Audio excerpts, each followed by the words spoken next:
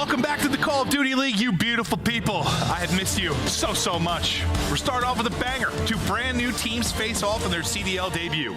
Carolina Royal Ravens, led by veteran Clayster, take on the Spanish squad Miami Heretics. Can't wait to hear those comms. Vamos. Vamos, babe. And it's the comeback we've been dying to see. Illey back from the grave and dropping a highlight reel with Seattle Surge. Damn, he looks good in blue. Plus, Toronto Ultra looked to bounce back after a shutout in last season's grand finals. Wonder what Scrap has to say about that. All that and more coming up. Opening weekend, day 2 starts now. I'm in. It's good to know. Let's get started. Ladies and gentlemen, back to the CDL. Oh, baby. The moment that we have all been waiting for. It's a 1 versus 4. This moment is upset. We got hella people talking. He touched. He gets hit. The silence is almost deafening. Time to rock and roll. Here we go. A monumental performance.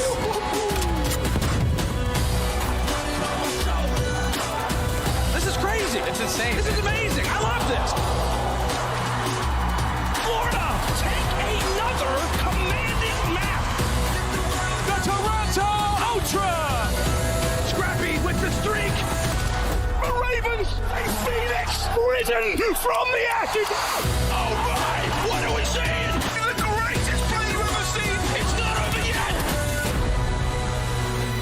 Mission complete.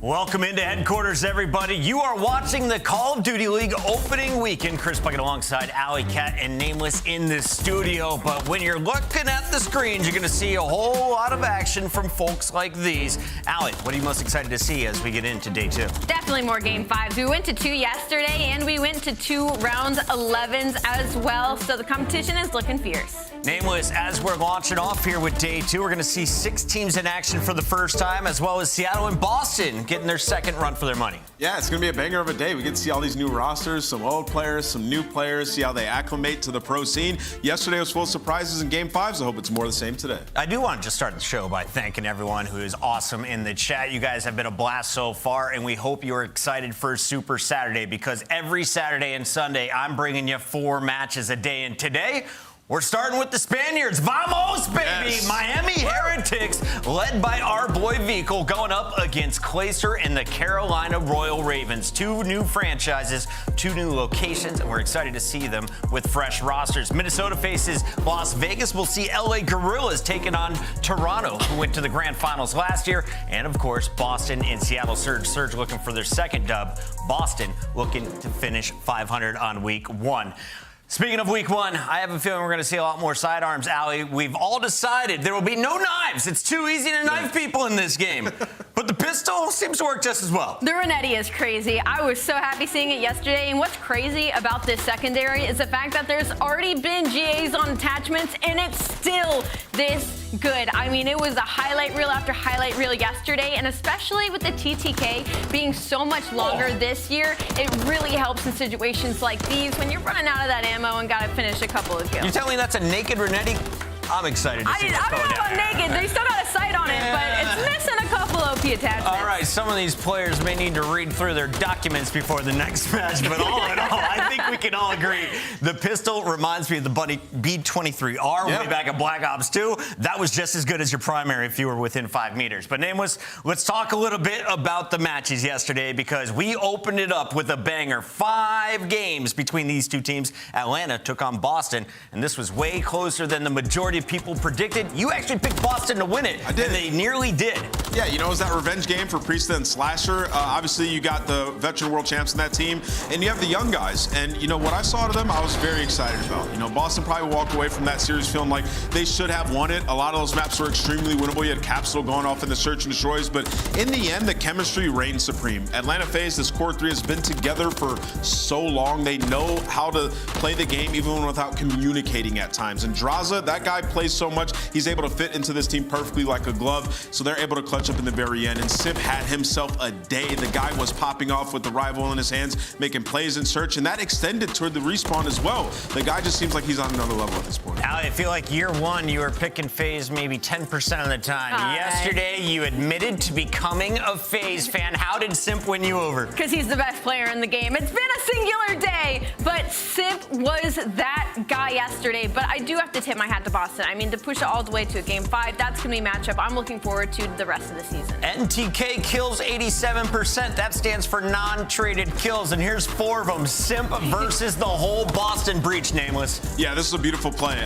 You know, I played so much Search and Destroy, and I still hadn't seen this yet. He goes through mid-cut, pops that smoke down. You only get 1 per team. He runs right through. They lose track of him. So he finds the 2 on bomb, and then he goes for the next 2 kills, and he's at the tank. He has every advantage in the world. Finds that 2 kills, gets the ace, and you can see Boston. A couple of those rounds they're just throwing away, man. But so close, not close enough. And it feels so good to be able to make moves without your opponent hearing you from 10 meters away. It's a whole new game, and Snoopy, he's making the most of it, having to run some new weaponry here. We didn't see a lot of AR play from him in year 1. Now we're seeing him in his 2nd year, and the man was looking pretty darn good, Allie. He looked amazing yesterday. I think hopes are really high for Snoopy, especially since Boston kind of decided to build around this rookie. We saw a glimpse of him last year, but I feel like in the later half of the series is truly when he shined, especially in that control, going 30 and 17 toe-to-toe with Simp on the other side. I think we can have really big expectations with him moving forward. I know everyone's spamming FTF, feature them first, but you are going to have to wait and watch Boston versus Seattle. That is the matchup going down at the end of the day. And if you tuned into day 1,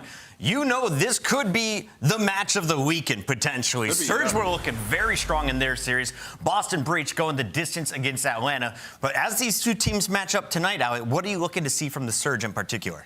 Specifically, I'm looking for their search and destroy because it was absolutely disgusting yesterday. Not to mention, Illey is now back, and it looks like he has not missed a step. All right, that battle is going down at 7:30, and as you just heard Allie say, Illey is back. And the man was putting in work. You look at his statistic. Ender was taking every gunfight he could, Nameless, and it looked like he couldn't miss. You know, probably the best feel-good story of yesterday, seeing, you know, Illey finally be back alongside some familiar faces and putting on a crazy performance, not only getting the dub, the guy had like a 1.72 at the bottom of your screen. You could see that. Career best. Career best. He was taking over, definitely took this opportunity seriously. And, you know, for Illey for so long on the OpTic team, he was like the guy who had to do the grunt work, the objective player. You know, obviously we talked about the in-game leadership role, who was doing it for majority of the time, and it was Illey, right? So a lot rested on his shoulders. And now with this team and having like a 6-7 month break, almost a full year, I guess, he has really sat back and figured out how he wants to play the game. And clearly it's going to be by slaying. He has the green light and was making plays in search and destroy as well. So this team yesterday, to me, just seemed extremely polished. Allie, these stats are ridiculous. Your hard points at 1.6, control 1.7, 3.0 in SND. What is most impressive on that graphic for you? Honestly, what's most impressive on the graphic, you could say it is at 1.72 or that 85 NTK, but I want to talk about the interview afterwards because it truly just felt like Illey loved the game and he loved being back and he loved his teammates.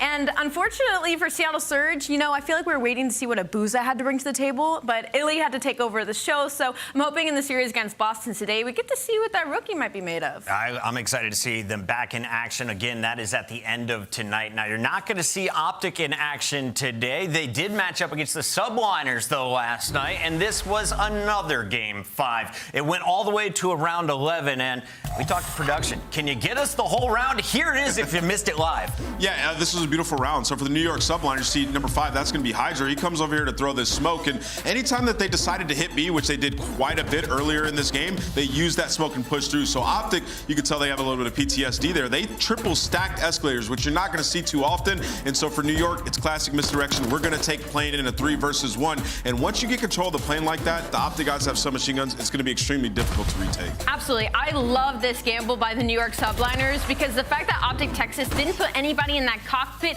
basically signed off the round. New York, once this bomb gets down, once they have that control, it is one of the hardest bomb sites to retake. I think that'll continue throughout the rest of the year. And so I think it was a little bit of a misstep from OpTic Texas, but also an incredible choice by New York Subliners. Just like last year, the coaches weighed in before the season. OpTic was near the top, and you're going to see all the way there in the B column were the Subliners. We asked Kismet what he thought about the coach's decision to put them in the mid-tier. Here's what he had to say. I mean, obviously a tournament match is way different than scrims or whatever, so you're going to have that intensity. The other biggest thing, I mean, I'm not going to flack them for putting us in the lower tier. We started a couple days late, as did OpTic, I think, so it was that weird learning curve. But I think we're picking things up, and, you know, our team, I mean, people have said it, like, over time, we're just going to get better and better and better, and until then, like, we're going to always have stuff to work on, so, I mean, it just gives us a chip on our shoulder. I love it, so. Don't give the Bulldog another chip. The man is going to make you eat your words. Taking a look at the schedule, Subliners are taking on LAG tomorrow. Atlanta FaZe will face off against LA Thieves, and OpTic faces off against the Røkkr. But as we look at that middle column here, what match are you most excited about here, Allie, on a Saturday? You could say the first and fourth, but I'm going to take a little bit of an odd angle here. I'm excited to see the new Toronto Ultra with Envoy on their lineup going against the LAGs. All right, Toronto coming up there in the third battle. Lock in and stay tuned. If you haven't already, connect your YouTube with your Activision. Watch and earn. We'll see you on the other side of the break.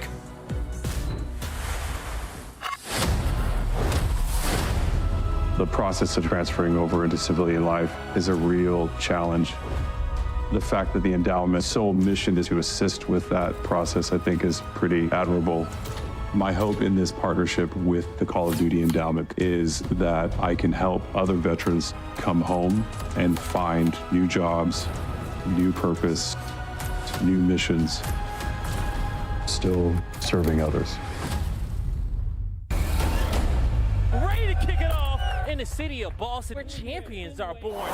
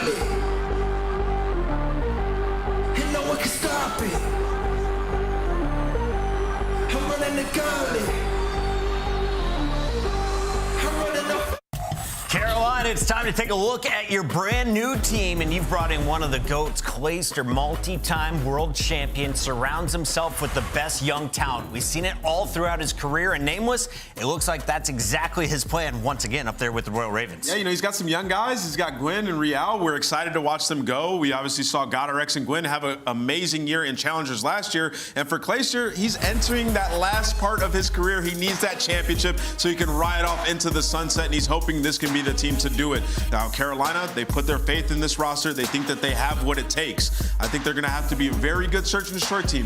A little bit reminiscent to the Legion squad of last year to make an impact. That's right. Is our monster matchup. Double pick'em points if you got the winner today. Allie, if you are a Carolina fan, what are you looking at here numbers-wise? Well, for the Monster Energy pregame, this is a little bit of their last year's stats. Unfortunately, bottom of the barrel in just about every single category. But thankfully, for the Royal Ravens fans, this is a completely new team, right? You bring up GODRX and Gwinn, who were on the same team winning challengers last year, and you bring in Riel as well as Clay, the big vet behind the team. So you have a bit of a fan base to work with as well. I think when it comes to this team, they have the opportunity to be a dark horse. Chat, I got a mini game for you. Who drops more kills this series for the Royal Ravens? You got GODRX or Clayster on the AR role? Put it in the chat right now because we're switching gears over to the Heretics. Miami has some new players, and they had to come on a very large plane to go over that ocean. Nameless, walk me through this Miami lineup. They couldn't have picked a better city, I'll be honest. Miami is just fantastic. But when you look at these guys, a lot of you guys might not know these players. You know, you see this Heretic squad, they were amazing back in the day. Before the COD League and Black Ops 4, Heretics was a roster that took the scene by storm, getting top 8 in multiple tournaments, and they are back with a player like Vickle. This is a team that can make a huge impact. I cannot wait to hear their listenings. It's always extremely exciting, and these guys are going to be going 150%. They felt like they should have been here from the jump, and this is their opportunity. Yes, and for the Monster Energy pregame, kind of the same situation. A little bit of the bottom of the barrel when it comes to last year, but again, they signed Journey, Lucky, and Metals as 3 new players added to this roster. And Vickle had a lot to prove last year, and I think he did so. He was a top challengers player that got brought up a little bit later compared to his teammates, and he showed that he is capable of being an in-game leader. He's capable of putting up the big numbers that they're going to need. So maybe a little bit less pressure on his shoulders this year. Vickle's hair is looking incredible here for his second season. The man is coming back as the sophomore, as the only returning member now there in Florida. Let's talk a little bit about the key players, though, as we look at our maps and modes. Nameless, everyone said it was Clayster over GODRX. Which 2 players from the Heretics do you think are battling for the most kills? Listen, man, I want to see the Heretics pop off. I think Eric Boom is going to make a statement in this series as well. I think this can honestly go back and forth. And then looking at these maps, we're going to see some high-rise control today, so maybe some spawn traps, true MW2 gameplay. All right, get your predictions in the chat right now as we send it over to 2 beautiful men working from their bedrooms. We got Miles the Ross Boss and Chance. Yeah. Thank you very much, guys. Chris, I was actually wearing exactly the same clothes as you were today, but luckily being at home, I could just dive over these monitors and get dressed and get ready to rock and roll. Very, very exciting day of games today, boys and girls. Starting things off once again, Innovation Hardpoint, but Chance, it's the battle of 2 brand new rosters. There's a lot of Spanish players in this lobby. Yeah, it's such a cool one, too, because, like, obviously the Vamoses in the chat are going to be out of control just for the Heretics. But on the flip side, Riel is also a Spanish player. He has a deep history. He's played with Vickle for, like, 3 years. He was the up-and-coming Spaniard, so you have a Spanish rivalry on top of the fact that you guys like Clay in the lobby. It's going to be fun. Here we go. Bienvenido y buena suerte, my Spanish friends. In the hard point, the Heretics fly. Gwinn, though, one of the newcomers here for the Carolina Royal Ravens. We'll see if this roster can't get things going in an exciting way for themselves. Gwinn and GODRX in the feed. Back and forth we go, though, over to Vickle. Can't find any more kills. The Ravens seem to be in control of P1 so far, Chance. Yeah, I mean, it's good time to get that little bounce back moment, but this is the first time that we have seen Invasion Hardpoint, I believe, in the league so far. So the expectation, there are some dominant money hills, especially on the P5. So we'll focus on that long term. In the short term, this B Street control, Lucky trying to get all of it. Nice cutoff moment, but can't find a kill. Riel cleans him down. Over to the second hard point here, this wide open construction site. Not a lot of cover to work with. 2 very long streets to deal with. Clayster now on the approach. Was going to be Vickle and the Heretics in control. Nades out. Here come the Ravens. Clay finds one. Trades are on point. And Riel, a little bit of Spaniard on Spaniard action. That's going to be the cleanup. It's an open point for now, Chance. But both teams, close spawns. They're on it. Yeah, both teams also desperate just to get a trophy in and around the hill. Lucky's going to chuck his towards the back, so that's just for like the safety sort of gunfights. Time right now just being soaked and collected by Carolina. Decent little lead so far, but if you don't have trophies to fly up, yeah, you're going to get picked apart. Gwynn's able to pick up 2 in so much ill time going their way, forcing that rotation from the Heretics, chalking it all up. And that rotation, that's what we're talking about. Low right-hand side of the minimap, number 8, Journey. Long time since we've seen him in the CD1. Professional Call of Duty play way back to Black Ops 4, as the desk said, but he's already on the far right-hand side of the minimap, trying to get ready for the showers. GODRX now through the middle of the map. Toe-to-toe with Vehicle. The pinch will be on in a moment, as it does look like the Miami Heretics, they will have a strong foothold towards this new point. Yeah, and this is good comms as well. You see GODRX is actually turning to hunt this player down. So, yep, they knew Journey was in the back. They kept track of all 4, and that is some veteran-style plays. But obviously, that's step 1. Still have to make the break. Vehicle is effectively by himself in the point, but the tags up on the cross are going to be a problem, and Vehicle wins at least the first one. Can't back down the second. It looks like the partial break is going to be in. Yeah, we've got a bit of a battle. Close range on the point. Real coming to now back up the rest of the Ravens onto the new point. Play 6 and 5 overall. That trophy's not going to count for much. GODRX, another big win from him. A fantastically dominant 3 years in the challenger scene. The last time we saw him in the CDL was back in Røkkr in the inaugural season, and already a very, very delightful start here on MW3. Yeah, nice wins for the final 20 seconds of scrap as well. So Carolina Ravens continue to just bump up that lead. Heretic to this point, desperate for a full 60. This is a map where you can absolutely make it happen. So this is your P4 hill. P5 is going to be the far left of the minimap, all the way over towards Palace. If you can chain these 2 hills together, Heretics do have the opportunity to take the lead. Unless Clayster just beams you out of the hill. That's exactly what the Ravens need. The break should be much easier now. It can be nightmarish fighting here in Invasion. So many levels to it, so many corners. Close quarters battle indeed. Clay making very good use of that second story of the blue building. Metals trying to get on the point. This broken apartment. Wow, a whole lot of cover. It's a nade fest. And once again, Clay from top blue finding those kills. Journey now fighting his way through the streets, trying to get the Heretics into the new point. 30 seconds remaining on this one. Neither team yet to really crack 100 chance, but the Ravens with a slight lead. Hey, all things considered too, this is a great hill for the Ravens just because the first 30 seconds didn't go to either team. Of course, though, on the rotation, you see Heretics already have the spread, but at least you cut your losses on P4. Ravens end up coming out on top, and even if they give away a full 60, well, they'll still have that lead. But this is the big question for this map. Can anyone actually successfully break this hill? We get to see the Ravens try. This is the embassy, far left-hand side of the minimap, which I do believe is actually bigger than meat. Massive part of the map. Not my meat, just the map meat. Think about that one, chat. Hold on to that.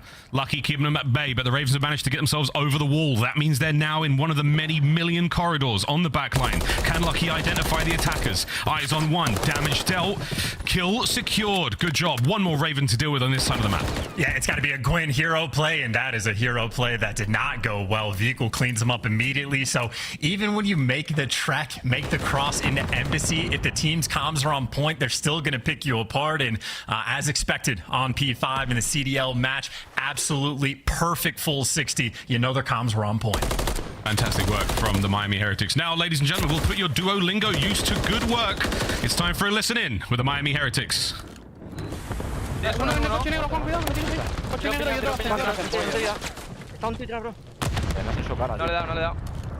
he dado. Estoy esperando, había uno por DVDs, ¿vale? Meto piña al de tu derecha. Cuidado que te pega piña ahí, cuidado.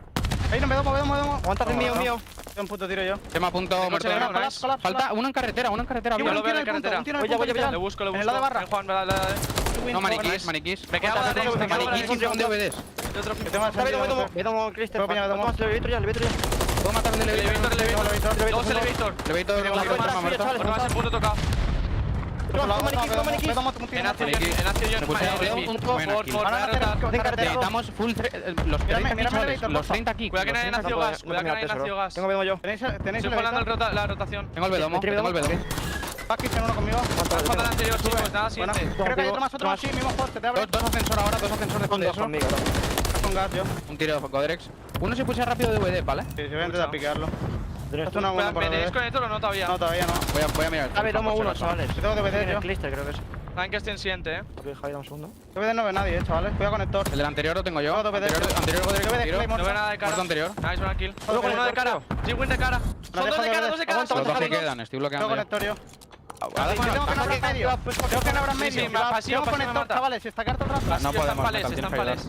Hay unos pales y una fruta, bro. Otro un tiro que te hacen bien, creo, Bien, hacen contigo. Pueden hacer mal, Están los que quedan. Javi.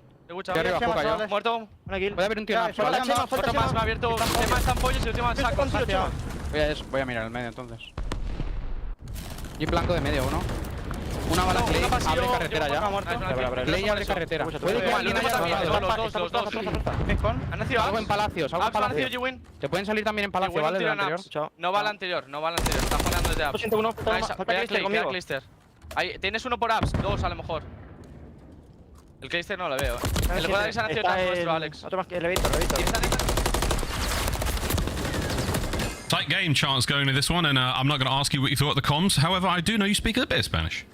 Yeah, but not nearly enough to give any educated opinion on that. I will say for this map, though, it's been a much more balanced sort of second half of the rotations. But for the first half, what we saw is you had the Ravens outplay Heretics on 4 out of 5 hills, and it was still a 20-point game because of how valuable Palace actually is. So Ravens sort of continue that dominance again over on this like shower serve. They're looking great, trying to fend them off. Gwinn has a bunch of cleanup kills to shoot players in the back, but can't quite get the final one. So maybe a little bit of scrappiness over towards showers, but if the game is close as it is, we know how valuable that P5 is going to be. We'll be using Palace and Embassy interchangeably throughout the entire season, folks, so hold on to that one. But for now, a slight lead from the Ravens. Will they be able to keep this one going, or will they lose another Embassy? Back over to the broken apartment now we fly. Both teams close and personal in this one. Metals checks the back alley. Great shots on a Real. Vehicle finds one of his own, and the numbers for the Ravens are starting to dwindle. Last man alive, Clayster, soaking the previous point. This should be a decent amount of time, but uh-oh, wait. GODRX. Is he going to sniff Vehicle out here? This could be a close one. Vehicle, lovely discipline, picks up 2. Big win there for the Heretics. And keep in mind for Vehicle, this is also like long-term, the battle potentially for these spawns. That's why Real is even going for the flank, because long-term, you need that P5. But over towards this hill, Clayster, with the sub, can't get it done. Metal's living inside, and this is the hill where you actually had the Heretics with the cleanest setup. They were able to get the entire game. You got Journey getting the cleanup kills on the left side of the map. They might effectively tie it up and win the rotation. Heretics, they are playing this map very well. Streaks are there. Ordnance lands, doesn't get any kills. Clayster somehow picks up a few there in the feed. No trophy available on that broken apartment hardpoint, but it didn't seem to slow him down. Vehicle, 6 kills in a row. Vehicle, nearly the 7th. Real to put him down. And over we go to the Embassy. Journey and the members of the Miami Heretics are in first. Only Real for the Ravens anywhere nearby. This is going to be a big break. The Ravens need it. Hey, just look at the spawns for Ravens, though. They are literally across the map. It's going to take 15, 20 seconds just before you can attempt to put on the pressure, let alone win these gunfights. Look at how difficult it's going to be. Get past the tank heady. Good luck with that. Get past all the headies on the wall. It's going to be impossible. Heretics might double down. 2 full 60s on the P5 on the horizon. And if they get it, they're going to take the lead. It's the south side of the map, though. It's a bridge here. Gwinn, GODRX, Clayster to find their kills. Last man alive in the point is already on Journey. They've infiltrated the walls. Foot races on from the spawners. GODRX cuts off 2. GODRX can't get the 3rd, but they've got themselves into the Embassy, trying to get the break here. Out of the hard point for a brief moment. Journey now trying to stay alive. Wow. The big one alone. That is huge. Still going, though. He's not out of the woods yet. Gwynn's got to take care of him. There's Test, and the Heretics back in it. Truly their Embassy. You at least get a partial break, strip away an extra 10 seconds, but that took so much effort just for that little bit. And again, it is a near tied up game going back into P1, and everyone in Carolina is here first except for Vehicle. He pierces the middle of the setup, can't quite get 2, but now look at GODRX by his lonesome, surrounded by the Spanish, and they take him down. Oh my word, the damage dealt. Miami Heretics now looking to change the lead in the dire moments of this opening hardpoint. 1 break's all it's going to take. Lead change. Miami with control. I mean, they might just get this done on P1. You don't have an opportunity. You're going to have to fly. Nice pickup by Gwinn. Does he check the corner? Well, nope. The laydown spot a little bit too good. Pressure Heretics still on the point. Vehicle again with 2. Ravens going to have to just fly forward into bad gunfights. Good luck with this one. 5 seconds to go. Got to get in there quickly. Clay with a pistol gets 2. No, there's a member of the Heretics there. Metals finds another one, and that is it. Map 1 in the books. Welcome to the COD League, Miami Heretics. Vamos, baby, vamos. Efficient work on invasion. And if you were looking at a hill-by-hill breakdown, make no mistake, it is P5 where Heretics dominated. They got outplayed on virtually every single other hill, I think, across the board. Maybe 2 hills were about 50-50, but they set themselves apart, probably outscored Carolina Ravens 105-5 on P5 alone. And, I mean, shout out to Miami Heretics as well. The slang they were getting outslayed. First half of the game by a mile. Metal started out very slow, like a 3 and 10. Not only does he come back and actually go positive, also the Super Soaker had 2.5 minutes in the hill. So got to give a lot of credit where credit is due. Heretics, they played Invasion well. Oh, we're going to take a look at the highlights from this opening hard point. And good stuff out of Clayster. This was the top blue plays we were talking about earlier. Great work to peel apart these members of the Heretics. Again, spawns on this map, you can get dropped and you can end up spawning miles and miles away. Another big moment though, Chance. These Embassy hard points, all Heretics all day. Fantastic security on the wall, fantastic awareness of the players taking those low routes. Good stuff all round. And you know, for anyone that watched like all day yesterday as well, we had the exact same 2 hardpoint maps the entire day. So every team sort of gravitated that direction. This map was actually an example as to why that was the case yesterday of like, you can actually outplay a team on Invasion for the majority of the game, but there is just one hill that is so absurdly dominant that if you just happen to lose that rotation twice in a game, it's going to just kill you. So Heretics take full advantage of sort of that like map idea and get that early advantage in the series, but that's just going to be the Invasion special. Is it fair to say, Chance, Invasion's almost like the seaside of MW3? You know, especially for the Heretics boys. Last time we saw them playing on BO4. Comebacks are plenty. See the passion, though. Big time Vamos there. Last time I saw Metals, actually, was running the War Machine. Crazy stuff. Well, that's map 1 done. 252.29 there on Invasion. Skid Row. Search and Destroy coming up next. Again, another first for us here, Chance, in the CDL. How are we feeling about this one? Very mixing map. I mean, you talk about your comms need to be on point. There's going to be a ton of action, both in like top mid and bottom mid as well, where, you know, if you're top mid by the A bomb site, you have 4 different rooms that all have 4 corners with like dark pockets you got to check. So your comms have to be elite in these moments to make sure you can keep track of all the players. But I think Heretics are not going to shy away from the mixiness. No, I think we've already seen how pacey they're willing to play, and exciting stuff either way. We're going to see how Gwinn can perform up against those boys with a submachine gun, and Real as well. It was interesting. Again, this is the most Spanish players I think I've seen in a single lobby of Call of Duty without playing from back home in England, but this is going to be a fun one. Skid Row, Search and Destroy on its way up next, and after that, we go to, no, not to Invasion, High Rise. First time we've seen High Rise Control. That's going to be a lot of fun as well. Guaranteed to see that. 4 and 5 though. Whew, we'll see how Carolina plays in this one. It's going to be interesting to see if they can bounce back as well, because I know like Carolina has built a reputation of like they've been grinders, like literally from day one as a full team. They might have more experience than any other team as a collective, and it's going to be something that you are going to need to start the year with a hot start. You know, I think for champs like last year, the cutoff there was a 20-point margin between 3 different teams, so early points can go a long way. Both of these teams are going to be fiending for them. I thought you were going to start ragging on actual North Carolinian sporting franchises there for a moment, but no, that's okay. We'll save that. There's plenty of season left, brother, but we're almost ready to get into Skid Row, guys. Going to be an interesting one. Again, a very, very different looking map. We do play hardpoint on this map as well. That is not seeing as much love, I don't think, in the vetoes. Most folks trying to dodge that one for now. Sub base, we'll see that a little bit later once the patches change. But until then, ladies and gentlemen, time to get to map number 2. Here we go.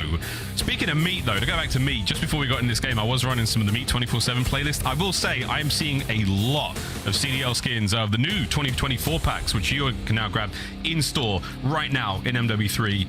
Yeah, saw a dude run around the OpTic Texas skin with a riot shield. You know who you are. Don't worry, brother. You're just leveling it up, right? You're just getting them skins, hopefully. Either way, Skid Row S&D. Here we go. Yeah, shout out to skill-based matchmaking as well, because I see the exact same skins. But just to touch more on Skid Row, again, you got the mixiness towards top mid of the map, but your coordination for every idea just to look for the first bullets has to be on point, and a tunnel hit straight off the rib. Heretics, no F's given. They are straight going for it. Yep, they're out. Through the barbershop, quick trim, and then silence. GODRX in that top apartment side there. Shoulder was spotted. Journey saw him. There's the comm. See the lips moving in the low right hand side of the screen. The first exchange of gunfire. Gwinn. First blood somehow stays alive for a lot longer than we thought he would. Real with an 8 connect. It does. EOD saves the day. Oh, look at this battle too. Number 3 and number 5, like just above each other. Real gets stunned, and look at that. The stun's on point. You send the player in for the kill. Coordination on point. Heretics now with the advantage. As Heretics a massive advantage. Clay's down as well. GODRX 1v3. That bomb will be planted. And the Heretics members have taken full control of the apartment side. Full control of the round. Nice opener. I mean, that is literally perfection for like a round one strat. As soon as they triple hit through tunnel, throw the smokes, make the noise, you see it drags GODRX all the way towards the back apartments. And then what do? Cut through mid, go up top. GODRX is now out of the picture, and they just isolate player after player. They knew Gwinn was in the corner. Gwinn might have still gotten the first blood, but the instant trade comes through. The stuns are perfect to get the timing on the jump up kill for Metals. That coordination is as good as it gets. Gambit has been read. Gwinn and Clayster will be stunned up. Journey on the flank. Vikul gets a nade kill as well, so a wonderful opener once again from the Heretics. Search and Destroy looking good, and Vikul gets a couple of kills, gets some tags, gets out. Leaves Gwinn guessing. Metals running rings around Clayster right now. This is a fantastic round once again from the Heretics. Can Gwinn try to pull this back? 3v2.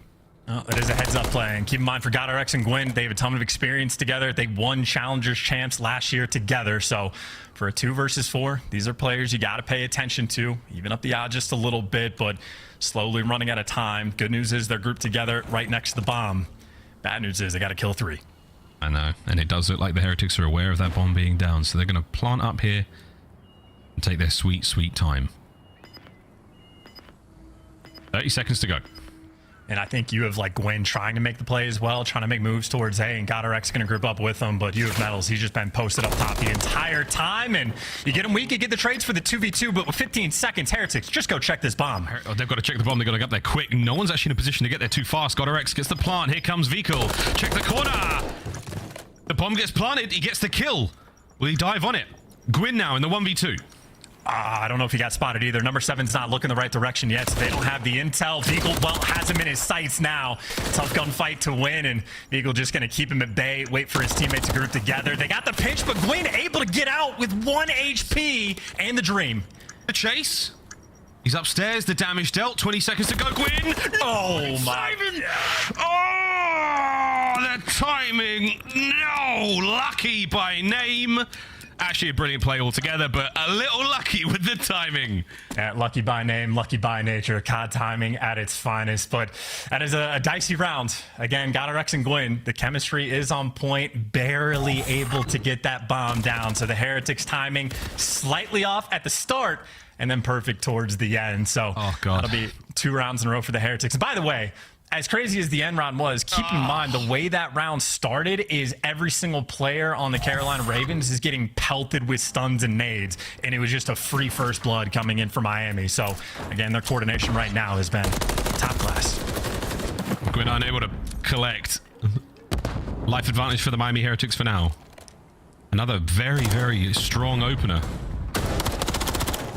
And again with Metals, these 1v1 fights, he has got Clayster's number all map long so far. Miami Heretics, 3-0. Yeah, steamrolling as well. Not even remotely close. You saw a wide back alley chow coming out from, I believe, GODRX or whatever player it was there for Carolina. Instantly gets traded, actually picked up before the kill comes through. And of course, the player that he tagged up one shot, well, the Carolina player ended up getting traded anyway. So every single opening break, Miami, they have just dominated it. Now they go again on defense. Can they do it again? That's the question. Couple of donuts on the Carolina side of things. Clayster and Real, we'll see how those go. Much slower look here from Vikul. Actually, slow look from everyone. Clay gets on the board, first blood. Yeah, I'm surprised that stun actually did not connect. So at least Clay's able to get on the board, and there's Gwinn for the follow-up. So you saw number 5 when his teammate fell. Metals try to get active, just gets caught. So Carolina right now in this round picking them apart, so much so that Vikul, the last man standing. 1. Nearly. Oh, wow. Vikul, wonderful reaction.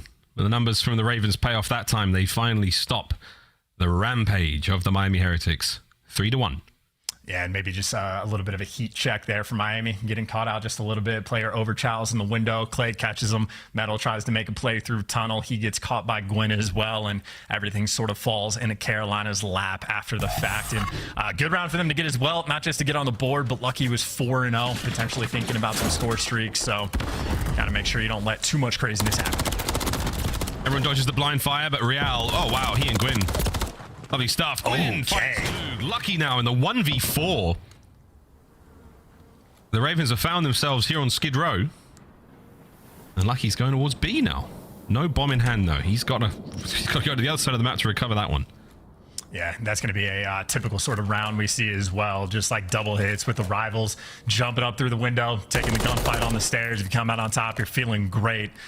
He's able to find one pick, but obviously bombed down, and you see the setup that the Ravens have. They are going to have every single cross covered. Number 4, Gwinn, is going to spot him when he jumps down low, so they should know exactly where Lucky's going to be playing. The rattle of noisy, dripping pipes and birds chirping in the background. That's all we've got for now for Lucky. 30 seconds. As he is very diligently cleaning these apartments. Number 2. Are we waiting for the third? The pinch is there. Wait a minute. There's 3. 12 seconds to go. Bomb recovered. What an unbelievable turn this is. That is going to be a 1v1. There's no shot, right? He gets the bomb down, too. Okay. Oh, Dios mío. Gwinn. I tell you what, that is the kind of pressure you do not want in your opening matchup. Gwinn saves the day for the Ravens. I nearly laid an egg. And that's a bad sign for Carolina, too. I thought Gwinn had the cross from, like, the God steps early on. By the way, if he doesn't have a rival 9, don't know if he wins that. So good news just having an SMG. But I thought Gwinn had, like, the playground cross, like, from the God steps. He actually got through for free. He didn't get spotted at all when he went down low. So he's able to just pick up free kill after free kill. And then maybe Clayster learned a new angle. It looks like another triple tunnel hit. We'll see how Heretics respond. Someone's flying straight through for the gunfight. It's going to be Journey. Gets traded out, but at least gets that first blood. Yeah, the trades, you'll take them for now. 3v3. Can the Ravens make it 3 rounds in a row, though? That's the question. Gwinn still looking towards those streaks. There's a cruise missile with his name on it. He's on a 5 for now, but most important thing is they've got the bomb carrier up. Metals, patience. Will it pay off? I mean, he can jump on this whenever he wants. Making his move when the gunfight doesn't get traded out. Well, Clayster's there, and Clayster actually finds 2 and gets out with his life. Clay making up for that small mishap last round. Yeah, red dots on the minimap as well. They know exactly where Vehicle's shots came from if they didn't hear it or have eyes on. Now the guessing games begin. Bomb plant at A. Clayster at one end of the field, Gwinn possibly at the other. How will this 2v1 go down? Can Vehicle clutch? Keep in mind with the MCW, a lot of these close range fights are not going to be easy. So they've just doubled up in a room, and this is not the gun you want to have.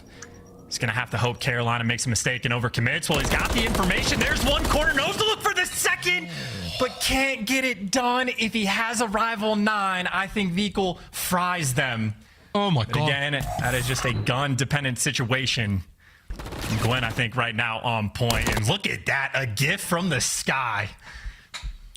Clayster from the heavens above. He'll take that kill every day. Oh, and this was the final one. Look at that. Vehicle does so much damage as well in that situation. Fantastic discipline. If he had a tactical maybe in that situation, he'd have stunned them both. And my goodness, it would not be 3-3 right now. Here we go, though. What a search this is. Skid Row proving to be rather spicy. And going back to sort of Old Faithful through the tunnel as well. GODRX quick on the chow. Gets a lot of damage done, and yeah, I don't know if you're going to be working barbershop anymore. Might be sticking with those God steps. And in the meantime, again, Metals, I think he maybe goes for the window jump up and catches Real. So another first blood. Metals by himself in these spots has been consistently making plays. Metals has been a first blood machine for the Miami Heretics so far. Clayster pops right on into what I do believe is either the IED room or the money room. Gwinn, nice shots. 10th kill of the map so far here in the search, makes it a 3v3. Yeah, Rookie's been popping off. That was bomb down too. Clayster, a little bit of information, needs support. He's GODRX looking down the long haul as well, but overcommitment, Vehicle catches him. Lucky catches a kill as well, just like that. 1v2 for GODRX. Not a lot of time on the clock, but they do have bomb. They're going to be going A. 20 seconds. If he times this right, it could be sensational. Here comes the plant. GODRX trying to check the close corner. Eyes up. The tags are there. Oh, has a frag grenade to work with. Here we go. Smooth moves. And the timing. Did they see him? Catches one. And through the kill hole, the little crack in the bricks is enough to get the job done. The Heretics stay alive, but my goodness, chance. Skid Row feels like clutch central. There seems to always be a chance. I mean, yeah, I'm telling you, it's like the mix and mix of up top when they're just like those 3 rooms all right next to each other, 2 different hallways you could dip out of. Your comms have to be on point. Like if Heretics do not jump on that kill and give GODRX a little bit of freedom to work with, he could absolutely clutch the 1v2. But again, Heretics, not a team that is wasting too much time. As the opening salvo, back alley's open. Lucky might overchild just a bit, running for his life, and the stun gonna slow them down just enough to keep that 4v4 maintained. He won't know that it's 2 players. He knows at least 1. Information passed. Dead silence been used by Gwinn. Possibly a bit of a waste, but now in we go. The Ravens saw. Spots vehicle. Corners checked. It's time to get some kills on the board, boys. You're running out of time. Lucky with a fantastic angle on the Gwinn there. Eliminated. 4v3. Yeah, Lucky just invisible in that moment for the freebie first blood, and not quick enough for the trades. Clay, the shots are there, but the slot too fast. You know, a player's back apartments as well, so you might be forced to work through the A site with a man disadvantage and a lot of ARs. And Metals is going to play this corner all day long. GODRX knows he's there. Lovely tags in onto Vickle. Manages to make it a 3v3. Through the window. Oh, Real. Brilliant shots. 3v2. Less than 30 on the clock. Nice tags again from Lucky. 2v2. 25 to go. Go for the wallbang again. Just got it, right? Well, the nade doesn't connect, so yeah, it doesn't have the information. GODRX gets the bomb down, out with his life. He's going to be fighting Journey as well. Journey wins it. Clay, you need to clutch this round for your team. Oh, Journey doesn't stop believing for a second. Lucky there from the stairs to pick up kill, and the instant defuse. What a retake for the Miami Heretics. I mean, again, literally just like swarming on it. Lucky's able to calm, like, hey, if he gets the bomb down, more than likely cross to the right. Journey just flies straight in for the kill. Heretics are really putting the pressure on Skid Row. They are playing with a lightning pace quickness, and all of the action for both of these teams on offense has been around this A bomb site. We've yet to see anyone truly attempt to work the B site. Granted, it is in the defense's spawn, but you can make stuff happen that direction. Maybe an opportunity for Miami to mix things up, or actually no reason to. They've been successful on offense. If it ain't broke, do not fix it. Nope. I think at some point, Charles, we're going to have to get the Spanish for if it ain't broke, don't fix it. I think that'd be kind of fun to use a bit later on. But for now, into the apartments we saw. Metals, Journey now with the bomb backing him up. Real has the corner. Nice win there from Real to start things off. Mel's gives away his position. A very unfortunate land there with the Semtex. But for now, it's a 3v3 vehicle on the other side of the map, putting in work. Yeah, just trying to use the tax for a little bit of intel, but the nade misses, so does the stun. So not easy to clear out these rooms, but Vehicle picking these players apart in the meantime. Real forced to sort of clutch in this situation. GODRX has got a little bit of help. There's the first freebie, and no trade came through. Smokes from Real.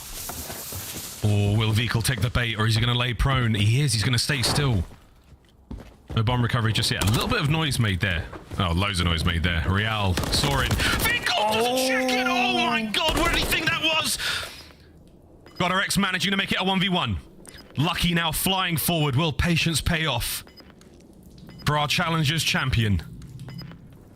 20 seconds to go. 15 now. As GODRX desperately looking for Lucky. 10 on the clock. Uh-oh. 1v1. For Lucky, this is for the map! For GODRX! Oh! Carolina, stay alive! Oh my god, that is such a stressful 1v1 of like that door opens up. I would be terrified. It's like you're playing in a horror movie for the moment, but GODRX got the early tags. Lucky was weak. He had that early advantage, but that is terrifying. And that is also unfortunate. Real notices him in the corner of his eye just a little bit too late after the slide. So Vehicle collects the sort of freebie kill, but Carolina still in this game. Real unfortunately sat on Vehicle for a second there. And that was the old friends. Point. Old friends. A little too close in that instance. One round away though of the Heretics, so they can get the win here. That's going to be the map. Ravens, take 2 and level up the series. Let's see if they can get it done. Clayster from top ticket here, just praying for some information.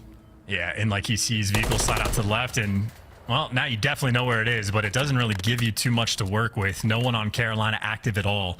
Seems like a round where they're really playing for some sort of overcommitment by Miami, but they've made those overcommitments in prior rounds. They're not making any mistakes now, and Journey has the perfect angle for the first blood.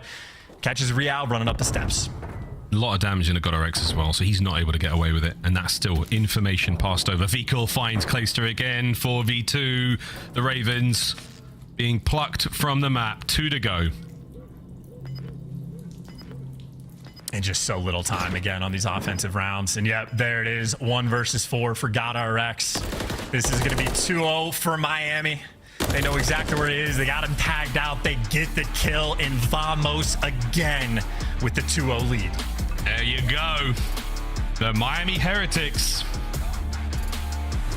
battering their way through the series so far. We've only been going for 30-something minutes, and they're already 2-0 up. The Carolina Ravens have been stunned so far. Chance, looking at the scoreboard as well, if not for Gwinn, the shining light, alongside GODRX in the damage department, the shining light there for the Ravens. Lucky and Vehicle, though. Wow, what a run from them. Lucky's round with that defuse chance. I mean, lucky by name, lucky by nature. It all worked out for him. 6-4, though, final score there on Skid Row. Yeah, talk about like the literal difference maker round with COD timing like that. So unfortunate for Carolina, but I would say Heretics, even like strategically, just on point. Like early rounds, they just started blitzing through the first 3. One of the first rounds where they made a mistake on defense is where they got a little bit too active, fell into the default like setup where like Clayster gets a pick in the window, Metals tries to throw through the tunnel, he gets caught as well. That final round, nobody moved. They just had a better default setup, didn't play into Carolina's hand, so they're making adjustments on the fly as well. Heretics and S&D, they look very good. Heretics and S&D look pretty good. Let's find out how well they do in control. Coming up after this quick break, we will be seeing the Miami Heretics taking on the Carolina Royal Ravens in a high-rise control. Find out who walks away with the win. Will it be a 3-0 or will it be a 2-1? We get to see a little bit more hardpoint, a little bit more search and destroy here in the CDL.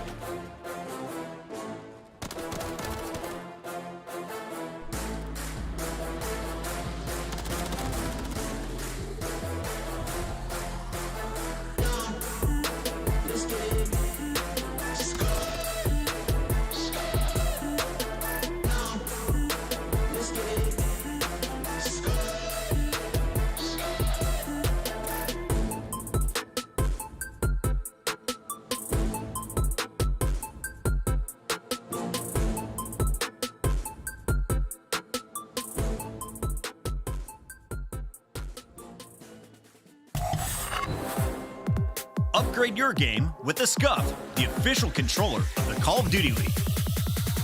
The Call of Duty Week is brought to you by Monster Energy, the official energy drink of the CDL. Don't miss out on all the action at the first Call of Duty League Major, hosted by the Boston Breach, this January 25th to the 28th at the MGM Music Hall at Fenway in Boston. Scan the QR code on the screen or go to callofdutyleague.com for more info. That's right, ladies and gents, we're going back to Boston. It was so exciting last year, we had to return. Get your tickets as well, and you'll be seeing these players in person going at it in our first major of the season. So far, though, Chance, huge work out of the Miami Heretics. A delightful start for them. 2-0 over the Ravens so far, but we're far from done. We now go to High Rise for a game of Control. No idea how this is going to go down. Let's all find out. It also just now occurred to me that it's going to be very fun to watch the Miami Heretics play in Boston in the winter. So I don't know exactly what the climate is in Spain, but I'm going to guess not nearly as cold as Boston in like January. So that'll be fun. That'll be exciting, and potentially so will this map. This is like the most unique control map we have amongst the three in terms of it can be spawn trap central. Like, I know in the new patch the spawns have been adjusted, but for these like upcoming 2 weekends of Call of Duty that we have, you're going to be spawning in the deep recesses of your spawn in these like backsword hope, whatever they are, consistently. So if you get trapped, you're going to have a miserable time. You're going to have a bad time. Let's find out how we go, though. Ravens will be defending first. Journey, big tags, and at first, that's 3 dead for the Carolina Royal Ravens. Better make it all 4, and that is it. We're on the point. We're stacking that bad boy right now. It's going to be Metals as Journey pushes forward on these players on spawn. Don't let them get out of that construction site. You boys, or the Ravens are in trouble. Yeah, and keep in mind, when I said spawn trap, it's on both sides. Like, it's a little bit easier on defense, but you could set it up on offense as well. And right now, Journey has, what, 2/3 of the map effectively cut off. And, hey, Wins is one. Lucky Wins is separate. And right now, they are just splitting the map. Journey, a thorn in their side. God, if this was last year, he probably would have got that kill in his 2 bullets. Thank God for 150 HP, said the Ravens. They've managed to get themselves out of trouble, but you've still got members of the Miami Heretics on B, and they've got 2 segments done now. Vehicle doing the slow capture as Metals. They are gatekeeping the Ravens. Clay can't get out to save his life, literally. And if not for the efforts there from GODRX, even then, so much trouble. 2 minutes to the game clock and 26 lives to the 19 of the Ravens. And God, playing heavy for the spawn trap too. Like, this is just miserable in the Carolina Ravens like comms of just trying to like get annoyed about the people in windows. Finally, they get a 3 down. So they have an opportunity to try to potentially set up a spawn trap of their own. And now the kills are going their way. So maybe actually punish those slow captures from the Miami Heretics. Yeah, High Rise giveth and it taketh away real fast. Vico, lovely work from a sweet nade from Lucky from way downtown. Real and unable to finish that kill. 1 minute 30 to go. So all the kills are one thing, man. I mean, you let the game clock run out and the defensive team is still going to get the dub. Helipad now clear. That's up to Vico to rip his way forward. GODRX finds a big one and the clock's still ticking. Yeah, it looks like Clayster just tried to full send from top helicopter, but where he falls, his teammates do pick up a few kills. So not a lot of map presence for the moment for Miami. They're attempting to work B Street, but it looks like Gwinn and Clayster have it locked down for the moment.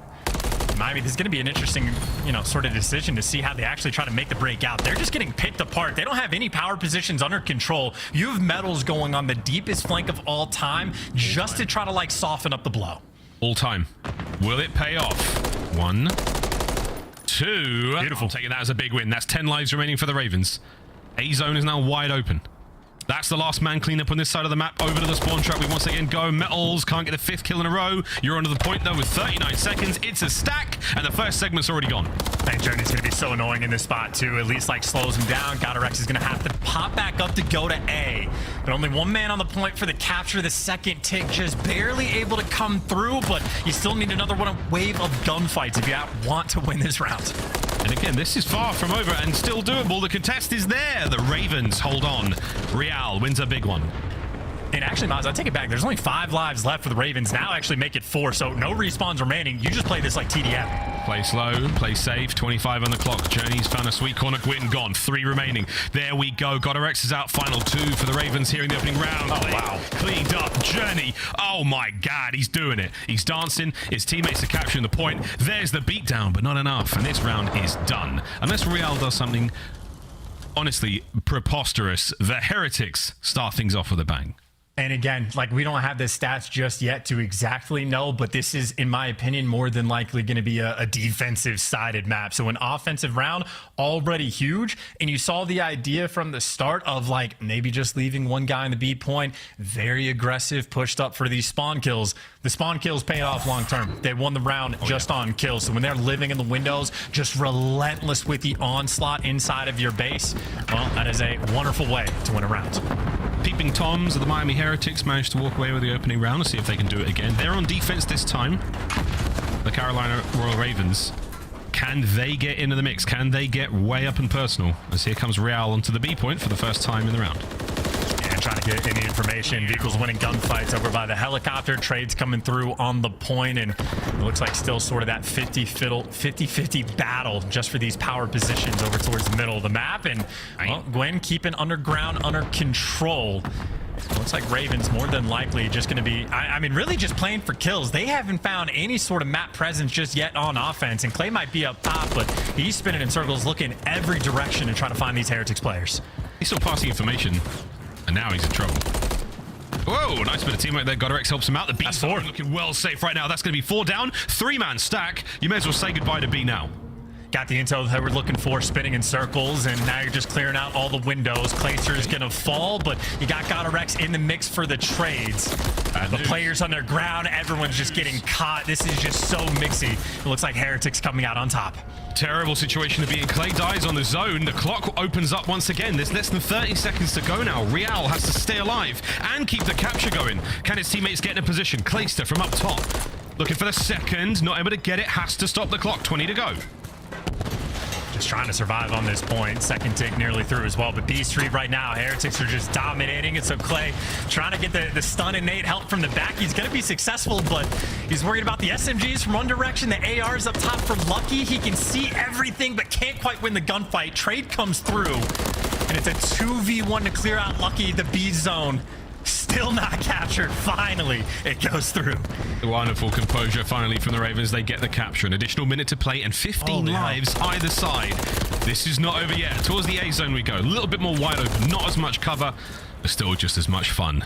No one really alive on that side of the map for a moment. 3 dead for the Ravens. And this is absurd too. There is so much that you have to keep track on, like, for this map in Respawn. It is so fast to work with, on top of the nerd spots as well, baiting out some extra trades. I mean, good news is you have GODRX in a power position. Bad news is players like Vehicle potentially going to pinch you, and there you see cleaning up the guys in the power spots. Heretics might be in their spawn, but the kills still flowing their way. Yeah, it's going to be a battle of attrition right now with these 9 lives either side. 30 seconds for the game clock. If it goes down, the Heretics take the round and put themselves on match point. Looking for the kills. Anyone from the Ravens able to get close to big win. Yeah, big win out of Metals. No awareness there from Clay. The clock is ticking, and Lucky, he's teetering the edge of the map. 15 seconds to go. Someone has got to make a play for A. Oh, and he's just being annoying. I mean, you got 10 seconds left. You have to waste all this time just to try to kill Lucky, and you can't get it done. Back to your spawn you go. And Heretics are going to have a 2-0 lead, not just in the series, but on the map as well. And I got to say, that Metals gunfight win he just had on his spawn to pick up Gwinn on the flank, if Gwinn wins it, well, now all of a sudden Carolina players are going to be shooting Heretics in the back and swarm on the zone. But as soon as Metals wins that one, Clay's a freebie right next to it, and the round just dies. Heretics looking for, would this be the first 3-0 we've had in the CDL? Yeah, it will. Match point, Miami Heretics. Nice nades to open things up. We'll see if they can keep the aggression going. We saw the first attacking round was very, very strong for the Miami Heretics in the kills department. So far, even Stevens. Yeah, just really their ability to be able to set up that spawn trap on offense was the difference maker.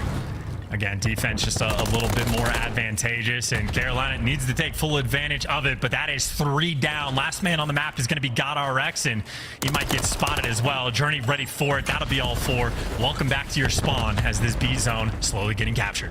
Trophies in place now as well. Thanks for that vehicle. That's going to be very handy indeed. Already putting in the good work. Clayster somehow manages to snipe Journey out of position there. Lovely work from Gwinn as well. Okay. We got a little bit of space to work with now.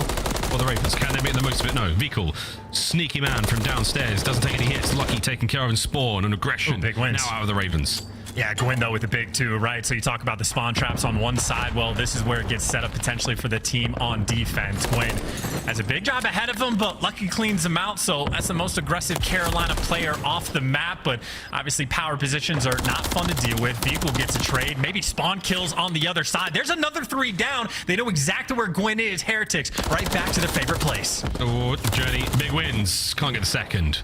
Capturing the B point though, 22 seconds on the game clock, second segment gone, one more. We get a minute to play with him. Miami Heretics, strong position to be in. Can Gwinn get another one out of this before they capture the point? It's still being captured. Pressure is there. Vikul holding on by the hairs of his chin and the hairs of his head, which look fantastic. B point captured, 1 minute to go. Yeah, and he's got B Street control as well, so you can just sort of calm and funnel these players in different directions. And good reads on the first, can't quite get away as Carolina making moves underground, making moves through mid as well. And this is where you can slow down the pace. You are just looking for that clean 4 down from either side. The life count may come into it, but now the life count looking a lot more favorable for the Miami Heretics. Journey continues to be an absolute menace. Dead silence now from down low. This is the deep flanks we were talking about. He's going to reappear behind the members of the Carolina Royal Ravens and be a real pain in the ass, quite literally, in a few seconds. Oh, bad timing. Oh, dear. Though. Gwinn absolutely destroyed. They're onto the zone now. First segment gone. Yeah, and every player on Carolina working out of their spawn. Real's trying to fly up B Street. But you actually have Heretics. It looks like they might have this covered. Lucky's by himself on the point. Doesn't have enough health to survive, but can they get some cleanup kills? Vikul at least gets you 1. But it looks like Carolina have stabilized. But keep in mind, 8v6 on the life count. It might get decided by kills. It may do. 35 seconds to go. Single-digit lives either side. Try to slow things right down now. The Carolina Royal Ravens. Can Gwinn keep these players in spawn? This is a lovely spot to be in. That nade, immaculate. Bounces off the face of Gwinn. Clock still ticking, 4 to 6. No lives remaining, no scams. You could not afford to die if you were on Carolina. This is desperation hour, and just like that, 2 players fall. Gonna be a 2 versus 5 clutch. The good news is, not a lot of time on the clock. The bad news, it is all up to Gwinn, and they know exactly where he is. They know where he is. 1 player on the point now, Journey. Here comes the moment. A big win from Gwinn. Not over yet, and that's it. 3-0. 3-0 in control, 3-0 in the series. Welcome to the league, Miami Heretics. What a disgusting performance out of them. They've got to be feeling great. They start their campaign towards the Boston Major with a 3-0. Yeah, Vamos is out and about. Predictions be damned. I think most people pick Carolina for this series. In the end, wasn't even close, right? Like, that is brutal for Miami, how they just handled them on the old high-rise control. Maybe long-term, teams might have to pay a little bit more attention in the pick and bans. I think we might have just learned something there as all 4 players across the board for Miami go positive. And you got to say for Carolina, they maybe looked a little bit better on Invasion outside of P5, but even for the Search and Destroy, Heretics just a small step ahead. Absolutely on point the entire time. And I mean, credit really to all 4 of those players. They stepped up and went on a massive run in this series. Incredibly, very, very confident run in this series as well. There was no moments really where I think they were in danger. I mean, the Invasion hardpoint, we saw a couple of lead changes either side, but as you said, Chance, dominant from start to finish from Carolina in terms of the rotations. Didn't matter much about the time. Great gameplay there out of the Miami Heretics. Great gameplay in the Search and Destroy, and as clean as you like, they're on control. Damn, man, first match of the day is already done. Desk, take it away. Quarter of the way done here on our Super Saturday. Welcome back, everybody. It's Puckett, Alley Cat, and of course, Nameless. And Nameless, you and I had this conversation at the start of the day. Neither of us had seen the Miami Heretics, and I said, it's going to be 3-0 over Carolina. You said, no chance. This one's going the distance. Yeah, what a call by you. I mean, you know, looking at this matchup, you think it would be kind of close. You know, Clayster's team typically good at Search and Destroy, but the Heretics today just so strong. I don't think many people were expecting them to come out playing like that so fast, especially in that hardpoint. A lot of big breaks coming through, prioritizing the money hills. And then this map was the statement, the icing on the cake, if you will. They dominated them here on High Rise. Yeah, no, they really did. I think for me, it was specifically that map 1 was a little bit closer, right? That 20-point gap, 250 to 228. I think the real difference setter here for the Miami Heretics throughout this entire series has been the teamwork. They looked like they were on the same page at all times. I think we really saw that in the Search and Destroy as well. We even touched on it, and in that first opening break, round number 1, they decided to push through the tunnel, all 4 of them, to try and catch Carolina off guard for the round opener. For Miami Heretics to do that, I think they might have caught Carolina off their toes, and even though Carolina tried to make a little bit of an adjustment in the middle of the Search and Destroy, it was just a little bit too late. Yeah, and that's something that Heretics did really well when they first came into the scene as well, Ellie, was they always set the pace of play in these games, in their matches. And they did that here. I mean, like you touched on, first round in that Search and Destroy, setting the pace of play. In this Control, setting the pace of play, always together, playing aggressive towards their spawn. They would leave one guy on the point and just try to push into their base, like saying, Carolina, this is going to be hell if y'all trying to get out of here. Like, you're going to have to get scrappy, and Carolina just didn't look as prepared. What I love about that is the passion you saw from the players. We were talking with Merc about it behind the scenes, and he said no one else in this league is going to play with the same passion as this Miami team. They're young, they're fired up. This is their opportunity to shine, and well, they showed you what they're capable of today. A 3-0, and it all started with the hardpoint victory. This is your play of the game. Break down this final hill for me, Allie. I mean, this map has been crazy. The biggest holds for me had to be those back-to-back Palace holds on both rotations by the Miami Heretics. And can we also talk about Vickle not missing a step from last year? I mean, he was putting up some insane numbers, as you see the 3-piece on his screen here now. And again, that Renetti is disgusting. Yeah, I mean, this is just beautiful plays, right? Like, you're getting past and you rotate over here and you get control of that mid tank, and they're just going to keep spawning back gas, right? So they're going to have to funnel through Mannequin and Red, and what happens for Heretics so well is they're able to push through the street and cut off the fire tank as well. So able to pick up the kills, trade effectively, and some big 2 pieces out of Vickle is going to lead to a victory, and that right there, they knew, like, oh yeah, we deserve to be here this time. Heretics dominate the KDs, they dominate the leaderboard, and they dominate the series 3-0. It is now time for our winner spotlight. We got the man, the myth, the legend, back for his 2nd season. Vickle, how we doing today, buddy? I'm doing good, I'm doing good. Feeling pumped, good win out of the boys. And we're ready for the next one. I wanted to ask you a quick follow-up here. So looking at the chat, no one knows enough about your teammates. What can you tell me about each of the players on your squad? I think most people forgot that my 3 teammates dominated the league 4 years ago. So they're capable with playing among the best. I think I proved in the second half of the season last year that I was able to compete against the best. So it was just a matter of time to prove people that we're capable of being here. Obviously, Carolina is not the strongest team, so it's a good first step, but we want to compete among the best. We want to be in that top 4 every single event, so we just got to keep working hard. Absolutely, and actually writing off a little bit off of that, Vickle, this is the first 3-0 of the season. Now, congratulations, you guys have had the fastest series. I want to talk about these maps. Have you guys been maybe testing the water since it's so early in the season? What is map vetoing looking like for the Miami Heretics? Scrims have been going really well. We've been winning most hardpoints against most teams, except maybe FaZe or Toronto. But yeah, we've been working on our map pool right now. So it was just a matter of time where we can perfect all the maps and we can have a wider map pool. But it's going well. Javi, first of all, hair looks great. You're looking phenomenal in and out of game. I have a hairline, baby. No, it looks good. And I wanted to ask you, the camaraderie with this team, I remember back in Black Ops 4, they're just good vibes all the time, high intensity. Do you feel like that gives you guys like an edge in some of these matchups, just having a more intense focus? Yeah, I think we have very explosive players in Journey and Metals. I had to change roles this year because I was a sub last year.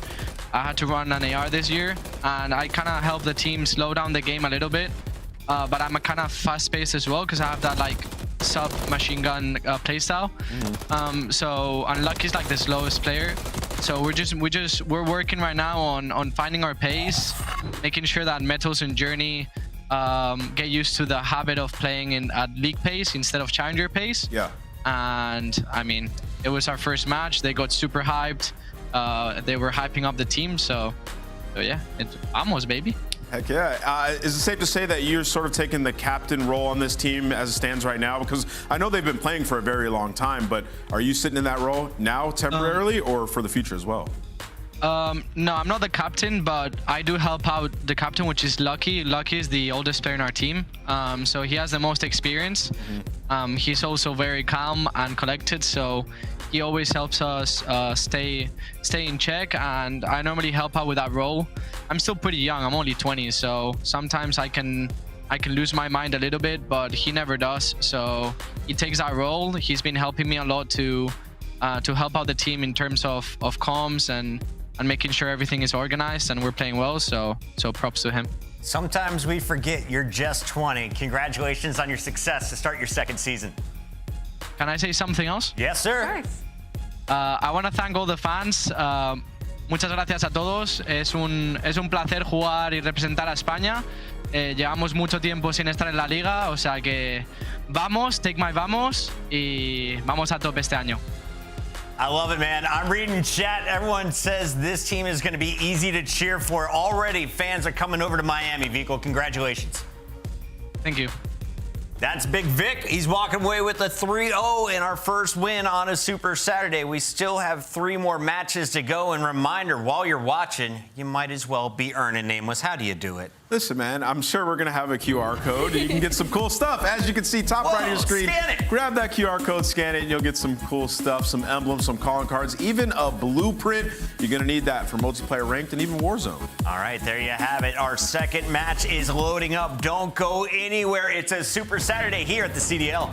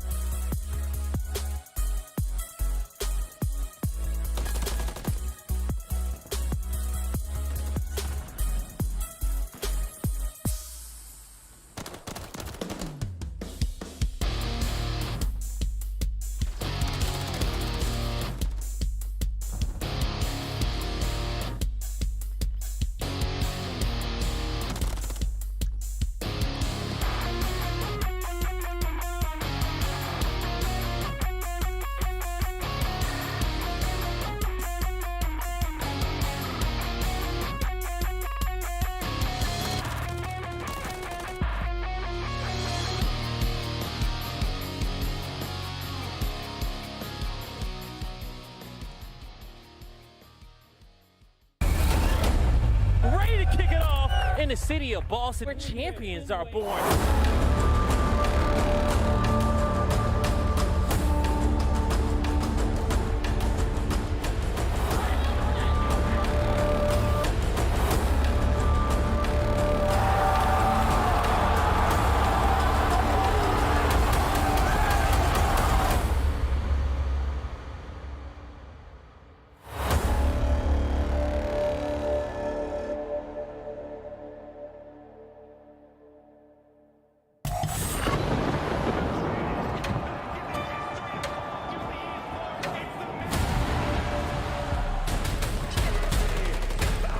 Push on up. You have 3 players off at spawn.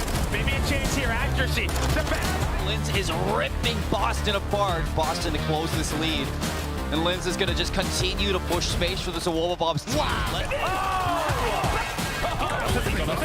Vivid comes straight through as well. Awakening versus the world, and he's coming up with the dub. And if you can transition this to New Hill, Awakening is trying to put in absolute work. Slash is up next. He gets them all. The whole team, the Demon Show. And we are back. Welcome to our Super Saturday, where we are gearing up for the second battle of the day. Standy looking fresh, ready to join a boy band, and he's got some fresh faces now on the Legion. 3 new players will be joining that lineup for the Minnesota Røkkr.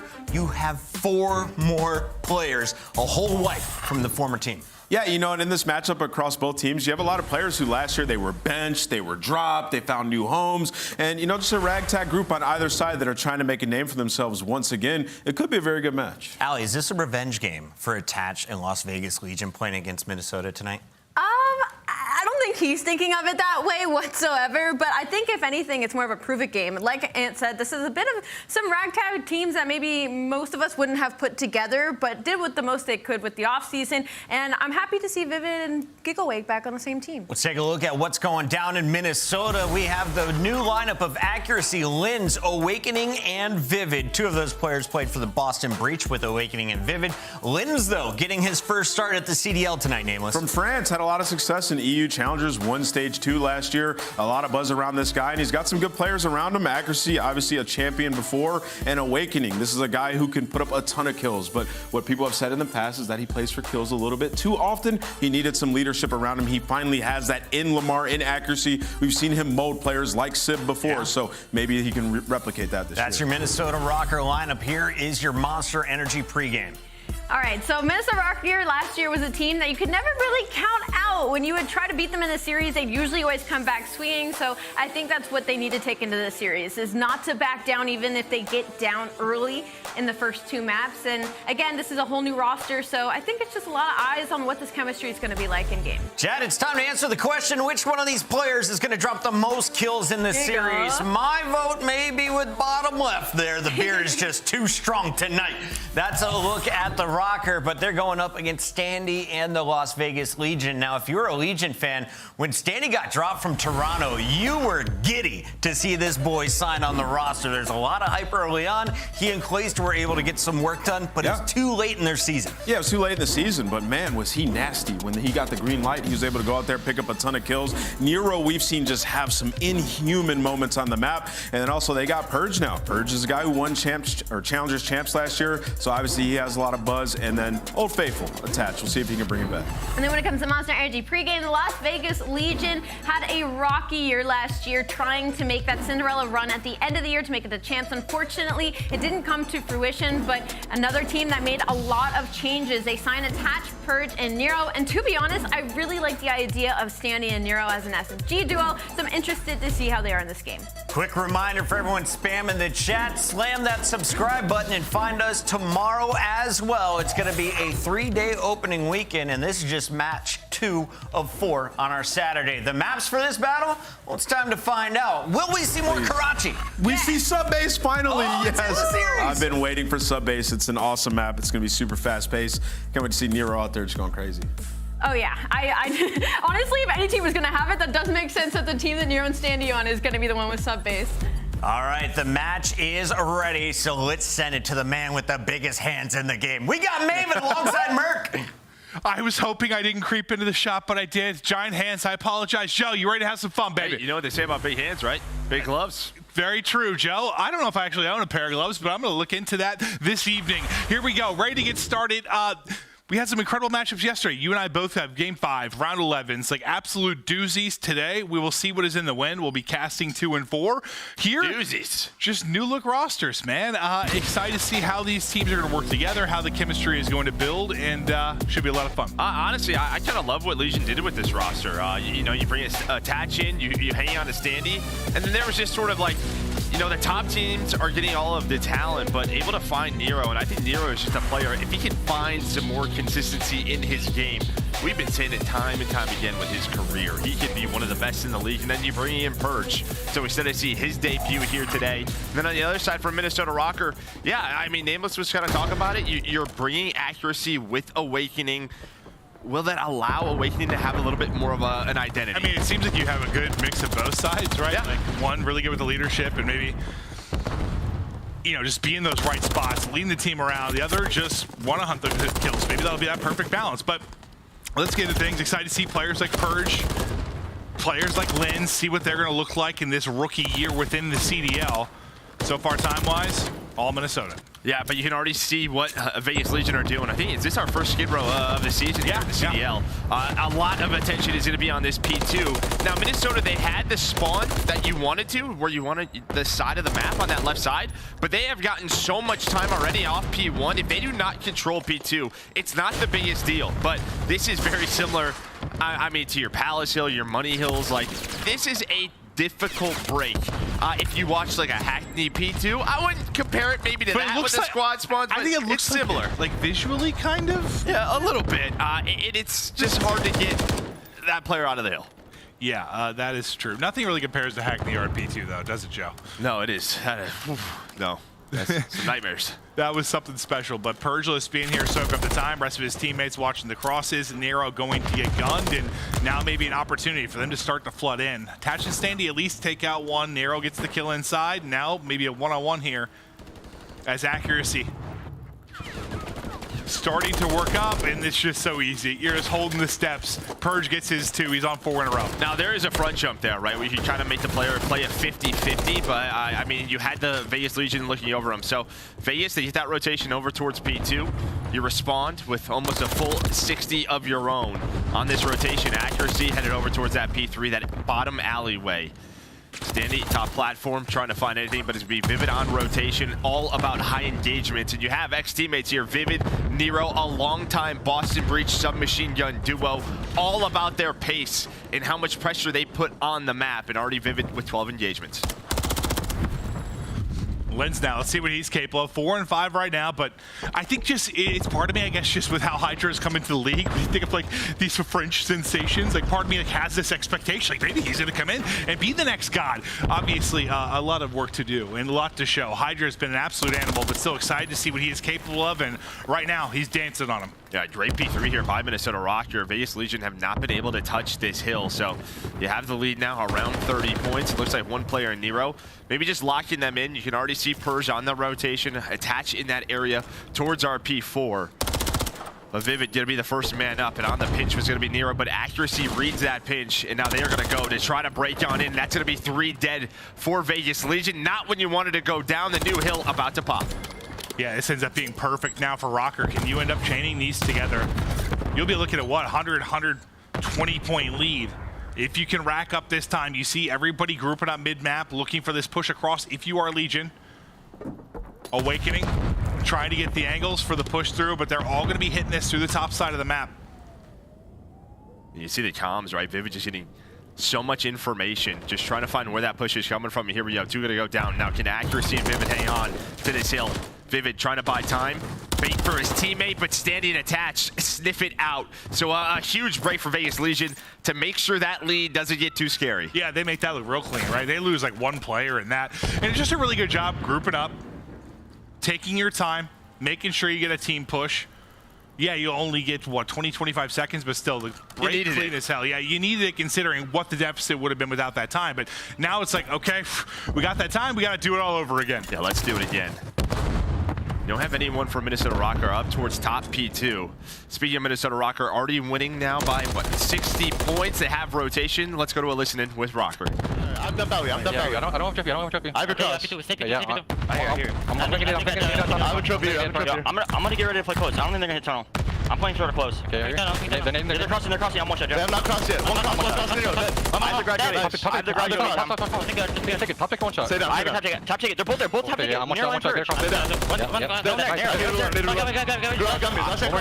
I'm done. I can help you this time. I'm going new. There's two. One in new. Nero's on home. Purge new. Two new. Standy and Purge new. Okay. Touch the old one shot. I'm gonna go mid-stairs. Okay. Touch the old. I'm gonna go mid-stairs. Okay, touch the old. I ignored the guy. S3, just give it up. I'm on S3. Attach roll. I'm going Grashers. Attach roll 2 new. Top plant, one's a fold. I'm gonna rep left. On the green barrel. One shot. Purge. Purge is 1 bullet on time, okay? They're playing mid-side hill. Yeah, one's I'll go Grashers. Yo, make sure we get this P2. This P2's a game. I saw him fire, no trophy. I'm Where my steps? You can be S2. S2. Dead.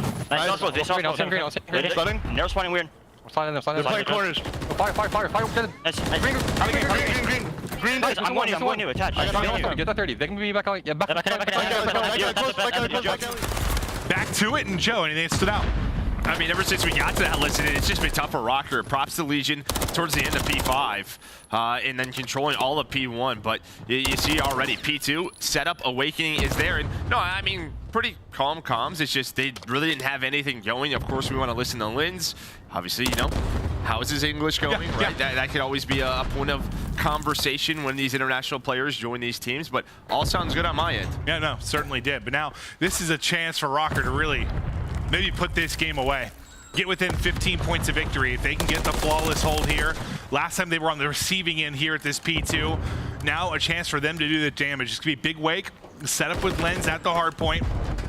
Lurking towards mid-garage, you've got your other two players, Accuracy and Vivid. As Accuracy falls, you see they start to layer up the map if you are Vegas Legion. Now, do you wait for your teammates or do you go? Because you really have attached and Standy here. Yeah, you can already see they want to try to get those couple of kills inside a tunnel, and then after that, you can work the jump up. There's going to be 3 dead. There's the spawns. Now you have to fly because you'd still look for angles, and there we go. Nicely done for Vegas Legion, and they needed it. Behind Nero's 3. He's up to 13 and 14 now. Still 20 seconds on the clock, but this P3 last time, it was all Minnesota Røkkr. The early presence here from Attach and Purge. You just put yourself in a spot where you couldn't really think about rotating early. You had to get some time. Again, you just would have been around 2:30 mark if you were Minnesota Røkkr. Now can Røkkr answer back? What a great break it was from Legion. They're lining up in front of Purge. 13 and 9 currently for him. Able to take another gunfight. Just goes prone. Vivid dances around the edge and takes him down. Standy with the follow-up. Nearly 2, but you go 1 for 1 really across the board for 6 players there. And what does that mean? It's still going to be Legion inside of the point and trying to rally back. Now down 25. Yeah, there was a chance there for Røkkr. They had a closer spawns. You're all the way back P2 if you're some of the players on Legion. Vivid now working the pinch. Purge. The young gun, the rookie trying to go off and potentially clutch up for Legion, but a big 25 to go the way of Røkkr, but we cannot end there. So over to P4. Yeah, it's like you just have to rotate at this point, right? Like you don't have enough time to track across the map, maybe get the scrap time. It's just not worth it. So now you basically have to be perfect if you are Legion, because you're going to be close to the 240 mark if you're Minnesota Røkkr and need 10 to 15 points. This has to be flawless from Legion. Technically, can you win it? Yes, but more than likely you're going to need to get as much time here as possible, then worry about a rotation as well. And they really don't have a presence on that top right side of your map where Accuracy and Vivid is. You would love to be pushed out back apartments, but that is not it. You're holding mid steps, and there we go. That is a nice contest. Minnesota can be very patient right now. It's exactly what's happening. Maybe waiting for Lynz on the pinch. What is his timing? He's able to find the first, and then we are going. We are gunning. It's down to a 1v1 Attach versus Accuracy. Old-time teammates, and Accuracy's going to win it. Attach was 1 HP, 10 more seconds, and Røkkr win map number 1. To that 1v1 it goes, and that 1v1 may seal the game. They're still inside the point. Lynz is popping off. The final second through, but a contest here for a moment. That'll end it, though. Lamar getting the final kill. The let's go. You see it on the cam. He's getting fired up, as that's a big win there for Røkkr in map 1. A nice showing there. Very disciplined out of Minnesota Røkkr. That's what we always think with Accuracy, with what he does with the young talent around him. But really just that first rotation of hills. I mean, that P3 and P4, they had such a large lead. And if you're not chaining multiple hills together on a map like Skid Row, it should just be tough to get right back into it. Well, heck, I mean, outside of Skid Row, a lot of times, like if you're able to chain together 2 hard points on a hard point, that can be the difference. And there it certainly was. But as you take a look at the player stats, Joe, anything popping off the page to you? I mean, not really. Just the pacing of that map. I mean, pretty low in terms of engagements across the board. The only one who stands out for me is Vivid, 24 and 19. This is what that man does. With the SMG in his hands, he is willing to just fly. And this reminds you of like Terminal yesterday, though. Like nobody like over 20 kills, like not a ton of kills coming through. Just because it's a lot of crosses. Very opposite of what we'll see in map 4. Yeah, it's the complete opposite. It certainly is. But taking a look at some of the highlights from Lamar, he's getting those crosses. You can see it from his line of sight now as he starts off. You know, he's double positive. He's popping off, making sure the boys are in the right spots. But yeah, I think you know that 3 to 4. That lead of what, about 80, 90, somewhere in that ballpark, just enough to sort of snowball behind the rest of the way. And when you get a lead like that, just like, it's cushion, right? Like it allows you to make a mistake or two, maybe, or maybe make a risky play, a gamble for some scrap time that you normally wouldn't. But when you have a lead like that, you can. Lets you build little edges. Oh, no doubt about it. Yeah, I mean, that's just really it. I mean, really, you know, in past titles, if you have that 80, 90 point lead, how does it go away? Sometimes it's just like streaks, but didn't really have any of that, right? And the cruise is only so effective. But a nice teamwork out of Røkkr there towards the end. It comes down to a 1 versus 1. And accuracy, he knew where attach was. There was one chance at the end there for Legion, but Vivid getting hyped. Now you see it. They were all fired up. Lamar is yelling, let's go right after it. They'll get that win. And now the boys of Legion will try to battle back. Look at how our best of 5 is going to play out. We go to Invasion, Search and Destroy next, Karachi, Sub-Base, then Skid Row. And yeah, just we were kind of joking about how different that map 4 will be if we get there. Just from an engagement standpoint, could not be any more different. Also kind of breaks down how the map bans with. And like, that's like, the map bans mean a lot to you early on? Like Vito's, is it more like sort of where it is as we're getting ready for our first major? I kind of love what I've been seeing. Even today, seeing high-rise control. We're seeing all 3 controls. We're seeing different search and destroys, different hard points.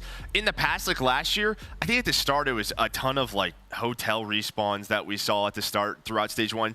It feels like there's normally a couple of respawns where every single team wants to play it, but then hey, you start losing it, you're like, all right, we got to figure out this map pool. But it feels like that preparation is here across the board for these teams. Well, a lot of times it comes down to like, too, if you're a team that you think is going to, I don't know, be top of the board, not struggle through maybe the qualifiers, then you could kind of test some stuff, maybe throw some stuff around where you try to widen your map pool. But if you're a team you think might be battling for a top position or battling for qualification throughout the course of the year, you kind of stick to your guns, and you're really going to be playing where you're going to feel you have your success. But we'll keep an eye on those throughout the course of it. But yeah, we've seen a lot of variety, I think, so far. The one thing we hadn't seen was Skid Row, which we now are going to see a couple of times within this series. But map 1 in the books. Now we'll see if Legion can bounce back. And you've got, I mean, one of the more clutch players, attach, guys come from behind in situations that nobody else like has, like down 0-4 in the best of 9. What's kind of the saying? It's like attach always gets his. Like the guy is a great search and destroy player, just a great Call of Duty player, one of the best of all time. And yeah, in search, I mean, just when he comes down to those clutch situations, it feels like he's ready for everything. He has the ice, knows how to read them, but we'll see if they get bounced back here. Yeah, I mean, it's just a map 2, but that's the hype of his clutch ability too much. But if someone's going to bounce back, maybe it is him. We'll see what we can now do as we get over to Invasion and get ready to rip and roar in this search and destroy. I think you and I, we've been most excited probably to see the search, just because that's the one thing you don't get to really watch too much early on in scrims. Yeah, I mean, both of these teams, you know, it's just, I haven't seen much of either of them. When you talk about just watching scrims coming into the season, I think I've seen a little bit of Minnesota, but not much Vegas. So I was very excited to see this match. Yeah, I think there were a couple like streams early on, like in the first few weeks from players, like on random teams, and they just stopped dead cold once the scrims start going. And I'm like, hello, coach, can I watch this? Yeah, please, can we see the VOD link? Lynz, rival in hand. Working to support his bomb carrier there in Vivid. And they're just inching their way up the street. No trophies in this round number 1. So Nero's gonna dodge that. It does not connect, so they have no info on him. But you heard that smoke go down. Persia's gonna toss that stun out. Down to Nero. There's that first blood. Immediate trade from his ex-teammate, and he finds it too. Vivid going off. Big play there from Vivid and Nero. I mean, you think you at least have a chance to pounce for one. The fact none of the nades hit, like, might be in a spot you can play spoiler. Now 3v2 for Røkkr, make it 2v2. Attach, getting his on the cross. Yeah, I don't know how he's finds working through the flank there. Just checks it. Yeah, I said on the cross. Yeah, he's working the flank. And now a 3v2 is down to a 1 versus 2 for Owakening. So Attach and Standy, they work that pinch through alley, through the offensive spawn, and they have a stun as well. I think that connects. The nade does his right on his forehead. Yeah, okay. What a retake there from Legion. And that, you know, it is a big point. You sort of, you know, said it early on, like not having the trophies early in round 1. Not having that to work with opens up your utility quite a bit. You saw some great usage there with spot checks they were able to get. I thought Vivid's 2 kills maybe were going to be enough, but Attach and Standy really the ones that are going to play spoiler there. Yeah, I mean, there's the nade out of Attach. Just able to spot him. The wall bangs come through. I wasn't sure if he got hit by a couple of bullets, but yeah, he gets hit by a few. He was down to like 81. Yeah, he got ripped. It normally just nades that late into a round. We don't see it very often. So Attached, I mean, there was nobody A street side. He works the flank, never had to use his stun, never had to use his nade. Easy kill. Oh, yeah. Accuracy trying to get one back. Yeah, and both just landed in his pocket, as he said. Nice job there from Attach. Okay, he starts out 2-0, but Nero's POV for now. They're trying to work this A bomb site defensively. It'll be Vivid kind of on the off site. Everybody else stacked up, looking for lanes of attack. We saw this yesterday in that FaZe match versus Boston. Offensive teams taking their time, just sort of trying to find the information, where are maybe the holes, the weak areas on the map. Where is that defense? Joe, you never had any weakness in your game whatsoever. There were no holes. There was nothing. Just flawless. Wasn't sure where you're going with that one. I'm glad you figured that one out. But Lynz there with that first blood onto Persh. Now bomb going down. Standy working to get it planted. They clutch up in the 3 versus 4. I thought he had beautiful shots, but Standy clips him. It should come down to Attach. You see him working that pinch. Nero's going to have to check the bomb. Nobody on it. Nero finds that first kill in the 3-on-2. He gets a double. And now it is all down to Vivid. And well, he's not going to find him. Attach and Nero go huge in the 2-on-3. It was the same thing in round number 1. You had the numbers if you were Minnesota Røkkr. They throw that round away. Okay, so maybe we did highlight it properly coming into this with Attach, because he's been a part of a couple of clutch rounds. 3-0 start. First, it was him and Standy, then him and Nero, bringing it back in the 2 versus 3. I mean, and on the other side, it's like you got to get something done with numbers. Accuracy and Owakening still sitting on a goose egg. We know accuracy can be the Iceman at times. They're going to need his clutch gene to come into play. Well, yeah, we were kind of talking about it yesterday, just sort of the area that he's playing. Watching the flanks on Invasion, watching A Street on Invasion, it can just be one where you're not seeing anything very often. So, to try to get maybe a little bit more involved later on in this map. Yeah, that's where your spot was, right? Yeah. You were playing with the boys? Just hold my old trigger. Yeah. I got this lane. Don't worry about it. Well, they're grouped up for a B lane attack, but you can see the wrap now heading up towards mid-map. It'll be Attach and Standy in a position on the crossfire here that they'll likely have to deal with it. They're going to swing it all the way towards the outward street towards A, and now we look for the hit. Purge with the opener. Numbers to Legion.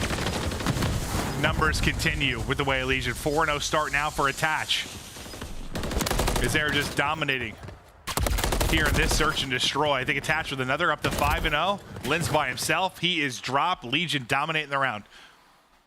And yeah, I mean, beautifully done by Vegas. You're waiting so long from Minnesota on that attacking round. There's 30 seconds left, and they just have to go. So as soon as the smoke is down, Vegas, they kind of know, all right, this is going to be an 8 hit. They have to commit to this. They are ready for it towards that back door. And as you said, Attach up to 5-0, one off that cruise. Perfect so far. Same thing for Legion, 3-0. Have yet to drop around. Can they keep going? Now, offensively, it's required some clutch moments. The defense, I mean, that was even close. But here, they relied on some clutches. Now, Vivid did this last round. I don't think was spotted. They never really worked up that B street. He's already through Broken. So he could potentially stop the B hits. But once again, Just kind of watching that street. Lynz maybe gonna get caught, trying to back away. Does get around the corner, so he is alive for now. Out of attach at 5-0. This is such a tough spot if you are Vivid, because you want to maybe peek around the corner, try to find a kill. But the fact is, if you go down, you give up your life, that might just be the round. The B bomb site would be open. Yeah, and it just requires everyone else to start scrambling. But you can see everything else is working towards the other side of it. We stuck with attached through this just because he is on the 5-0 and maybe towards the streak, but we'll get back towards the action. Now stuff starts to collapse. Will Attach's patience pay off? It does. There he's able to get the streak. He is finally going to drop the first death in the game, and now, again, the numbers for a moment to Røkkr. Legion flip it on its head. Nero purge their chance now in the 2v1. Yeah, their patience just a little bit too much right now for Minnesota Røkkr. As soon as that bomb and that fight starts to go down, Vivid's thinking, all right, I'm gonna hit this. Attach is waiting for him, and as those skirmishes on the site. Who got picked first? Minnesota. Yeah, okay. But then there was immediate trade from Nero, and he's able to play his life, collect that bomb, and then Purge just held that A street forever. Accuracy had a chance to get him off the site, maybe force a 1v1, but it does not happen. I thought that was the case, but then how quickly it went, I'm like, did I just miscall that? Still a goose egg here for accuracy. A great game one from Røkkr and the boys, but now got to get something from him here in this search and destroy. If they're going to get around on the board, that is. This is my old spot in like 2010. Yeah, going back. Yeah, you had that silenced up here. Yeah, good luck finding me in a pub. Standy the kill. Standy is out. We're going to call that the Joe DeLuca. No, don't do that. Okay. Big Merc Daddy. How about that? That's fine. Does that work? Sure. Standy. Just with the pick, now playing his life. The patience still there. The pace going to slow to a crawl here on Invasion, but then the gunfights, when they start, they come swiftly. Info here for Standy. Trying to peek, comes Ren, tries to snap. Lynz with a lovely drop shot, but the trade is in because the crossfire is there. Accuracy, looking for his first, not going to happen. Legion remain perfect. 5-0. And this is the most dominant search and destroy we've seen so far, because we've gone to round 11 yesterday, and all three of our searches we casted went the distance. Very back and forth. Not the case here. No, not at all. They're getting thumped. And I just think if you're Røkkr, you have to switch up the pace somehow, especially on your attacking side, whether it's just a fast B hit or what. I mean, even when you hit it fast at B, you had the numbers advantage. So you lost at 3v2. Hit it faster, Joe.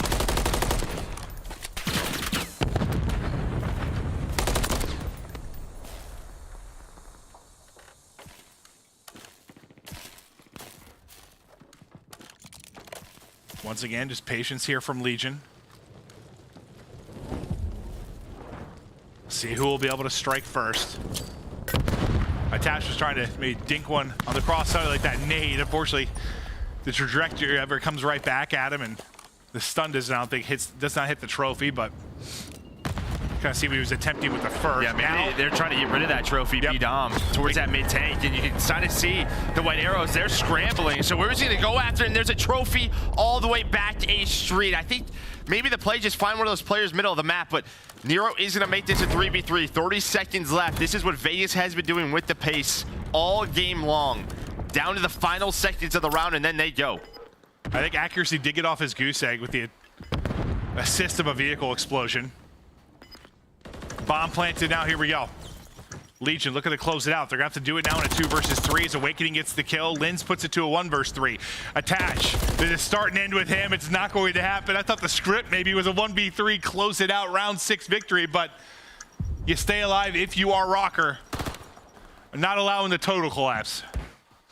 Well, it's a nice job there. And yeah, for Minnesota, obviously, you can't really pick up the pace on a defense, right? You kind of have to wait for Vegas, and that's what Vegas has been doing. They tried to use the cruise. You saw can't the just nades sprint go at them, down. Joe? I mean, you could if you wanted to, just maybe not the smartest thing with the way they've been playing the map. But we'll see here on this attacking side, because every time it's come down to the wire, they have just lost that round. So maybe a fast B hit here. Maybe not. Let's see.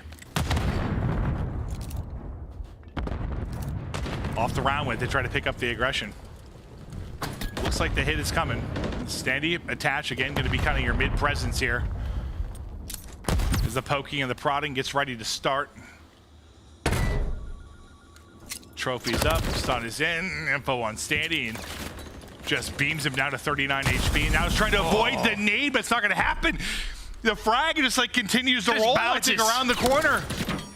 I've been saying it forever, man. You're like a magnet to frags when they are just on the ground. It's like aim assist just kicks in on them. I'm telling you, Still a 3 versus 2, a chance for Awakening and Vivid to keep this map alive. You have Nero reading this as the push from DVD comes in. He spots the last player in Vivid.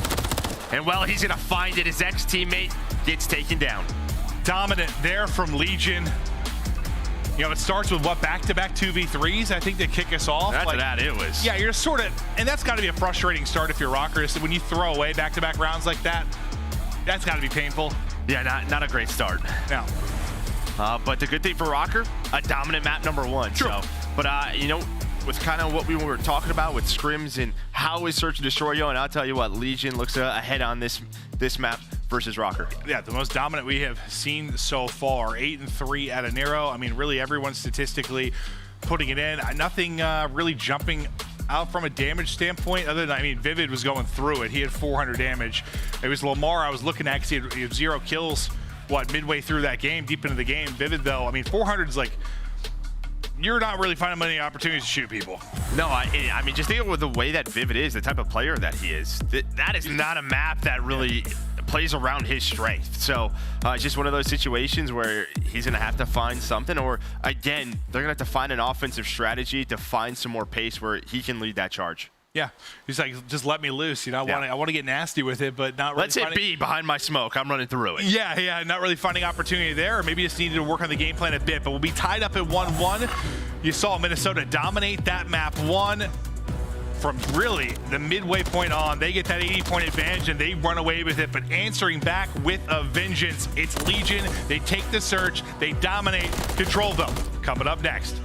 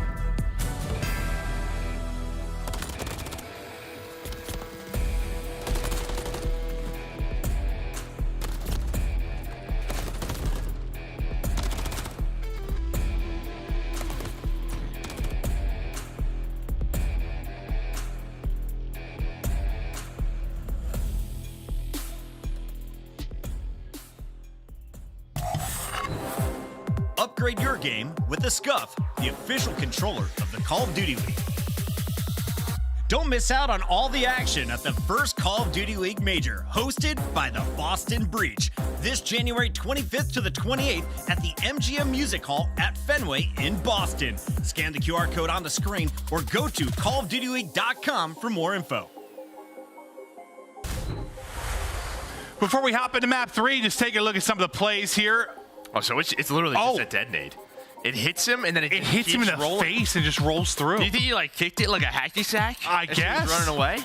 Yeah, I was curious like how it ended up rolling through because they seemed to be pretty confident they were safe there. But yeah, maybe like the aim assist on grenades you were talking about, they kind of heat-seeking little grenade missiles.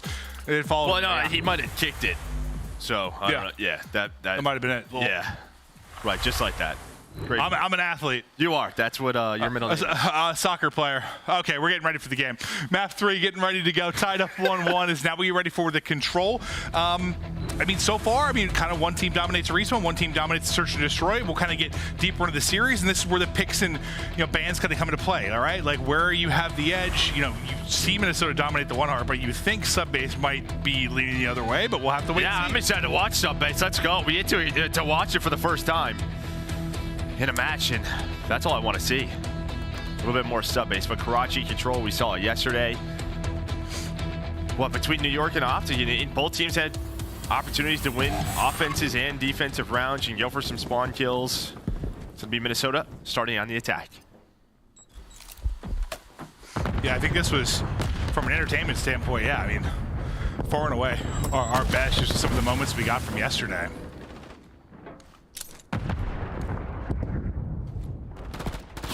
Big Wake just out onto the point. Gonna need some help. Just trying to dance as best he can. Teammate able to do it. He's hit by a stun, trying to snap back. It can be chaos here inside your P1 area. You see closely. He's thinking about like prone and then come back up, but he's just crouching and come back up. Nice discipline there out of Awakening, but does get taken down as Vegas Legion only allowing one tick to be done at A, but Vivid already thinking about leading his troops over towards that B point. One player's just kind of lurking though. Where is Purge? So one player for Vegas who might be able to kind of stop this, but already they have pushed on up. While that's going on, Standy's able to help. Nice little snap there, but Awakening with the headshot. That was real clean. Centering was on point. Lynz also on point as he gets the double. See how much progress they're able to do. Knock who's there. It's Vivid. This rival is something. And I'll be honest, we have watched a couple of players. That dumpster heady is not easy to get over. And sometimes it's just a timing thing. You have to hit it, but props to the players. You have to hit some beams to deal with that position when you're coming off a spawn. As Vegas do a good job. And Minnesota Røkkr, they say, all right, push is done at B. Let's go back to A.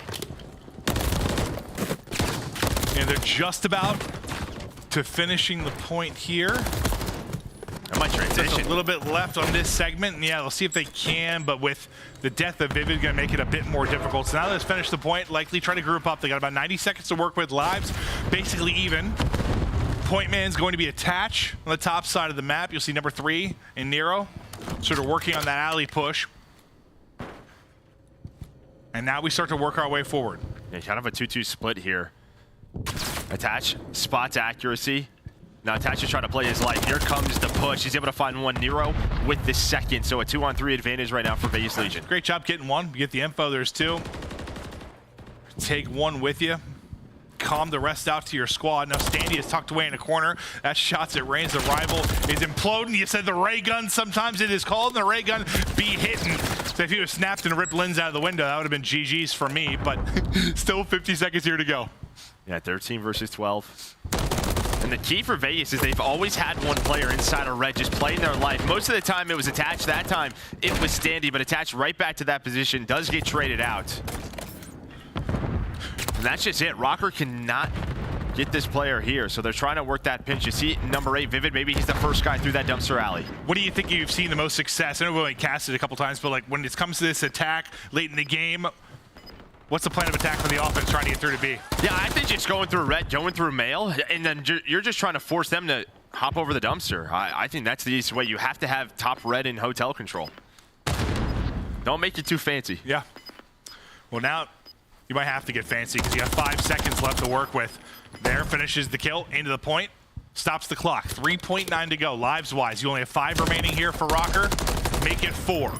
Accuracy, though, picking up kills there in mid, see if he can chain that into a second, but he's got to get into the point first and foremost, and that is the problem with having 3.9 on the clock. Accuracy, stomping, trying to get in, can't get there in time. Yeah, we saw Lynz on that pinch, Vivid on the pinch a couple of times, and when you're working that pinch, you're just hoping your teammates clear out hotel, right? A little bit cleaner.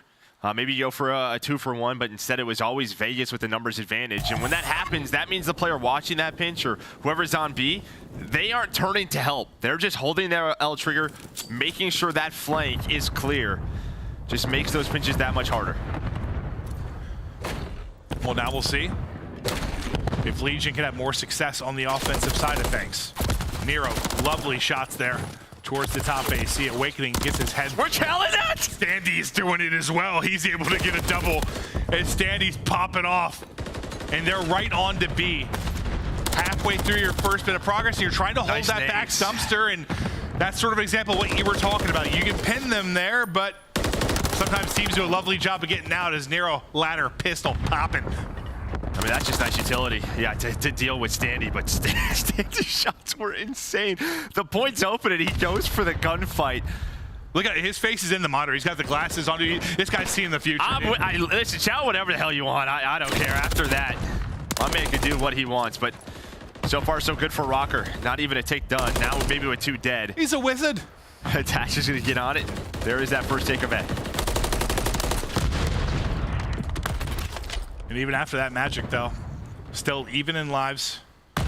Thought maybe you found a little separation off the break if you were Legion, but doesn't really lead to much.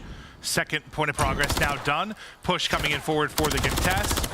Good luck with that one. Vivid just kind of slow crouches around a corner. He's going to get dropped. Owakening, though, popping off on 2 with a couple of headshots. He's going to chow. Attach, double positive. He is ready and waiting on 3 in a row as well. And now you got to rotate, set up defensively if you are Røkkr. Let's see how this push develops for Legion. Yeah, but with Awakening's kills, right, you don't have a very quick transition. The problem is, though, Minnesota Røkkr, they don't have anyone pushed up inside a hotel with what we saw from Vegas last defensive round. So Standy already by mail. Well, he's going to find Vivid. So now they can slow it down a little bit. They know they have a man advantage. What's going to be the play call? Looks like Attach, we're going to try to work a flank here, find some of those spawners. But you see this setup for Røkkr. This is... They are on top of each other. Yeah, no, they certainly are. This is where we saw like Hydra constantly trying to work, right? Just like hit this back alley, find kills, give them the advantage. Maybe earn streaks, just really playing his life so well. Now we're clipping heads if we are Purge. He's trying to snap back for the call, and he heard from Attach. Standy will take down the next domino. Now you've got a one-on-one towards the point. Nero's going to be able to take that, and this will stop the clock for now. And look at this spawn trap Attach has set up. He has multiple kills. They are spawning in his reticle. He's on 7 in a row. So that we did not see at all much yesterday. The spawn trap working out perfectly for Attach. And where you weren't really thinking about maybe TDM and lives, now maybe you are. You take a 6 life advantage. You've got them at 7 lives. They're close to having no respawns left, and Nero is still chowing it. Not quite able to slide away, but next to Attach we go. 17 and 7 now. Knows where they're spawning. Hold that right to the face. The stick comes in. Awakening drops. The damage is through. They're on the point. Sayonara. They'll take that second round. Attach just gets them in the chokehold back alley. That was like an old school MW2 2010 spawn trap where you're on the scrapyard heady wall and they're just spawning right in front of your crosshair. Attach just, we saw him work in that position. I mean, the key there, though, is that his teammates found the kills. But with Attach's play, he made sure nobody was able to transition on over. I think there's always a risk reward to that sort of trap in the sense of your teammates don't get the kills, you're useless, right? Yeah, but now you have 2 cruise missiles as well. So Nero finished on a 6 free. Attach got up to 7 or 8. And well, you are up 2-0. A much different respawn here than what we saw in map number 1. But finally, Vivid getting going. Saw he was struggling earlier. Maybe this is the round where he turns it.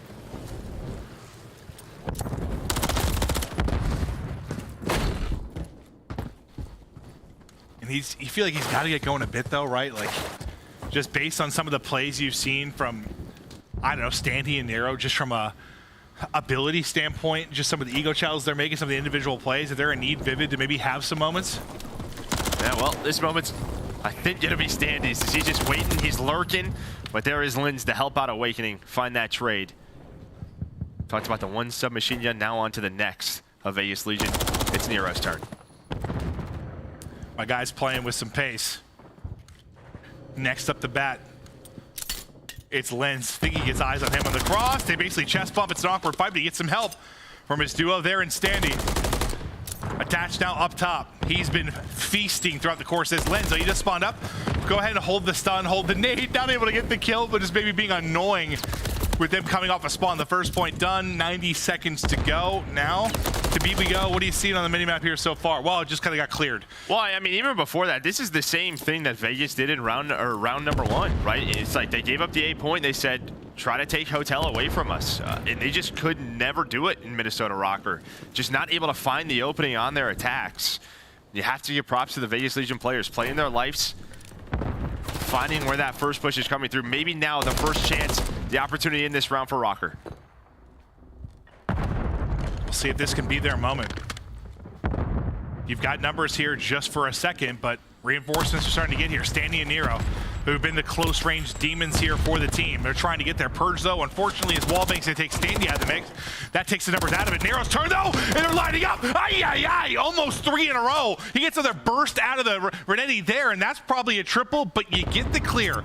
And you think maybe, kind of like you said, like Legion, we've had control teams like in the past, right? Like, if you are disciplined, sometimes it's better to play around 1 point. Like, versus the risk when you split them, just set up, play discipline.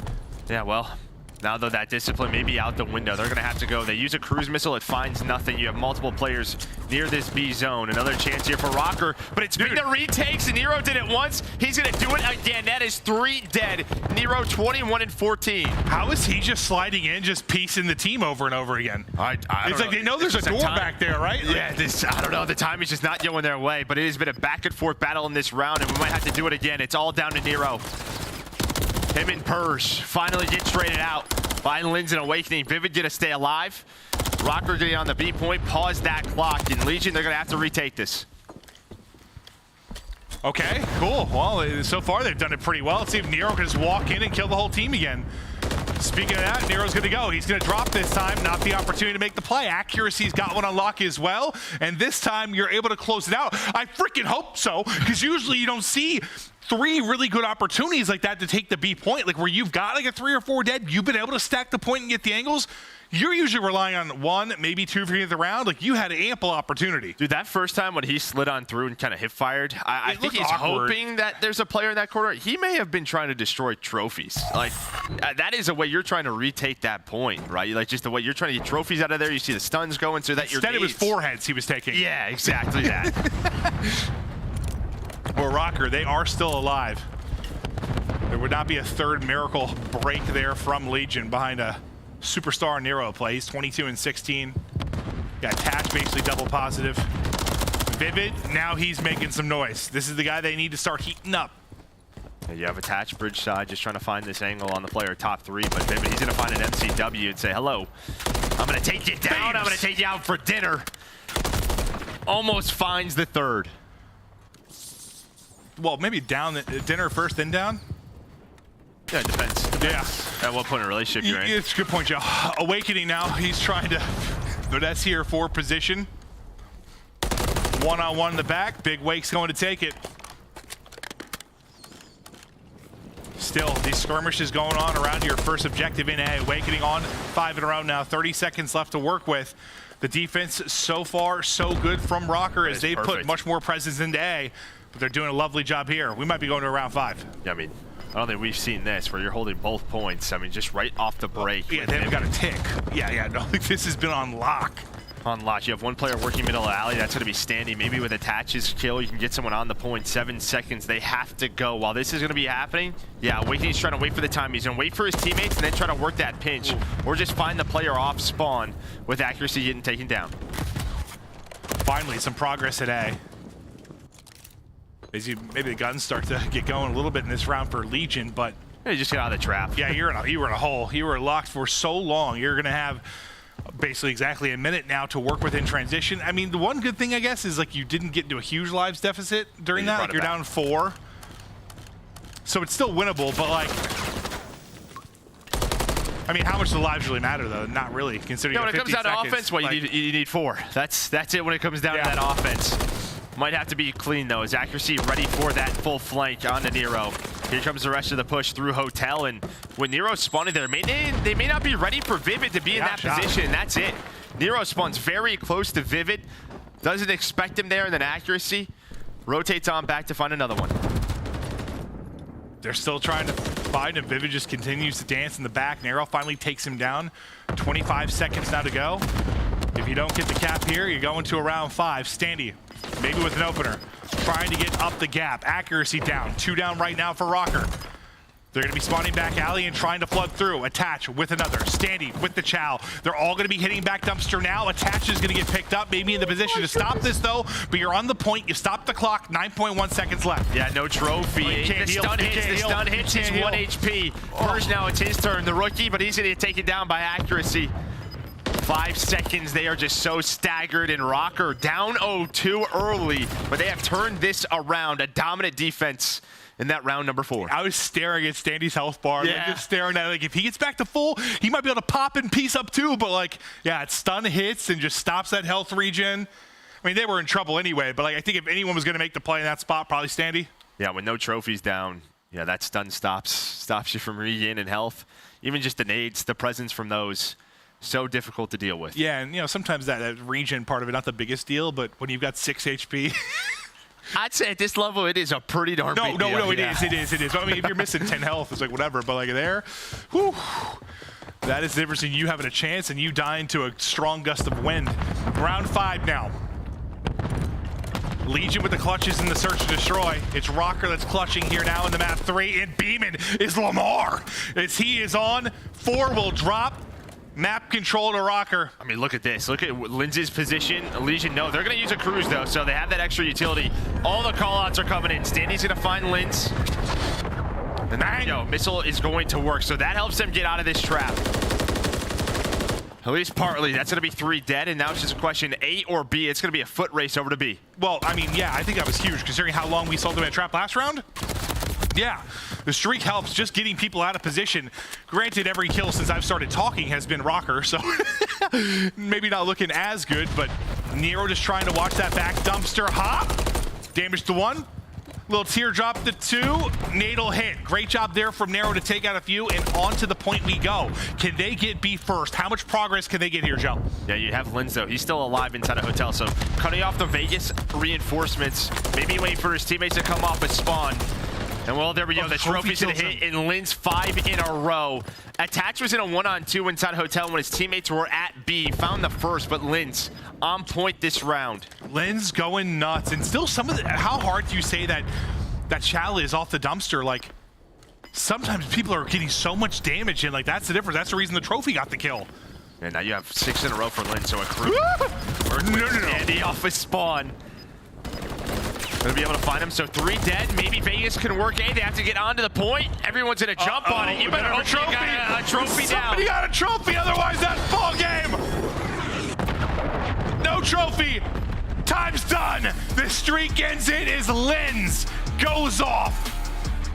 What a comeback from Røkkr, down 0-2. They clutch on up. And the last couple of rounds was all about their defense, just hanging on, putting Vegas in that trap. What a turnaround. I mean, yeah, I'll say it again, but through the search, it was just the 2v3s, the clutches from Legion. Like, they kept going big. Here, it was all the story of Røkkr and their comeback ability. And that is one thing, you know, you think about accuracy, you think about attaching the other side, like just, they're never out of it, man. They're never out of it. Yeah, you see, Nero and Attach on one side, on the other. You know, Purge, not the best game for him. On the other side, a pretty balanced effort, but accuracy, most damage on the team. Most damage in the lobby, 27 and 25. A lot more engagements than you normally see from that man. No, and I think you're loving that. I think you're loving that. If you're a Røkkr fan, like, all right. We know accuracy's gonna have his clutch moments in search, but if we get him where he's feeling comfortable in this game and putting up numbers and respawn, I just think he's a guy now at this stage of his career. It's just gonna come down to the team. Like, the chemistry that you have on this spot, how comfortable he feels. You know he can make some noise. Oh, no doubt about it. And you know he has other vets around him. It's not like you know, Awakening and Vivid are young players anymore. Yeah, it's weird because like when you think, it's like I still think they're young, but they're not. They're not. Sort of like Attach. Like Attach still looks like he's 16, but he's not. Bro, you see that goatee coming in? Yeah. he's a man now. He looks like he painted that on his face with a Sharpie. Yeah, maybe. Maybe if he's playing like. I'm sorry, Mom. Attach, you're watching. I'm kidding. He looks like an adult. Yeah, maybe if it was like the Paris Legion, it would look good, but Vegas Legion not so much. Lynz rocketed it much better. But yeah, what do you mean? Instead of like a fashionable man downtown in Paris, he's instead just like a degenerate gambler? Like, what do you think? I don't know what I'm saying.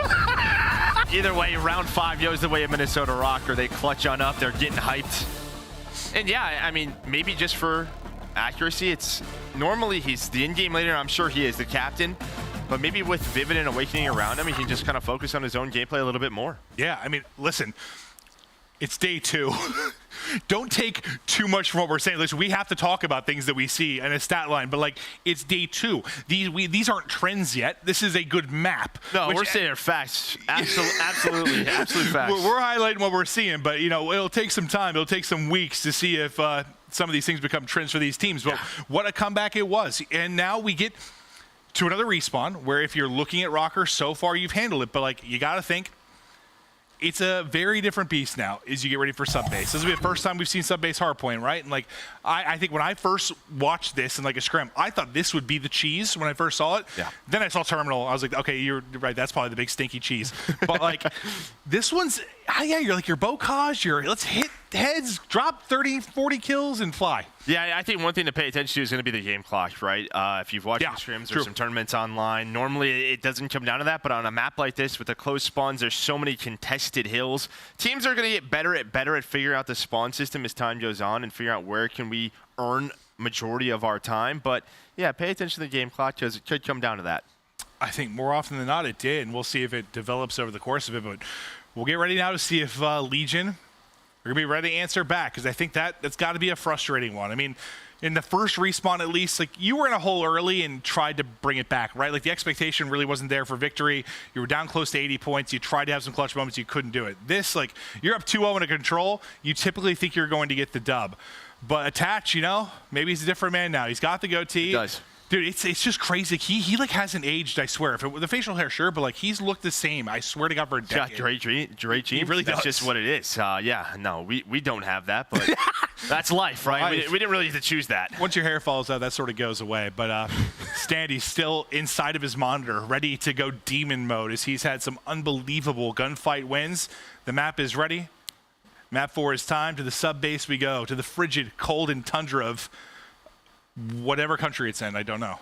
I'm not sure either. Usually at the like loading of the map, they like show it, but I forgot. Yeah, I didn't know off the top of my head, but here we go. Time to get nasty. You know, I think if you're looking at both of these lineups, I mean, I would say Legion with sort of their sub duo would. Well, I think the sub duos are both very aggressive, right? Vivid, Nero, what they are known for, but I think I would probably say Legion, just knowing attach and accuracy would kind of have the advantage on this map, but I've been wrong before. You never. I'm always wrong. But you? You got a mind for this stuff, Joe. A Call of Duty savant. Map 4. Here we go. Legion, Røkkr. 2-1 edge right now for Røkkr. Looking to close out this series, but we'll attach Standy, Nero, and Purge. Fight back and push it to a map 5. That was incredible storytelling. Yeah, they call me the storyteller. Stop. Røkkr right back to it. A nice break there. Find some early time. Well, the ARs just get up top, and you have a lot of strong positions to work with. Standy gonna get him off that hill. Just try to contest, but Lynz is there, and what accuracy and Awakening already rotating over towards P2. We'll see the rotation come in, and we'll see the angles they can get. Still up top and trying to pop off his attach. First kill through in this one, but looking to leave his mark. And this is what you'll expect sometimes with these hard points. You get 20 to 30 seconds total between both teams. At times that can end up being a trend, but now the next hard point is gonna jump up. Røkkr inside first. Attach, so knock knock, who's there? He's laying him out, but the trade quickly through from Lynz and Vivid. And nobody in the point again. Yeah, Purge throwing all at his nades, but I think if you're watching this map, I think Vegas have the side that they want. You're forcing Minnesota Røkkr to come up the back ramp. You would have up top window control, top platform control, but it does not matter the way Røkkr is shooting right now. An easy break for them, and now they're going to try to get pushed forward. Just reading everything right. The centering there from accuracy, trying to finesse his life, wait for the help to come in, but tucks to the wrong corner, and that gives Standy the angle to pick him up, but still sitting around a 40-point advantage. You have 1 point through 2 hard points right now. If you are Legion, finally you're able to get in. And already a minute off the clock, right? Just these close spawns, teams contesting, trying to get a little bit pushed out. And when it's a map like this, like, your Bocage or your sub base that can go to time, like, what's like a lead where it's like kind of scary? I think around like 60, 70, right? They can get very scary just because the spawns, it makes it just so difficult to, you're fighting for a lot of map control. But right now, Owakening able to win that first gunfight. Accuracy looking over his teammate in Lynz, and that's going to be 3 dead. Now, besides who's at attach, over towards top 3, the rest of Vegas Legion going to be spawning middle of the map. Well, it says 99% of the time we have 1 win condition really in our point, right? Get to 250. On the rare occasion, a second one gets added in, and that just sort of shifts things on its head. Can make it easier or more difficult for a team to get the victory, but we'll see if that ends up coming into plays. Again, top, middle, the play clock, we'll keep an eye throughout. You just saw right there an example of what can make this hill so difficult. Almost. You can control the back spawns, but if you don't have control of top 3 like Nero was just up there beaming everyone on the hill. So that's going to allow them to break that. But over towards P4 inside of this middle tunnel. You have Purge set up here with Nero. Still, Vegas down around 35 points. The hill going to pop an immediate pinch from Vivid. He's going to contest that and win the gunfight. We had a very important zombie mission here too, Joe. Yeah, we had to get that one lady out. Yeah, we did. Vivid just trying to stay up. He's tagged up to 33, but still, Big Wake's got the cross. Him and accuracy. Those MCWs are hitting. Just still not allowing Legion to get much presence towards the point, but maybe now behind Purges too. That'll get them in. With 30 seconds remaining, they will get onto the point. Can you finally make some noise if you were Legion? Find a little success, something to rally around while you're dropping like flies early on. The 2 around the hard point eliminated. Now we pressure to the point. You've got numbers if you're here. And not quite cleared out. I thought you had a chance there to pounce, but you go ahead and rotate. There's only 15 seconds left. You can see the way, even like Lynz, when that first break comes through for Vegas, they're playing around these middle map spawns, and maybe it's just the importance of sort of P5 into that P1. All right, accuracy already looking at that street side, able to find the kill. They want Vegas to be spawning on the right side of the mini-map, right where Attach and Standy and Nero all are. So maybe this is exactly what Minnesota wanted. Now can they capitalize, giving up some of that, 20, 25 seconds there on P4? Well, I mean, typically, yeah, you don't want them to be able to just like take 4 to 5, funnel right through the middle of the map, take 10 steps, and now you're into P5. But what you said about giving up the time, does it look good now? Not so much. As Legion have been able to get in, they're looking for maybe a lead change. The points are starting to rally. The play clock hasn't moved a lot in these last couple of hard points. It's mostly been battled inside the objective. A great stretch here from Legion. Yeah, they've had some key breaks, but now Lynz is playing his life up to 14-8. The rookie starting to show off. So Awakening is going to find that hill time. He knows exactly where Legion is spawning. On that rotation over towards P1, you have Vivid maybe with a one-on-one against Nero and Purge, and he's going to win it. It's Minnesota throughout our first set of hills going to have a 30-point lead. Nice snap there from Awakening, just peeling him out of the window. Into our second set of rotations we go, and I mean, any major takeaways, like changes you need, or good rally there from Legion, kind of got back into it? Yeah, I think that was just a key from Legion. I think what Minnesota wanted at 5, they set it up. It's just that the kills didn't come through, and Legion had an easy break. Well, Legion, once again, great time in the point. This has been a bit different than your first hard point you saw the first time through. Not nearly as much. You have about 5 seconds so far off that play clock. Much more about control, as we had a 110-110 game there for just a moment. Now the rotation getting ready to go. You take a look at that number 6 and 7 on the minimap. That'll be accuracy and Awakening, trying to get set up for the Røkkr side in a bit of a 2-on-2 skirmish. They had going down with Attach,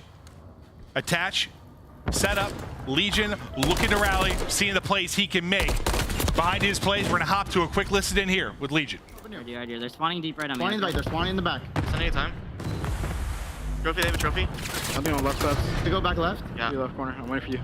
Go back left. I'm One's playing back. I'm playing back left. I'm waiting for you guys. Window. M3 Lynz. Back He's in the back. He's on time. Stairs on time. Stairs on time. Stairs, me. Go stairs.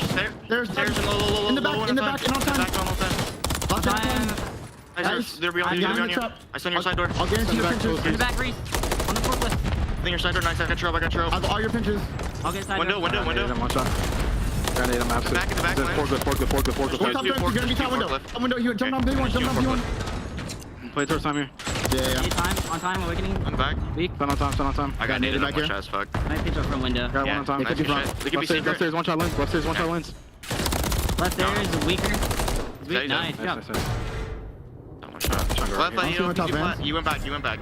Okay. That fan's dead. That's good shit. One's the left. I'm tracing anytime. They're spawning in the back. They can spawn long actually now. Back right. Deep right submarine. One guy's on time. Nice. Deep right submarine in time. Last two. Deep right submarine. Nice. Keep submarine. Long. Got even weak. That's last guy. Me long. Bring out time from back. I don't see him. I can get time. I'm on dead. I'm on time. I have two long Lynz. Hey, can you look my green? Yeah, I got a green flank. Go time on me, Reese. Reese on time, 1 bullet. I can kill him in the back. Seems to be a map where it's very easy for comms to become frantic, but I thought it was pretty solid. Yeah, pretty calm there. I think the one thing right there for Vegas Legion, they had the setup they wanted at P3, but Vivid was able to sneak on through. But the rest of the time looks to go their way. So a nice hill there. Able to make P2 pretty messy, so still very much in this game are Vegas Legion. We'll see if they get us to a map number 5. Well, they've kind of avoided what I asked you, like 60, 70 point leads where it gets scary. They've stayed just inside of that, right? It's been around 30 to 40. Now cutting it down to almost 20 points, and attach beginning to pop off.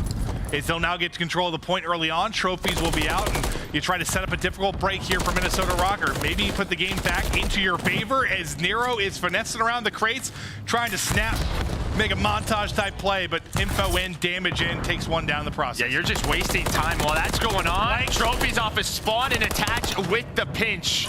3 did it go down. Vivid, the last player, makes it all 4. Immediately they turn. Lead change coming in. Vegas turning up. This has been such a back and forth battle between these teams across these maps.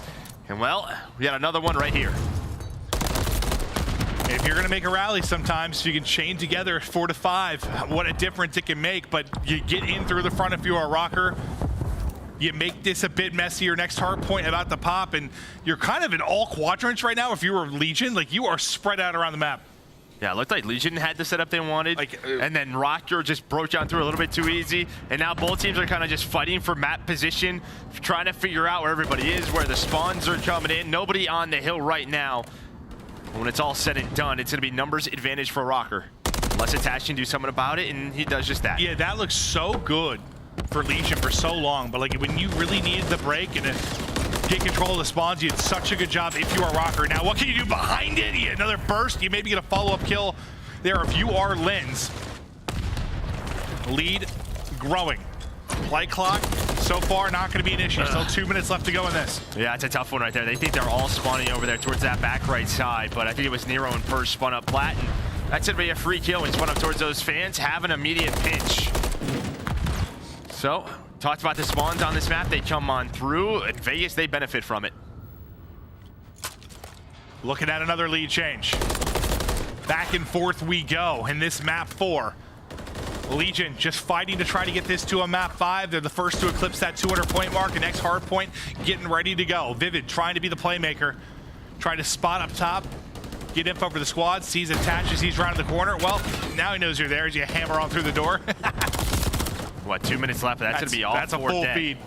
All 4 dead, and you can play this pretty well. This is one of the hills, honestly. If you get a setup here at P1, you can earn a lot of time. Get into some power positions, control the spawn, you have trophies down, and it's one of, when you're on the point, there's a lot of different corners to check. So a chance here for Legion, maybe to put this game away, and the kills are going their way. It won't quite be enough to get the win here, but it will be darn close. In a map like this, you think they'd be able to get a couple of seconds if they need to, but there everybody drops outside an arrow. 6 in a row for him. Cruz to work with in the back pocket.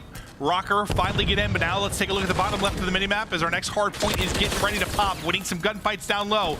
Will be Standy trying to create that natural pinch here for his team onto the point. And now Standy just taking his time. That just spot up. Cruz comes in for Nero. Nero 33 and 29. And well, behind that Purge, first blood, and then Nero's gonna connect, so 3-on-2, making a 3-on-1 on the push. Standy with a double, maybe a chance here, but they are so weak. Nobody on the hill right now, so just fighting for position. But Purge says, I got it at least for a second, I'm gonna hop on the hill. Standy, look over me. Standy on 5 in a row. And there's an example. Like, it felt like they got a pretty clean 4 down, but the spawn's so close, you're able to fight again if you're a Røkkr, but you keep on holding. You keep on battling if you are Legion. 9 more seconds needed. Just trying to swarm the point if you are Røkkr. As you still have time on the hard point, it's chaos in the point. There's gunfights everywhere inside, but Røkkr do enough to survive for now. Not done yet, but do they read these spawns? Attaching Nero, they spawn behind Vivid. They're not ready for it. These final seconds put them what, 1 second away as the tick come through? Does not, but at P3 is Nero, and there we go, off to a map 5 between these two. And that's where, like, the spawns, you know, when you're having these crazy skirmishes and you're in a position where you just have to send it, get back to the point. Yeah, you said it. I mean, they had 2 top, and what you get 2 that are going to spawn, just shoot them in the back. That's going to be a frustrating one. But that's just, I don't know, sub-base is kind of just nuts. No, my brain melted a little. Yeah. I looked over at Joe at one point, his eyes were just like wide. I felt like, I don't know, it's in a very windy, dude. I just looked at everyone just circling around. Yeah. You trying to say something, as soon as you say that, something else happens, but that's just the pace of this map. But Nero 36 and 31, leading the way, 6,500 damage, and attach 32 kills for him. He has had a hell of a series. Yeah, it's like you really, it just looked like lopsided with the damage numbers and the slaying numbers a bit. I didn't do the total tally, but it's gonna be one of those maps sometimes where it's gonna be close regardless, just based on how it plays out. But we didn't go to the play clock, so that's 1 W. For map 5, it's gonna be that Skid Row search and destroy, which I believe is gonna be the first time we're seeing that. But yeah, I mean, that map was kind of what we expected. Chaos. Yeah, absolute chaos, but stick with us through the chaos.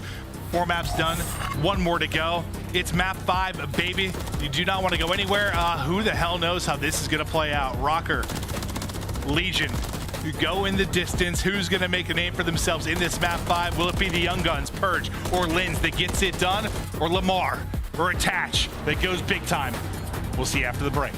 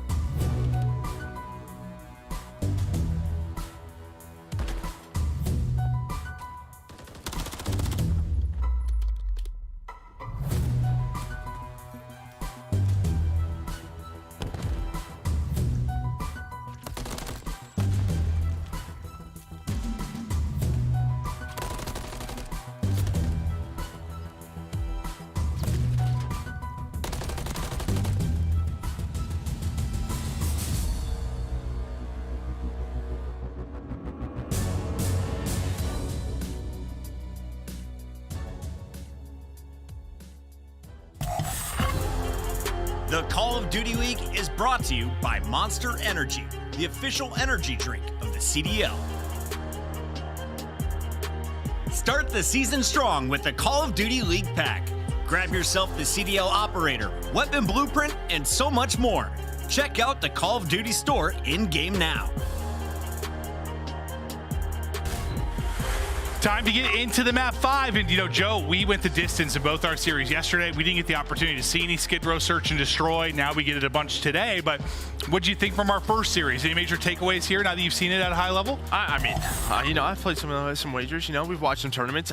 Offensively, it could be pretty tough, right? All about top platform, in my opinion, right? Can you try to find a pick? Defenses, where are you gonna try to take your risks?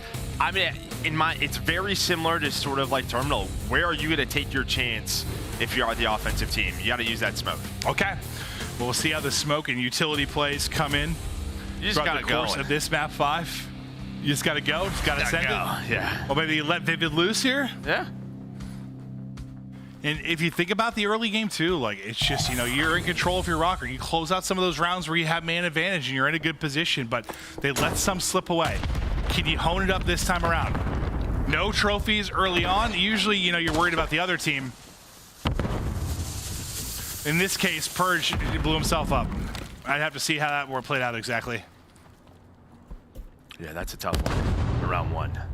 Have to hit a little regain. Can Vegas clutch up in a 3-on-4? See, I'm not the only one who can't see in this game. I don't know. Do you see him do that? There we go. Well, he's going to hear that and wins the gunfight. Yeah, I kind of question that sometimes with X-Ray. Like, can he see him? I thought he could, but maybe he couldn't. Maybe he's just right outside the wall right there. Yeah, I think he's on the other side of the wall. You might still get an arm or something, but I don't think so. Some nice shots through those. Nero gets ripped down to 15 HP. 3 versus 3 now, 40 seconds to go. Starting to have to work forward. Vivid takes one down. AR in hand, some lovely shots, but Nero putting him down. 2v2, 30 to go. Bomb getting planted. And it's a lot of that, sort of jumping out the window, finessing, really just playing your life. And sometimes just down to an individual play from one of your subs to really go off around this A bomb site. But in the 2-on-2, Attach playing very patiently, trying to wait for an overpeak. And Nero is doing this by himself. Now it's down to a 1v1, and you just don't expect that at all if you are Accuracy. Tries to jump out, regain health. Nero puts a burst in him with the Renetti. But Nero finds 2 and plants the bomb, and Attach is just hanging out in the apartment. You're probably, you're thinking that's where I get to get out, right? That's my escape. Trade's probably close. Like, nope, unfortunately, you're leaping right out into the angle that Attach has. Nero, what a round. 3 kills in that one. Now, offensively, Røkkr's turn. Take their crack at it. There we go. Used early. That's a regain there from Purge, baby. I love that. Love that. See the rookie coming in. And look at this. He's just going. He's hitting tunnel behind the nade. Finds 2 in the round. Purge says, my bad in round 1. You guys clutched up. I got round number 2. That's impressive stuff out of a young player. Shakes it off. Right to work he will go. Now you've just got Accuracy and Awakening trying to work this plant, but you are surrounded. Yeah, and I don't know where that nade landed. I'm assuming on the player watching tunnel because he was so confident that tunnel was wide open. But we saw it in this series, map 2. I mean, Vegas, they just looked a step ahead right now in their search and destroy. It's continuing here, that's for sure. And I think when I asked you yesterday, like, what one of the biggest factors is going to be, coming in to throw coaches' polls to the side, throw scrims to the side, like, what's going to be the single biggest thing? And you just kind of said the search and destroy. Like, you're a strong search and destroy team early. Even if you're like a weak respawn team, you can shock people. No, I mean, there's just a chance to, cause some upsets, get some early CDL points. I mean, obviously your respawn has to be strong throughout the year, but especially early, if your search is there, it can just carry you in some of these series. And while Purge standing Attach, they continue in this round 3. Oh, yeah, they just burn them, light them up. Accuracy 1 and 2, last guy up. Sees one in the corner, sees one bomb. I thought for just a second, had he done enough damage, maybe a chance to get both kills there if they stacked, but won't be the case. 3L Legion running away with this map 5 early. Yeah, early skirmishes just right away behind that push, finding all the kills around platform and top A. They're just ready for those gunfights. But Purge, what a turnaround. From 0-1 and nading himself to 4-1. Yeah. And is this something where you think it's just a, you know, maybe a player thing, or, you know, maybe more preparation, search and destroy, playing more best of 11s coming in? We don't know. I mean, yeah, it just feels like they have maybe they've scrimmed Minnesota, sort of played some early search and destroys, know exactly how they want to play. We're not exactly sure, but it feels right now like FaZe have put that extra work in search. Yeah, I mean, it's just one matchup, but looking that way. Purge, trophy up, just holding. See if he can get some damage through.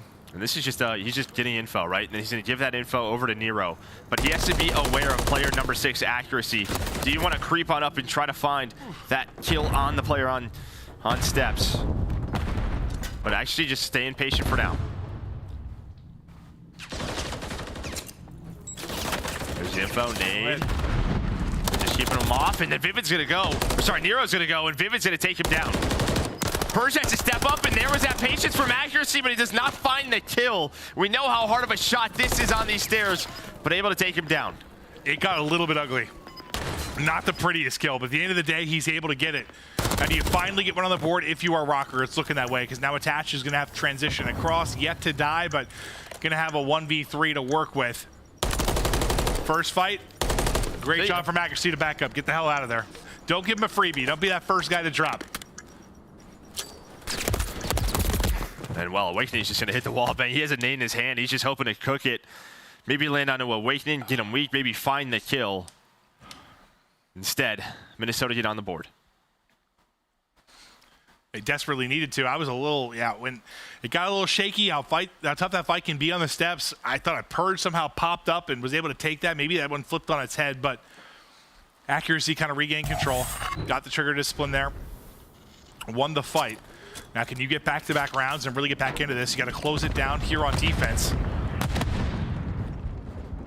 It's been these 8 hits, so Minnesota, they go for a heavy A counter, but it's just bottom middle for Vegas. Look at this, they switch it up on their attack, showing something different. Stun connects, and this could be on the Lynz to find the first. Instead, it's gonna be Standy and Nero. The SMG duo, they clear the site. Yeah, and like, I don't know, Vivid just, he suddenly was trying to throw a nade, I think, or maybe he seems to be gun up and think if he can get a kill or two. Just got a little bit awkward, but you just pounce, you hit it bottom mid, you fly through, you catch him off guard, you take that fight, you take down both players on the cross, and suddenly you're up 4-1. Just great calls from Vegas. I mean, you see the adjustments out of Minnesota. All right, we have to switch it up. They're taking a plat a little bit too easy. Watch the jump up, let's hit some nades, and Vegas is like, peace, we're just gonna hit bottom middle, bye. Yeah. And just no trophy to work with there. It's a stun. Once they hit that, they're like, all right, group up, boys. Let's send this. Nero now 3 in a row. 7-3. Looking to get their 5th round. Maybe 1 round away from a first series of victory here for the 2024 season. And they're cutting them up again. Accuracy, last one up. The defense simply too strong. Lamar will drop, and Legion, another fast round. They might be more than a step ahead. They might be a few steps ahead. They sure are. I mean, it was what, 6-1 map 2? Yeah, 6-2. I think 6-2. 6-1, 6-2. So man, look at the same thing here. But yeah, just right off the break. I mean, I don't know if nades are hitting or what, but they have the info. We were on board with Nero. He was just chilling in the alley, gets the first kill. The rest of the team finds Minnesota Røkkr.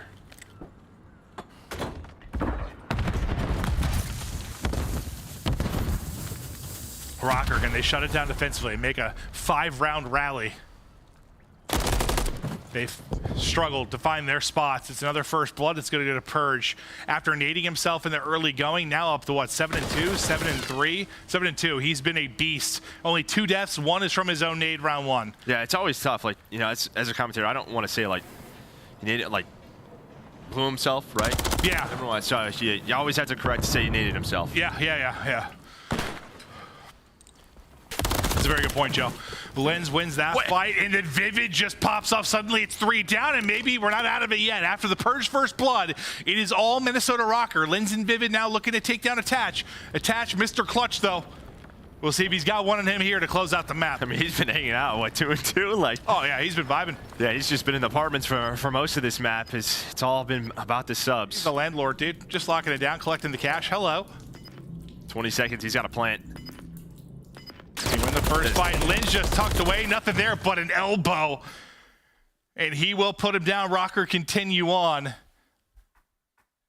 doesn't spot him there at the edge. Yeah, I mean, I don't know what Vivid and Lynz did, but it seems like they found a timing. Maybe a couple of players for Vegas line on up. But you saw early in that round, accuracy was like, dude, we need to switch something up. I have to try to find an opening.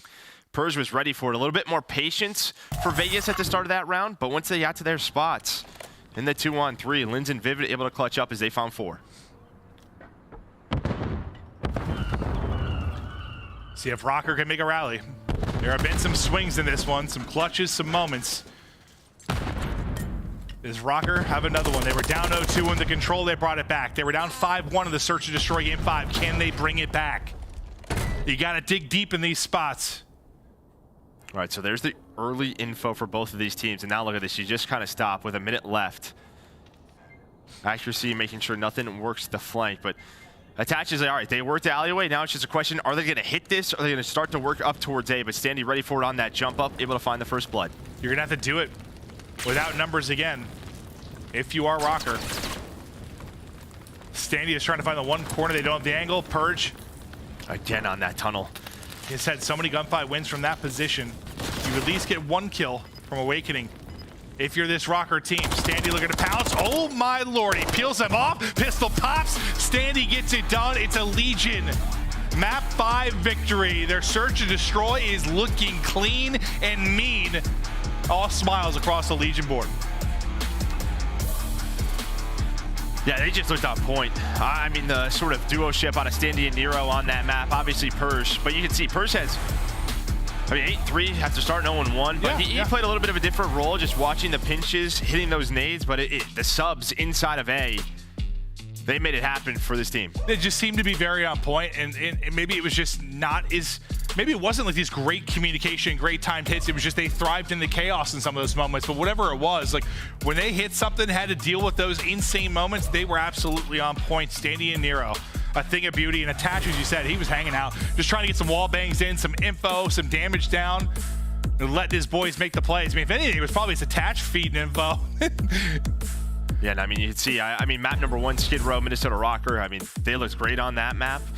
Game 3 sticks out. I think that's probably one if you're Vegas, go up 2-0 and then lose 3 rounds in a row. But search and destroy, Minnesota's got some work to do. Where Vegas, they are looking good in that mode. Yeah, I think you have some positives and negatives to take away for either team in this, right? You had some moments where you made some brilliant plays. You looked really strong. Some glaring weaknesses, you think, for either team too, but it's early, man. Everyone's trying to kind of find their rhythm. It all comes down to the practice they're going to be doing these coming months as we lead into our first major. But that'll do it for Joe and I from that match. Fantastic game 5. We'll get it back over to Des to break it down. Christopher Puckett, take it away, sir.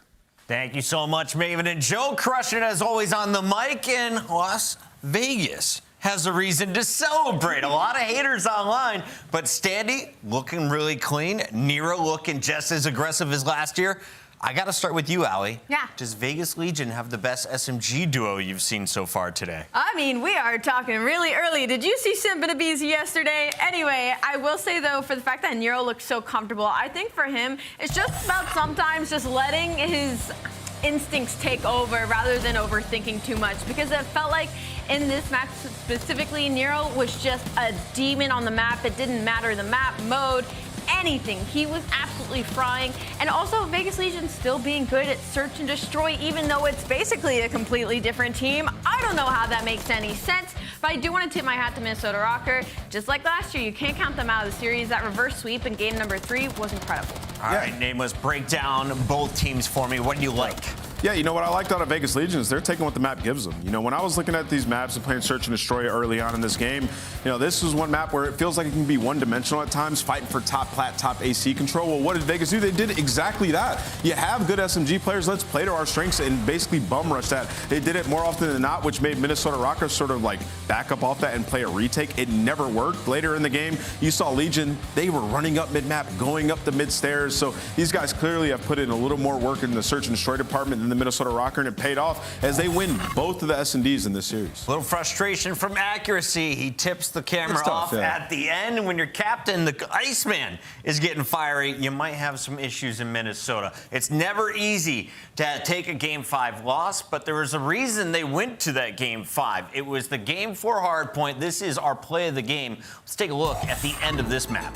Yeah, it's going to be Nero's streak here to start it off, and then a couple of kills from Standy. This was an immensely entertaining map number 4. And I just have to highlight once again Nero in this series, 36 and 31, picking off his high engagements from last year. I think that's already now a record over 35 over 60 engagements. Yeah, sub-based. That is some quick math out of me, but also attach in the constant flanks throughout this entire map, creating the opening for the Vegas Legion. That was a struggle this team had last year as a franchise when it came to the respawn. So to see them start off hot, we'll look good for the rest of it. And of course, you got to show some love to Standy there. A 6 spree at the end to seal the deal. Nameless, what did you see from the squads here on sub-base? This was Nero all the way through. Yeah, I was just going to say that, Chris. It was Nero. And honestly, for Vegas Legion, they were at a disadvantage on most of these hills. Like we saw on Tunnel Hill, they had to break in with a beautiful pinch that they were able to get through, pick up a ton of time. And then when we got over to P5, they were basically screwed the entire time, spawning back ramp, having to take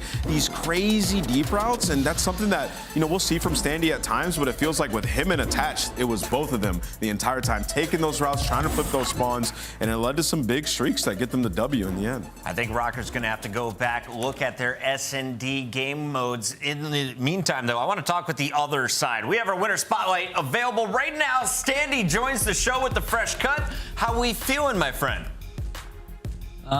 Feeling good. You know, a little shaky, but we got the dub, and I'm proud of everyone on the team, so I'm feeling great. It was a little bit shaky, but an impressive finish, and you guys look especially clean in that search and destroy. What is the strength of this team, and tell me a little bit about the teammates you have around you. I think our strength is probably our versatility. In a sense, I feel like we have very fast, aggressive players that want to like go out there and play make. So as long as we just keep working on when to slow down, when to make smart plays, we're great. And then about the team, Evan's the new rookie. Kid's a freaking beast. He's amazing. And then Nero, we picked up, and he is just phenomenal. I mean, if you didn't see it that series, I mean, he is really, really, really good, like really talented. He wins some crazy gunfights. He's not afraid to go in. He makes plays. He gets in the mix, and he freaking slays. So Nero's nasty, and then to round it all, we got me and Dylan.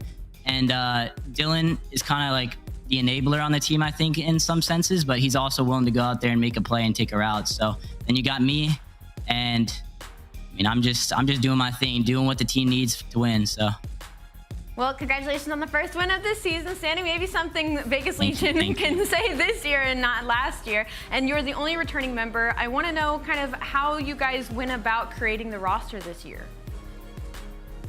So, creating the roster, originally, like I was seeking out other offers, and I didn't really land where exactly, and I ended up being on Legion again. And then first off, I really wanted to play with Attach, because I feel like me and Attach won before. I feel like we have a really good mentality when it comes to winning and working hard. And then we just wanted to get like a fast sub with me. And then we wanted Evan. The coaches really wanted Evan, and which is Purge. And then we kind of studied his gameplay a little bit, and he's a really good fast AR that can be a playmaker and get mixes. So, and then I mean, Nero kind of fell in our lap because originally we were getting Mac planned, but I mean, I'm really happy we got Nero because he is phenomenal. He is a crazy, crazy good player.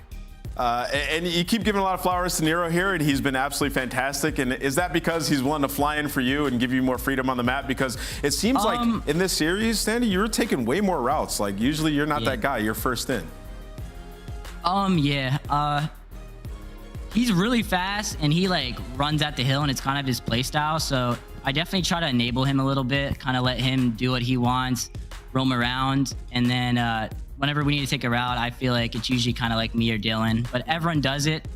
And we kind of got a good balance, you know, like sometimes I get my moments and then he knows when to play slow, but you know, I feel like Nero is he's just a beast, bro. We love the SMG duos, especially the new addition of Purge to the lineup as well. Standy, congrats on the first win. We'll let you go celebrate with the team. Thank you. Absolutely, yo. Have a great day, everyone. Bye-bye. Bye-bye, my guy. All right, standing a legend there in Vegas as they get an opening weekend W, and they look to continue that tomorrow. Tonight, though, we want to remind everybody we still have 2 more battles to go. And while you're watching, you might as well earn, because we've got awesome in-game items to give away all opening weekend. All you got to do is watch Call of Duty League. You can earn the Mirror's Weapon Blueprint charms, emblems, calling cards, and XP tokens just by watching. To get more information, scan that QR code on your screen right now. And don't forget to sign up to be a part of the 2024 Watch Party program. Now is your chance to join. Sign up and you could be hosting your very own official watch party starting next weekend all the way through Major 1. Scan the QR code on the screen now to learn more. We got to go to a quick break. When we come back, it's our first look at the new Guerrillas taking on the team that went to the championship finals. Toronto takes the stage when we return.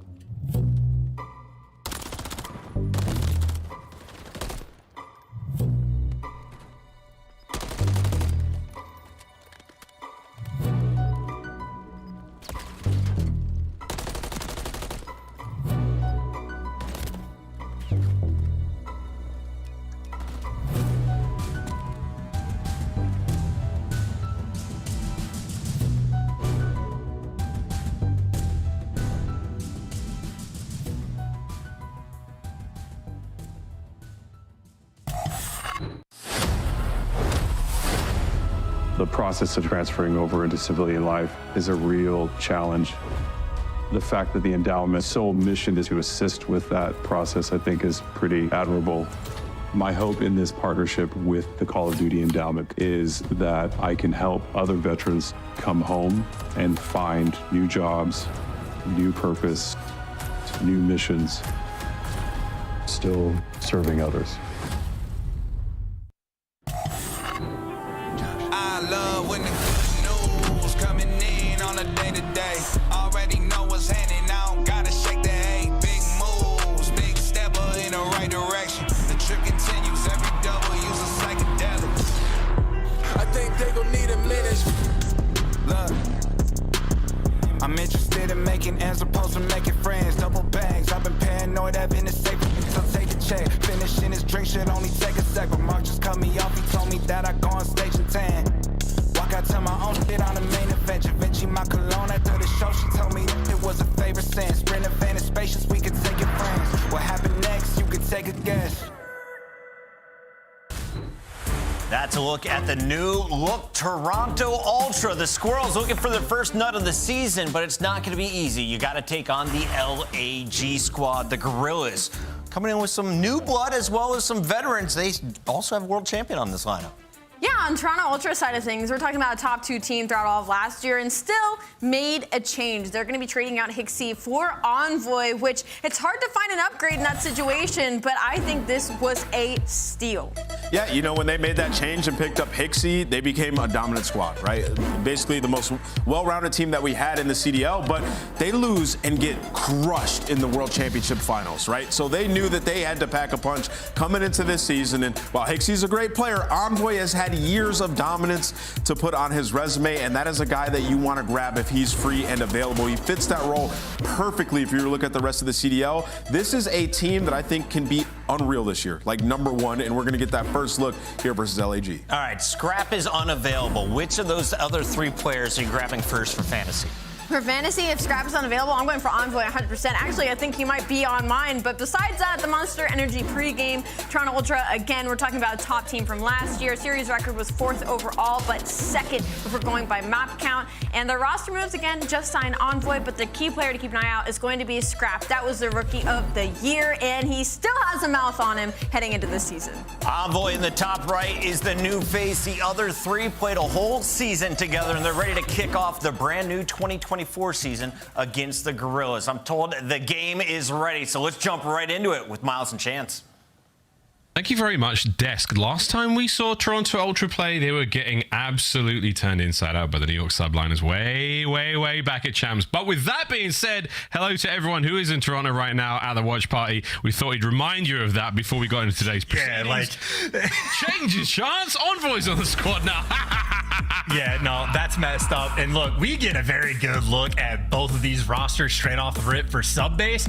It really is like shades of like Bocage. It is going to be a high engagement mixy map. I think Nero set the kill record on sub base, so we'll see how they contend. And Scrap, yeah, I mean, Rookie of the Year, potential MVP candidate as well in this game, so definitely a player we're going to be paying a great deal of attention to. And also for the fact that they picked up Envoy as well, like a potential pack-a-punch roster move for a team that was dominant last year. This team potentially terrifying. We'll see if they make a statement here. Well, speaking of terrifying, a big opportunity now for Estriel. His debut into the league, playing for the LAG squad. To see how he fares against a team with a hell of a chip on their shoulder. So far, so good for the boys of Toronto Ultra. Hardpoint going their way. LAG on the approach. They will be, of course, the purple arrows today, or the white arrows, the purple arrows today. There we go. Yeah, get used to the purple and white, paying close attention to make sure we can track the teams. But I think bringing up Estriel is a very good point. I can only imagine the level of nerves you have coming into like your first pro match at all. And then maybe nerves as well for Scrap, because his character model is doing all sorts of things except playing the game. It does. Looks like Toronto, unfortunately, has an issue. But if Estriel had nerves, he just got to get some out of the way. Take a nice little breather. I guess a restart, I suppose. Well, that's going to be that. A slight technical hiccup there for somebody on Toronto Ultra. Yeah, we're going to call that one. Right back at it, we'll go in a moment, folks. But for now, yeah, restart that one. Toronto is hosting a watch party right now. The team is on a little stage. I do believe at their facility for Assault, Fame, Estral, and Diamond though. Possibly at home, possibly in the LAG facility. I don't have a clue. No one gave me that information, but we'll do what we can to find it out. But back over we come to us. Chance at Subbase. Of course, Smoke and Maven talked about it earlier. Game clock coming into play there. There are shades of Bocage. It's a small map. It's a spicy map. We are expecting a huge amount of engagements. It's exactly what we've seen so far. And it's a great map to sort of test like the mettle and resolve of like all of these players, right? Because you have on the LAG side like a couple former pros like Adam Assault, world champ, back in the pro league. He sort of danced around in the CDL. Same thing with Diamond Con, had a stint on the New York Subliners where honestly like he looked really good when he was playing on that squad, but just ended back up in the challengers pit. And of course Fame, we got a taste of him last year. Very smart, sort of like heads up SMG player. So excited to watch this team play. I know they had sort of drama coming into the start of the year, but quite a few players have experience with each other and experience with the coaching staff. It's also unfortunate though for these guys, or maybe a good thing, I suppose, Miles, depending on your perspective. Their first 4 matches are against like Toronto, New York, OpTic, and Atlanta FaZe. So LAG starts their year off with a gauntlet of matches. Depends on how that all goes. I mean, if they start things off strong, fantastic. It can only go, up from that. If they start things in a bad way, well, we'll see how it goes against the other half of the league. But for now, we have a little look at some stats of the LAG squad. This is how the last season, or the last series, went. In MW2, which feels like a lifetime ago. Their map record 51-86. They were not a top caliber team by any stretch of the imagination. The best placement they got their chance was top 8, all the way back at Major 2. MW2 not terribly kind to the Los Angeles Guerrillas. No, not at all. They absolutely struggled. I think it was only off the back of the Ravens that you see a couple 11th places rather than 12. So they struggled, and I mean, they made some pretty massive switch ups to like the players and the coaching staff as well. So doing a nice swap to try to look for those improvements. And I suppose in a sense for like a couple new guys in the mix like Estriel, you're going to get the best possible experience incredibly early on to your start for the CDL to play against these top teams. So we'll see exactly where they stand. Like they might be able to come out of the gates hot, but at the very least, there's going to be a lot learned from us today about both of these teams. Yeah, and again, we talk about this every single time a player makes their debut, but under the brightest lights, it's not an easy thing. From home, it can be quite nice, or even from a player facility. So Estriel may come into this one happy. And when it comes to that Boston Major in January, that might be a very, very different case for them. A lot of pressure on those players, a literal big stage, and actual bright lights. In the previous series, though, Awakening had a great crack of sun across his face. I'm not sure if many fans at home noticed that one, but Looney, close the curtain, brother. Come on, help your boy out. Yeah, it needs a blackout curtain or a little bit of tape or something like that. But I suppose a team that, for the most part, maybe up until the grand finals, handled the bright lights incredibly well last year. I mean, you would Scrap, again, rookie season, come out 2nd overall at Champs, one of the best teams of the year. They won a major as well. They have mostly the same roster. It's a Hixie for Envoy trade. And I do kind of expect that to be an upgrade in a sense that Hixie, very smart, dynamic player, is going to set his teammates up and make the high IQ plays constantly. And him in his rookie year, again, 2nd in Champs, he won his first major in the CDL, so they were incredible. But Envoy is a straight up world champ that has that same style and extra slang prowess. So I think Ultra, very much a terrifying team to look at. Very much going to be a threat this year. For the Zombies fans, we call it pack-a-punch-in for a good reason. This team should be strong. Looking at what they did last season, though, Chance, Toronto Ultra here in the Monster Energy pregame. Let's face it, they were pretty good. 2nd place at Champs, obviously not where they wanted to be. Scrap, the Rookie of the Year, and a 1.13 overall, which is absolutely brilliant. I mean, but as a team, though, Chance, fantastic from them all around. The best major performance they had, of course, 1st place at Major 3, OpTic's very own major. Hixie's debut performance alongside Scrap, and they walk away with a dub over some incredibly stiff competition. There's no way of looking at any other than good. Very good, in fact. Yeah, absolutely elite, and we're have even higher expectations for these guys this upcoming year. And especially Scrap's got a lot of love. We obviously have to talk up Envoy as well, but Insight and Kleenex have been a duo for years now. Both of them incredibly electric players. Insight top 3 most clutch player in the league for Search and Destroy. He's an incredibly sort of staple fundamental player in the respawns as well. So he's incredibly easy to play with. Him and Kleenex is comms amongst the best in the game. So a very fun team. And I know we've used the term pack-a-punch for the roster move. I would say Hixie is one of those players. The entire team he's on in Challengers, by the way, that team might be just straight up good enough to be in the league. He's playing with like Bance and Beans as well. And that team, I think, has just destroyed everyone they've played in EU Challengers. So like Hixie in his rookie season, again, won a tournament, second at Champs, and then unfortunately not in the league. But I think there's a lot of teams that are going to be paying a great deal of attention to players like that in case they ever need to make a roster move. Absolutely. Well, we're almost ready to get the game going, guys, but again, a little bit of a technical hiccup to get there, but I do believe we've got some tape. Again, looking over what was a pretty crazy year. This was Champs. This was the defining moment. Scrap squaring up against the man he gave so much trash to, getting brought down in an electric moment there. You didn't even beep out my S word. God bless you guys. But man alive, what a time that really was. Again, congratulations to the New York Subliners, the 2023 CDL champions, and an unprecedented 5-0 victory. Again, I'm sorry, Ultra fans. I know there's a lot of you in there, so you can give each other a little hug and get ready for this one. It's a new dawn. It's a new day. It's a new season, and you've got a new roster. It was a tough one, though, for the Toronto Ultra squad to have come so far. And again, after one of the most dominant winners bracket final victories I think we may have ever seen, form was so impossibly high.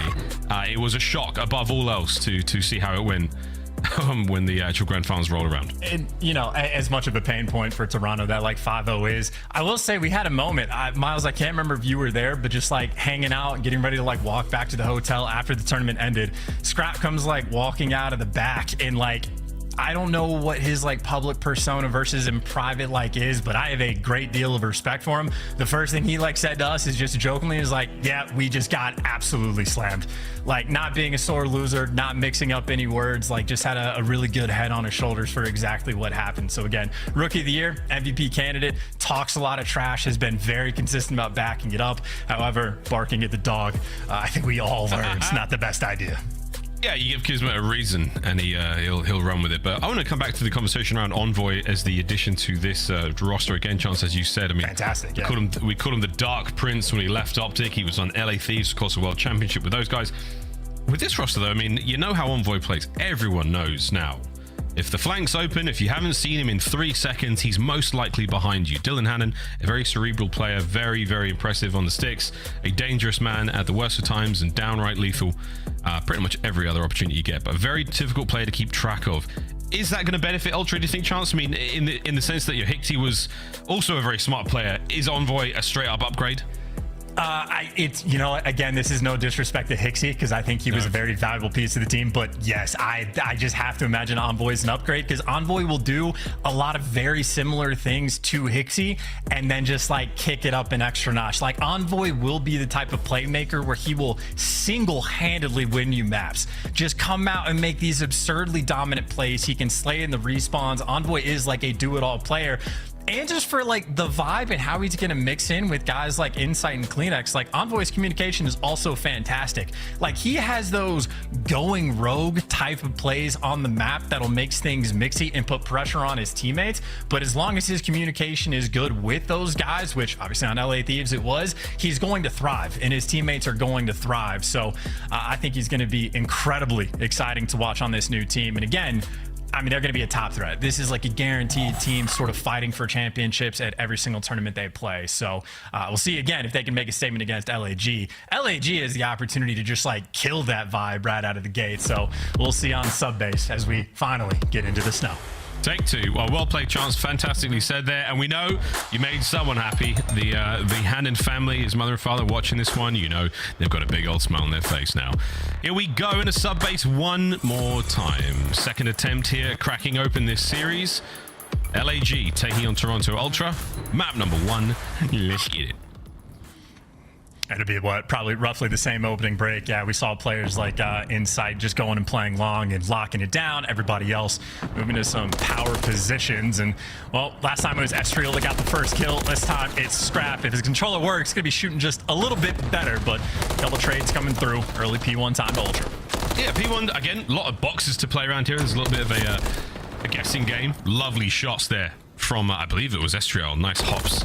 Take care of that player in point. Assault finding one as well. World champion, MVP caliber player. Kleenex absolutely schmoving there with the Rival 9. We talked about that at COD Next, how in this game players are so mobile. The way, you know, the various attachments work, the way movement works in this game, you can certainly get things going. And Tobias Juul Jonsson putting things to work already.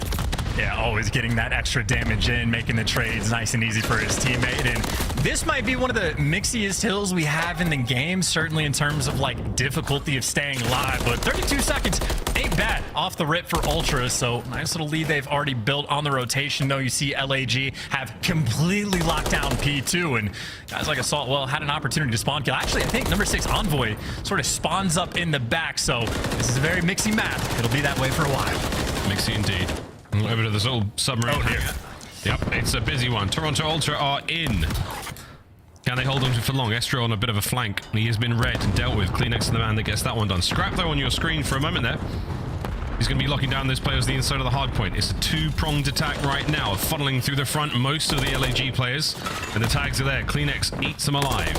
Kills all over the place. Fantastic awareness again. It's a 5 spree for Kleenex. I mean, they literally got a 4 down, and this is sort of the least chaotic we have seen any hill so far on sub base for Ultra. Absolute stranglehold they have on it. Electric shots as well for that cruise missile. Kleenex has not lost a single step. Nope, and he's calling this cruise immediately, trying to break this hard point open. Very, very close from the side of the inside hangar over towards the dry dock, and that is going to be that. It doesn't land, force those players to the inside. Bit of an awkward split right now for the LAG members. That's the purple arrows on the minimap. And Ultra chance a commanding start. Yeah, still though, not an easy hill for either team to really get any time. There would have been number 7 and number 8. Scrap stole the kill from him, but 7 spree nonetheless. And this is a hill that you don't always see teams collecting all of the time in the world because it's difficult to stay alive, and that is a lot of white empty time. There's already been a minute shaved off the game clock. Yeah, this is the hard point that certainly eats away at the game clock, doesn't necessarily add to the score lines. But for now, Toronto Ultra in a very happy spot, 71 points versus 250 in hard point. We might not see it here on sub base. That might be the name of the game, but as data accumulates throughout the season, we'll have a far better indicator of what to expect. For right now, though, it's pure kills. Kleenex, the man of the moment, 11 and 4 over to Fame. Had a wonderful season with Minnesota Røkkr last year. Can he bring the same sort of fun and good times to LAG? So far, so good.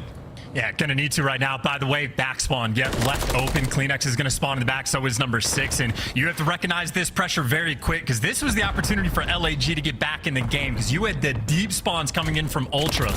And for the moment, they're able to get the hill time, but look at that awareness from Dylan. Envoy, head on a swivel, ready for the kills, and just like that, the break is in.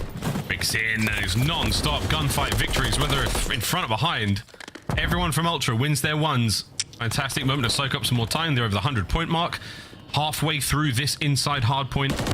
And no one's getting close from LAG so far. Powerful stuff. Envoy with a second there. Ridiculous shots.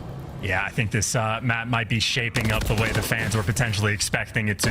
LAG, this was the hill, their opportunity to get back in the game, and gave up some spawns. Ultra just capitalized, take full advantage, and right back to some elite shots, power positions. Estro might get the trade, but I think every AR on this team is going to be able to get the headshots like it's nothing. Kleenex doing the exact same. Yeah, this is not an easy task by any stretch of the imagination. Ultra running the show so far. Brand new hardpoint open up now to business. On the outside. By that, what, BPD? EP, BPR, BTR? Forget what they're called. It's crazy Russian word for them groovy tanks. Envoy still finding the kills. Can he get the break? No, Fame's going to lock it down. Good work out of LAG. This is solid time. They're the rotation and they're holding on to it so far. Scrap trying to battle his way forward. Might have an opportunity. No, good reads, good comms. Once again out of the Guerrillas. Yeah, LAG actually have really nice pressure on both sides of this hill, so not easy to really try to approach and attack. The headshots are certainly going to help, and that is a wonderful angle from Insight. Certainly a player you want to watch if you want to learn how to play Call of Duty. He is very structured and not too shabby around the objective as well. Unfortunately, it's Envoy that takes him down, but where LAG finally have a nice setup, get a little bit of time, that's one set of rotations in, and it is an 80-point game. Yep, indeed. Back to square one we go. Center of the map. Fame can't stay alive for much longer. The snow does not stop. Many bullets. DC, big win there. 19 and 9 from him. Despite that scoreline, he has kept it individually very, very strong for LAG. Can they turn that into scoreline, though? That is the question. Still P1 wide open. Estro now from up top. Gets the second. An open hard point for now. Naked. Not a soul in there. Lovely tags, but no time until DiamondCon gets in there. Scrap a big one. Again, chance. And it is non-stop. Kills and time for Ultra. Yeah, there's just not a moment to breathe when you're playing against Toronto. Like, they got nearly 3 down, scraps the masked man up, and he just wins 2 gunfights, including against the guy in the hill. So any small opportunity LAG have had, they've just been slightly off with the kills to actually be able to really build upon anything. Looks like the final 10 seconds might go their way, but you see that rotation. A lot of those white arrows for Toronto already swarming around that new time. Over to the hangar we go again. Fame. Nope. Scrap the fadeaway there with the pistol. Lovely shots from him. And now a good one. An opportunity now for the fans in Toronto to enjoy themselves. We're going to have a quick listen-in with Toronto Ultra. Go inside door, side door. I'm side door, weak. Absolute side door. Side door still. I'm still side door. Going close. Back. Nice side door. Got heady. Got heady. Behind me, loading. Loading and Spawn back. Spawn killing one. And then one got heady, boys. I know. Let the guy spawn first. I spawned here. I don't see anything here. Back Ellie. Yeah, stun the hill. Yo, top E2 right corner. Back loading on me. I'm one. It's not child it. Loading. Stun him. Loading dead. Nice, one more window. Close window. Top snow. I got naded. Challenge. Snow right now, one top window. Lay down close. Top window, one snow. Top window, one snow. Top window's on time. Hold down low. 15. Is it mid of me? Mid. Hold it back alley. One shot back alley. Him mid lane, I think. Are we sure? Top cat on me, weak. He's going top 3. Top 3, yeah. One double. Deep loading. Heavy crates. I don't know where nice, that's a guy double. I'm top 3, by the way. One more top 3 pinch. Yeah, I'm looking. Look, short, weak. One mid out. Mid, that's got short. I'm trying to hold it. Could be long. Loading right now. Long one shot. I got one. Loading. Lane down Loading dead. Lane down long. Last right now. I'll get time. Okay. Long to short. And then one top cat. One shot, top cat, one mid alley. Mid alley. Is it loading, weak.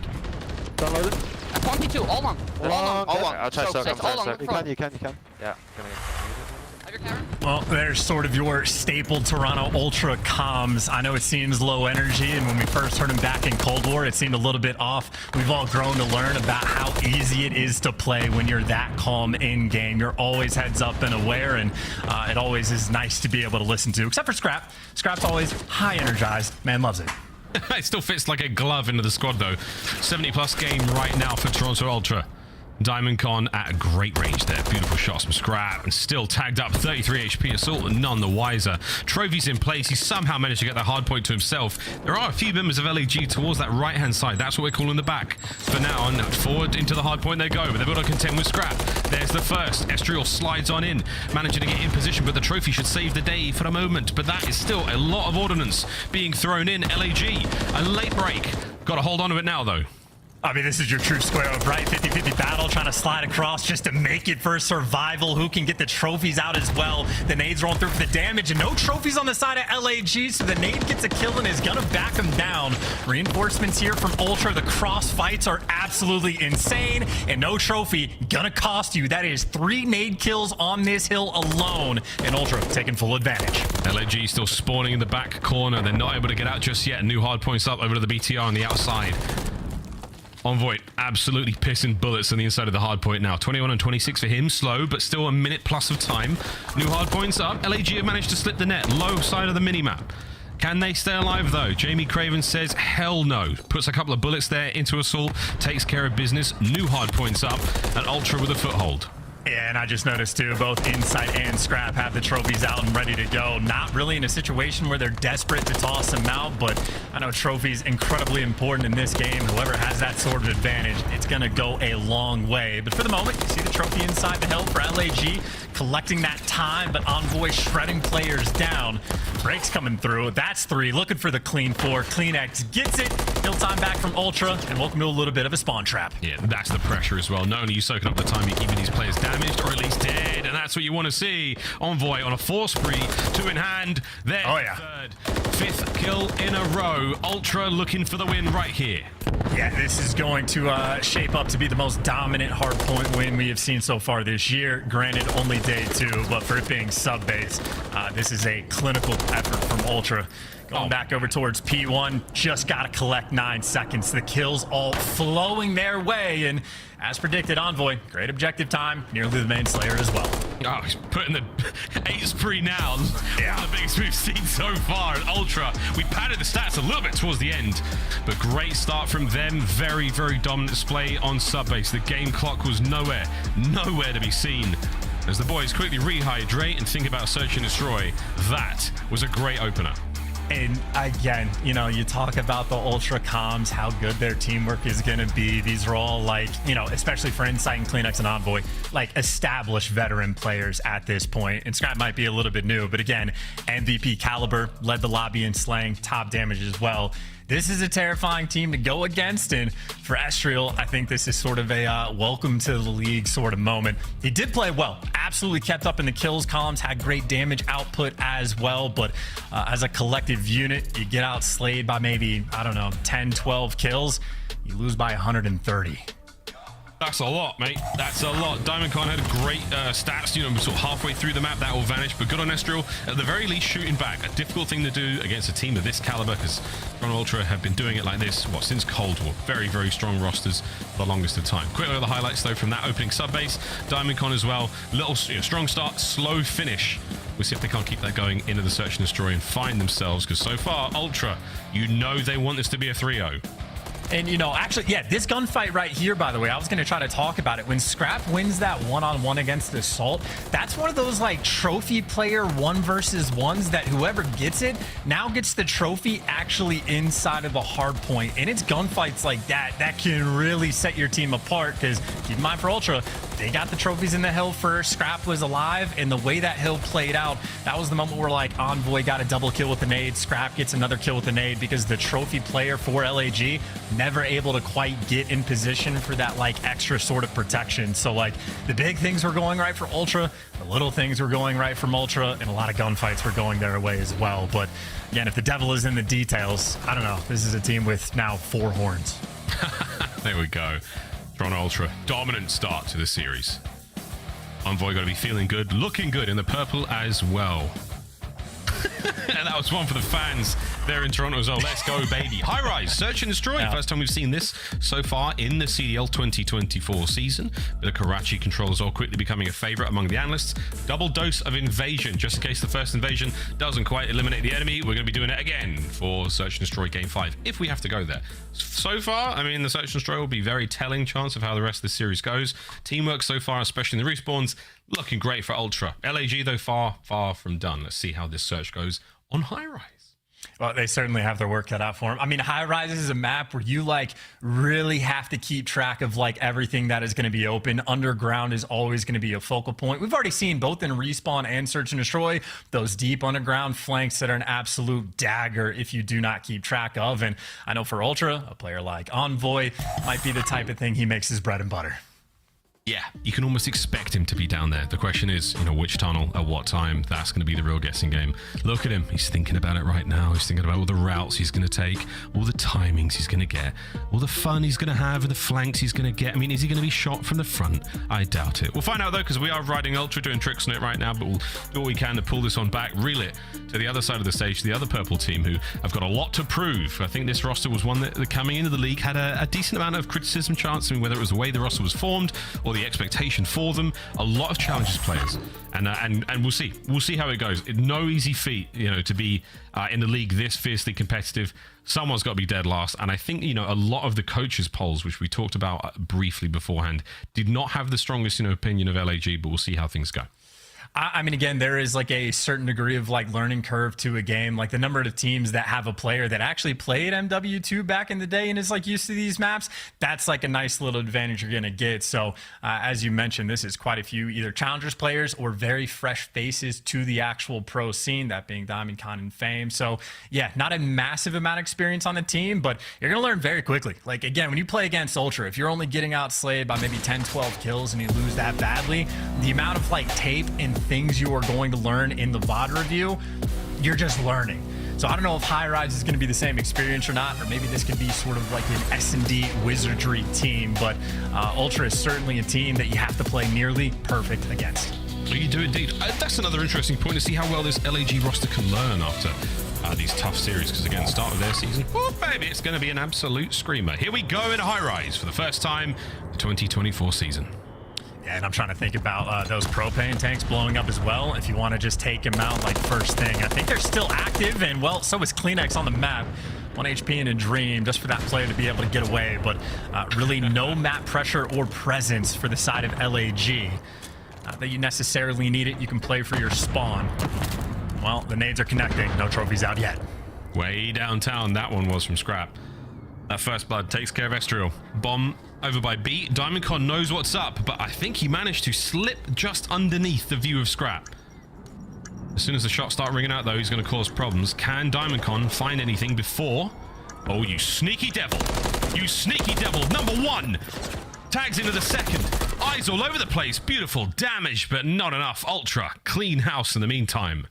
Nice opening round. Yeah, I mean, sneaky devil for sure. By the time he made the play, all of his teammates were dead, though. That is just very tough. And I know for like S&D, and something I think even Seattle was completely on point with was like the stun and nade coordination. Well, we just saw that round. No trophies out. Find a player, get some stuns as soon as you have your information, land a bunch of frags at his feet. So there's a free first blood, a free bomb plant, and a free round right there from Ultra. Everybody got a kill. Everyone got their piece of the pie there. Here we go. Attacking opportunity for the LAG squad. Bomb in hand of Estriel, a little slower to the 50-yard mark with Fame. He was going to be the reconnaissance, and it did not go great. Took a couple of tags, and he's backed on up. It's a strong defensive line from Toronto Ultra. Yeah, you see that's Envoy responsible from underground. He's doing it with an MCW, but got that early intel. And I mean, this is a bunch of power positions Toronto have already collected. Scrap's up top propane. That's not fun to deal with. They're trying to go for the nades, but Scrap too quick with it. He's already back down. Less than a minute to go. Oh, DiamondCon gets himself involved. First blood on the Scrap there. One of the many assault rifles out of commission. Envoy's making his move. Bottom side of the map. He's already gone. Tags into the back. Does get taken care of, though. Lovely trade. Still the man advantage for LAG. Yeah, good trades indeed. CleanX, if he's popping the dead silence, might be running lightweight boots to be a little bit quicker. Either way, that bomb hasn't gone down, and this is just going to be a freebie. This is great timing. Bomb doesn't get planted. CleanX gets out with his life for the moment for the 2v2 and is challenged. DiamondCon wins it, though. He needs to get this bomb down. Insight, Clutch Master. What can he do? This is a fantastic call, though. Immediately dive into the bomb if you're inside. Tags. Gets away with his life. Smooth moves from DiamondCon. Can he finish the kill? Yes. And there's the trade. LAG get on the board. Yeah, that is a nice movement there from big old DC in that moment, just to slide out. Insight knew what was up. He knew Assault, who is just top heli, is going to be watching the cross, either from up top again or the green tarps, but he was forced to take the wide angle. Ends up getting killed. So that's like one of those moments where if DC is just a little bit too slow with that slide, Insight creates a 1v1 opportunity, but nothing cooking there. Nice bounce back round for LAG. See how the trophies play out. Trying to protect the boys right now, Daddy Insight. And fast moves with that bomb. Envoy's managed to get himself far closer to the bomb site. I think a couple of players on the other side. There's a tiny window where they could have seen him, and even under the watchful eye of Jamie Craven, he's backed on up. Just over a minute to go. Yeah, you see the nades, by the way, forcing CleanX off of the top helipad, and, well, trades still come through, but it is trades out and about. Scrap again, getting picked on the B Street side of the map. This time, Fame gets the kill in LAG. Again with the man advantage, and should go a long way. Yeah, DiamondCon picks up the freebie. CleanX last one standing and gets traded out. That is B Street domination coming out from LA. Nice stuff. A little hop check there from DiamondCon, the tiny little slit in the woodwork. Able to catch eyes on those players making their way up towards that side of the map. LAG doing a lovely job there of locking things down, Charts. I thought Ultra had a nice opening gambit. Again, Envoy able to get that bomb so close to B. Good defense out of LAG. Don't let anything get away from him. Fame sitting on that 2 spree. Needs it sorely, as he did have a very rough hard point. Yeah, and while they've been able to sort of pick players apart on the B Street, LAG this time just sort of a nice spread through mid, getting a little bit of intel on a bunch of different crosses, but mostly leaning towards the A side of the map. Waiting for some information, clearing stuff out with nades, and maybe there's your smoke play. Estriel looking for some map control, but getting tagged up along the way. Oh my god, he's eating a ton. He's managed to get himself in towards the site, but is it going to amount to a whole lot? Here comes Envoy. Looking for the kill. Fame's down low with him. There's the trades back and forth. 2v2 now. As Fame's spree continues. The bomb down. Over by the site. All onto Insight. just going to get spotted, right? Yeah, shot in the back. Boom, taken care of. And that is, again, another good round from LAG. So there you go. Essendry Wizardry potentially out and about. DiamondCon playing incredibly well. I mean, the man put up electric stats in map 1, albeit for the L, but he has continued his slaying prowess here in map number 2. And I will say for Scrap, nice to get back on the board. He was the player sort of getting picked apart B Street. He picked up his kill this round, but in the end, doesn't even matter. LAG 3-1. I did not know what to expect of DiamondCon really coming into MW3. Last time we saw him bring the noise was all the way back in Cold War, and so far the boy's shooting. No snakes this time. No Diamondback jokes from us. Double trophy action from Ultra upstairs, though. Yeah, really trying to work that B Street again. Scraps the aggressive one on it. This time he has insight for the help, and Envoy, again, the Reaper of Underground, able to get the first blood, and across the B bomb site as well. No one in position for the trades, but if he doesn't have a trophy, Envoy can't plant just yet, but now a 4 versus 2. Ultra, full control. Essentially, that bomb is, yeah, there it is. Planted, finished.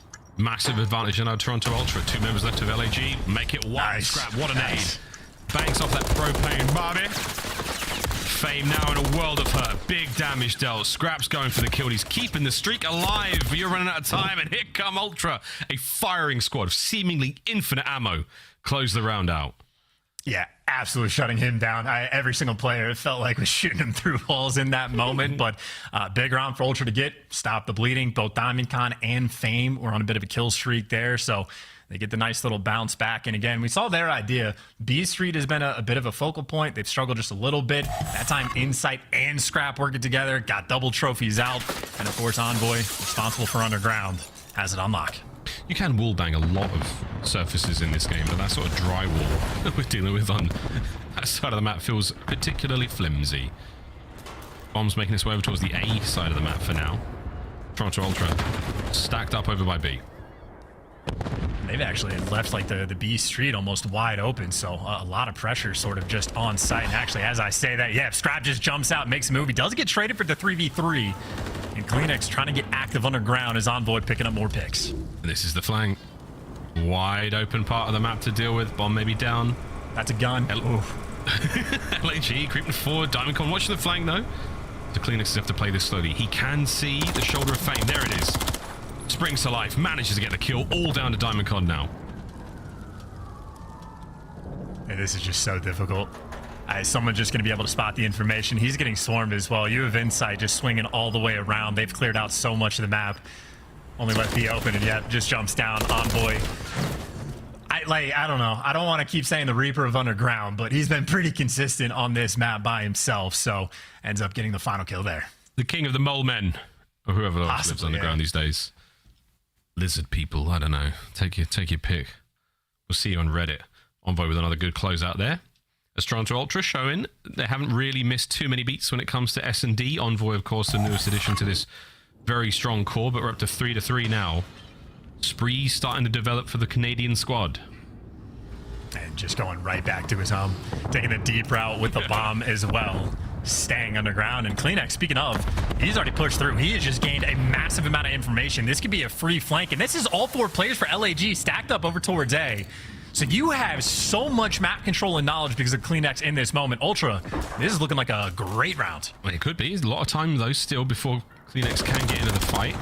Number 1. Beautiful start. Insight gets 1 as well. So now it's a 4v2. Estriel and DiamondCon. World of hurt. Oh, but Estriel cleaned up, and he's hanging from the stairwell. My God, Ultra, take the lead. 4-3.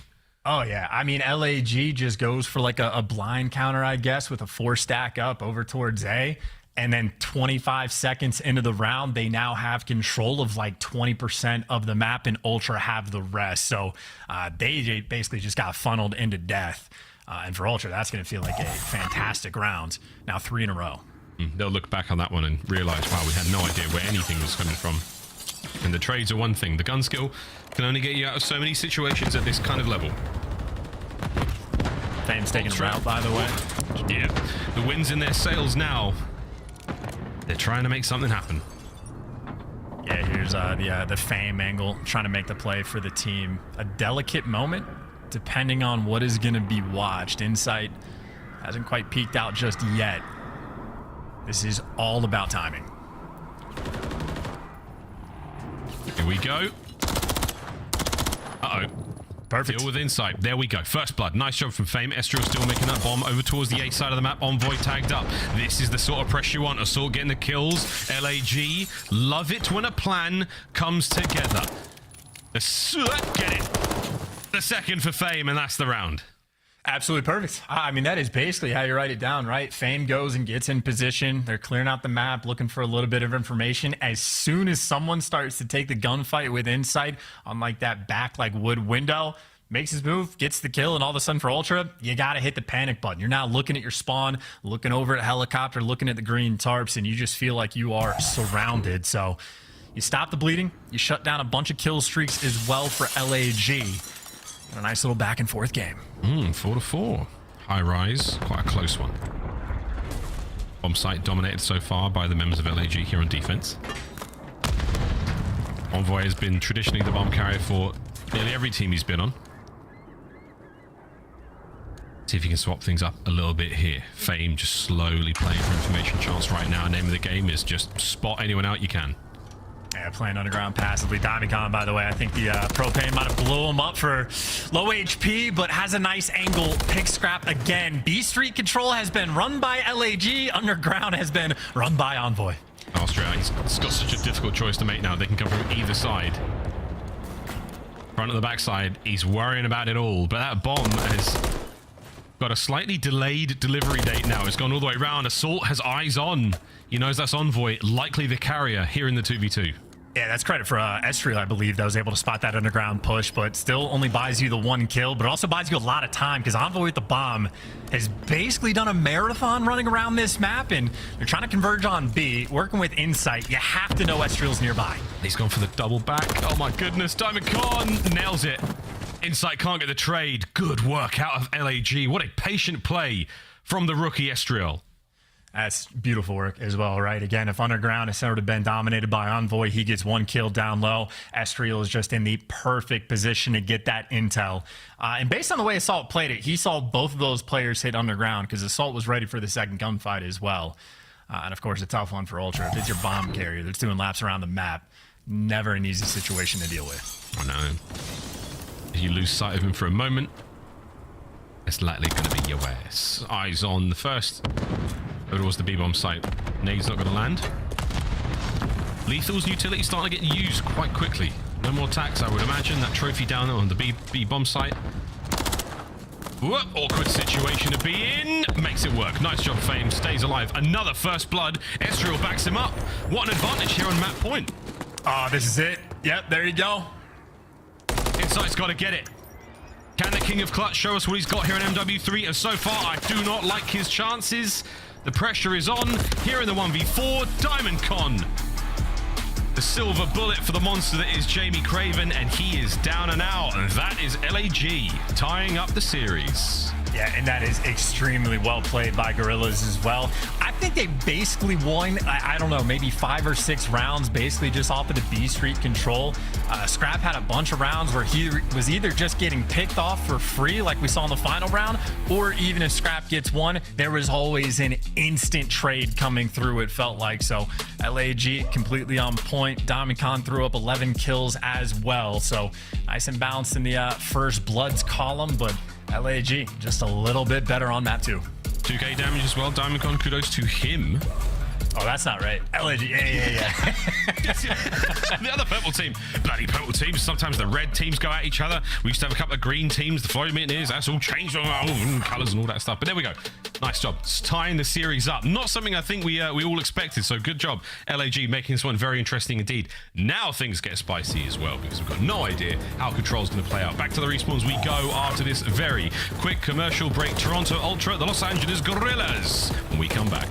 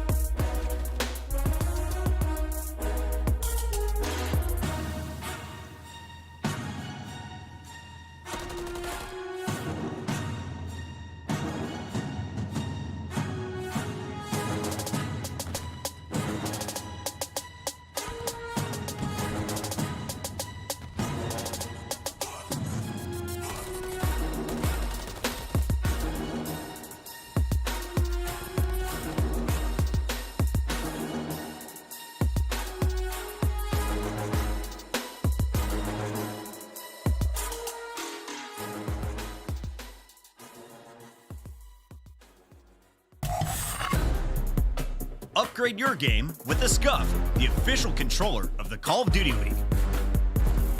The Call of Duty League is brought to you by Monster Energy, the official energy drink of the CDL. Start the season strong with the Call of Duty League pack. Grab yourself the CDL Operator, Weapon Blueprint, and so much more. Check out the Call of Duty store in-game now. You know you're having a good time in Toronto. There's a watch party every single time. Hope they're all enjoying themselves, staying warm, enjoying the festivities so far. Not loving the search and destroy though. Let's face it, boys and girls. You thought this was going to be a clean throw. You were wrong. Tied up 1-1, going into our Karachi control, and then a double dose of invasion to close the series out. Chance. Karachi control, we've seen a few of them so far. How are you feeling about it?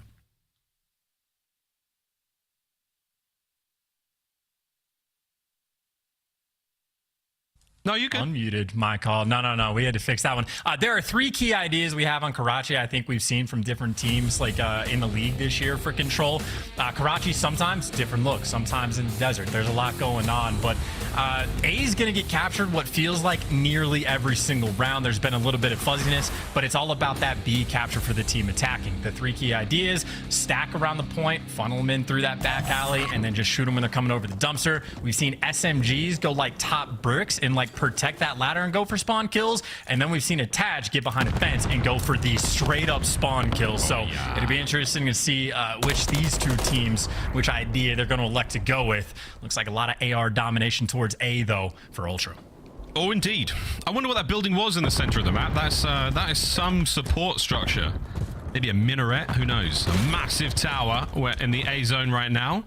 And right now, the only massive tower is Insight, who's currently locking that bad boy down alone. Scrap, nice tags at range. Insight finally taken care of, but you do get an entire segment covered. And you get back in there and finish the job.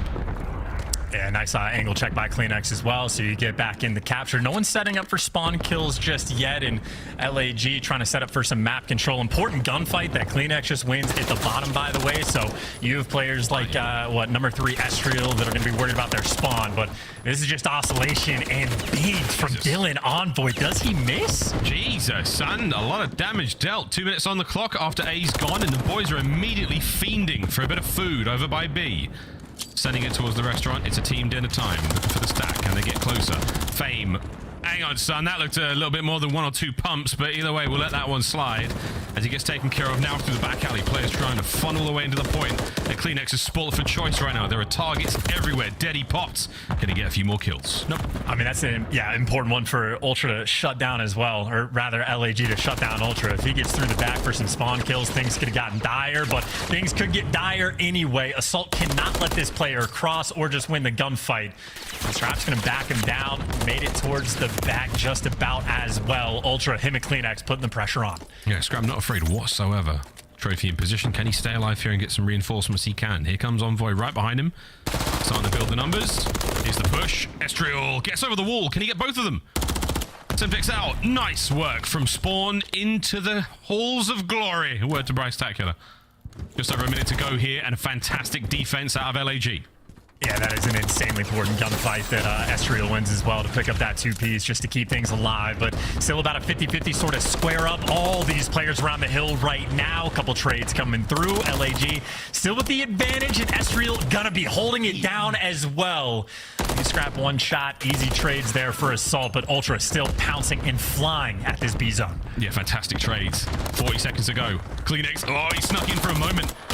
Whoa! Again, Estriel taken care of. The trades are there. Diamondcon finds 2 of his own. Back-to-back action here in the diner. Insight managed to get himself closer. Onto the point. Stops the clock. Less than 30 to go. But he's doing it alone. Stays alive. Oh, good lord. Unbelievable. The second node. Trades on trades. CleanX is now in. It's the kills department. It is 3 lives remaining. No more respawns on the side of LAG. Now down to 2. Easy cleanup for Scrap. And there is your round. And those are just a couple 2-pieces from the Ultra boys that just should not be able to happen. CleanX gets a filthy 2. Insight does the exact same thing. And where every single life matters towards the end like that, the difference maker. Just straight up gun skill from Ultra. Those are the backbreakers, man. They're the ones that really, really hurt. Everything's going fine, but if you get a player come in and absolutely eviscerate 2 or more, Hard to bounce back from that one. 2-2 split right now from Toronto Ultra on defense. Nice nade out of Diamondcon to start proceedings here on this attacking round. LAG, see what you got. I mean, lightweight boots, CleanX is flying, can't be heard. This man has 14 kills and is about to pick up a few more freebies as well. There's number 15 on Adam Assault. Now, of course, more cleanups coming through. Yeah, this is just down to perfection. Estriel, big gunfight win just to sort of stop that bleeding. CleanX right now is a menace on the map. A bullet or two for finding himself on a highlight reel. Good job from Estriel. Still, defensively, Ultra not bad. They've managed to lose a single segment though, so LAG, kudos to them. The attack continues. The 4-man hit through the bottom side of the minimap. They're going to be up top as well, and Insight picks himself a sweet corner.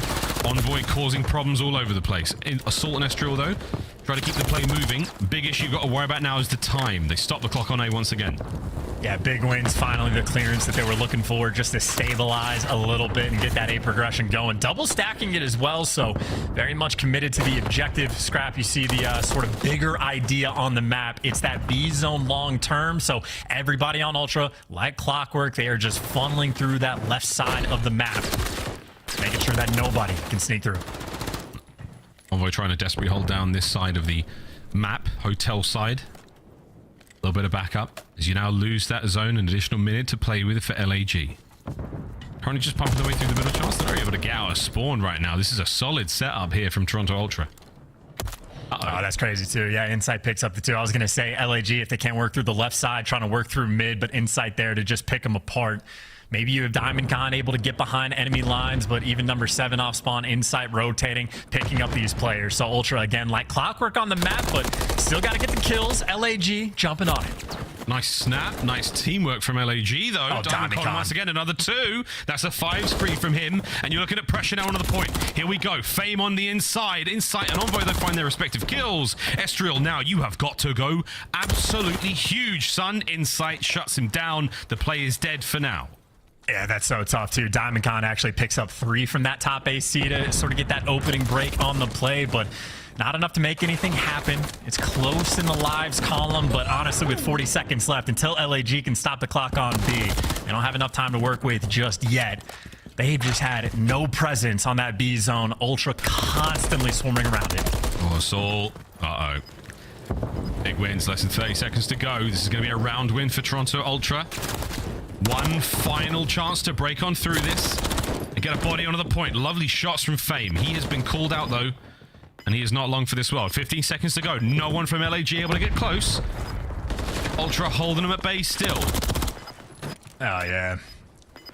I mean, that's so tough. You have Fame now 6 and 15, just head on a swivel looking every direction. And maybe the 2 kills to try to get the break, but no, you're just swarmed into death. Ultra, they did not give up a single thing on the map. That is exactly how they wanted to lock it down on defense. Quite literally, the moment where like Scrap was in red, 2 players on LAG were able to get inside the zone. Scrap just chalks it up. Like there wasn't even a single tip captured, and he just knows it is the B zone long term. Let me flood in through the left side, make sure we pick up the kills, and everybody on Ultra does the exact same thing. So very heads up, fundamental gameplay coming through from Toronto, and it doesn't hurt when they're out slaying as well. No, absolutely. And we're seeing the same sort of thing. Ultra, a certain lethality to their respawn gameplay. They're fast and they are dangerous.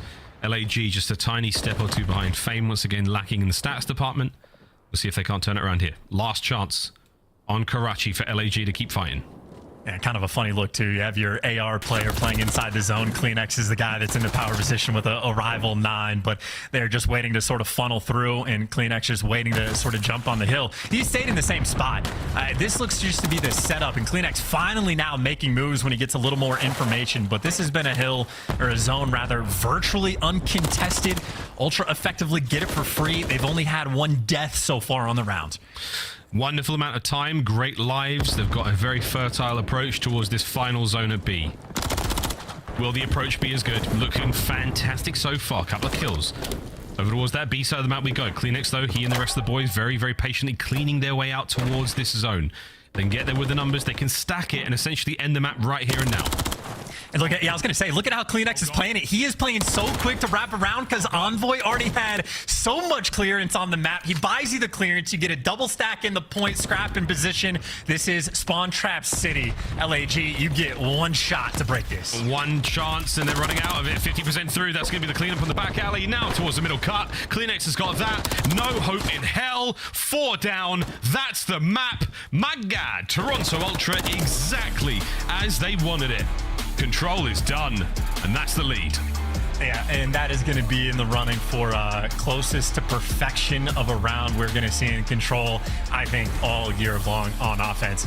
It was perfect. They had 1 life lost, and they had already captured the A zone, had the maximum amount of time to work with to capture B, and quite literally, Envoy just gets back Diner behind enemy lines. Everyone else just floods into position. Instant breakdown that they did on offense and took full advantage. I think Fame not exactly enjoying his experience of Toronto Ultra playing like clockwork. I mean, if you want a replay for that entire round, you could just look at the transition from capturing the A point, and then the maneuver that the whole Toronto Ultra roster took to go from A towards B. They battled their way through those close quarter moments, capture that point effortlessly. Fantastic work there on Karachi from Toronto. You see how we fare on Invasion. This is what we call out the shots there from Envoy. Brilliant, brilliant work from him. I think this might be the 2-piece from CleanX. He absolutely ripped his way through that second player. And again, a lot of individual moments like that, but the teamwork again from Ultra, very, very strong. What you would expect from a team that finished second place at Champs last year. Yeah, absolutely. I mean, holy hell, too, by the way, the Rival 9, like, it's definitely not the easiest gun to use. Like, when I shoot it, doesn't look like that. Not even remotely close, but Envoy, I think, doing justice to the Ray Gun nickname that I've seen being used for the Rival 9. Absolutely beamy. And, I mean, him and CleanX just having an absolute feast. That was the moment, again, where Envoy is the only player near the objective, clears out the space, is just communicating where everybody is and what his teammates need to look at, and really just makes the game so easy for the rest of his team. Indeedy. Well, there we go. Toronto Ultra take the lead in this series after a dominant Karachi Control. Now we say goodbye to all the other maps we have in the pool, and we say how diddly doodly to Invasion. Back-to-back, Hardpoint and Search and Destroy to close the series out. Now, LAG, you got to be licking your lips if you want to get towards that Game 5. Search was pretty solid for them on High Rise. If they can win a Hardpoint, which at the moment, where the respawns have gone, not terribly likely, but Invasion, a very, very different beast to sub-base. We will see how this one goes. Invasion chance, we've seen this played quite a few times, very, very rotation heavy. The better team usually wins. There's not as much chaos or pandemonium, but we do keep an eye on that Embassy hardpoint, that 5th one in the rotation. Very, very important for the comebacks. That's what we love to see here in the CDL. Drama, comebacks, excitement.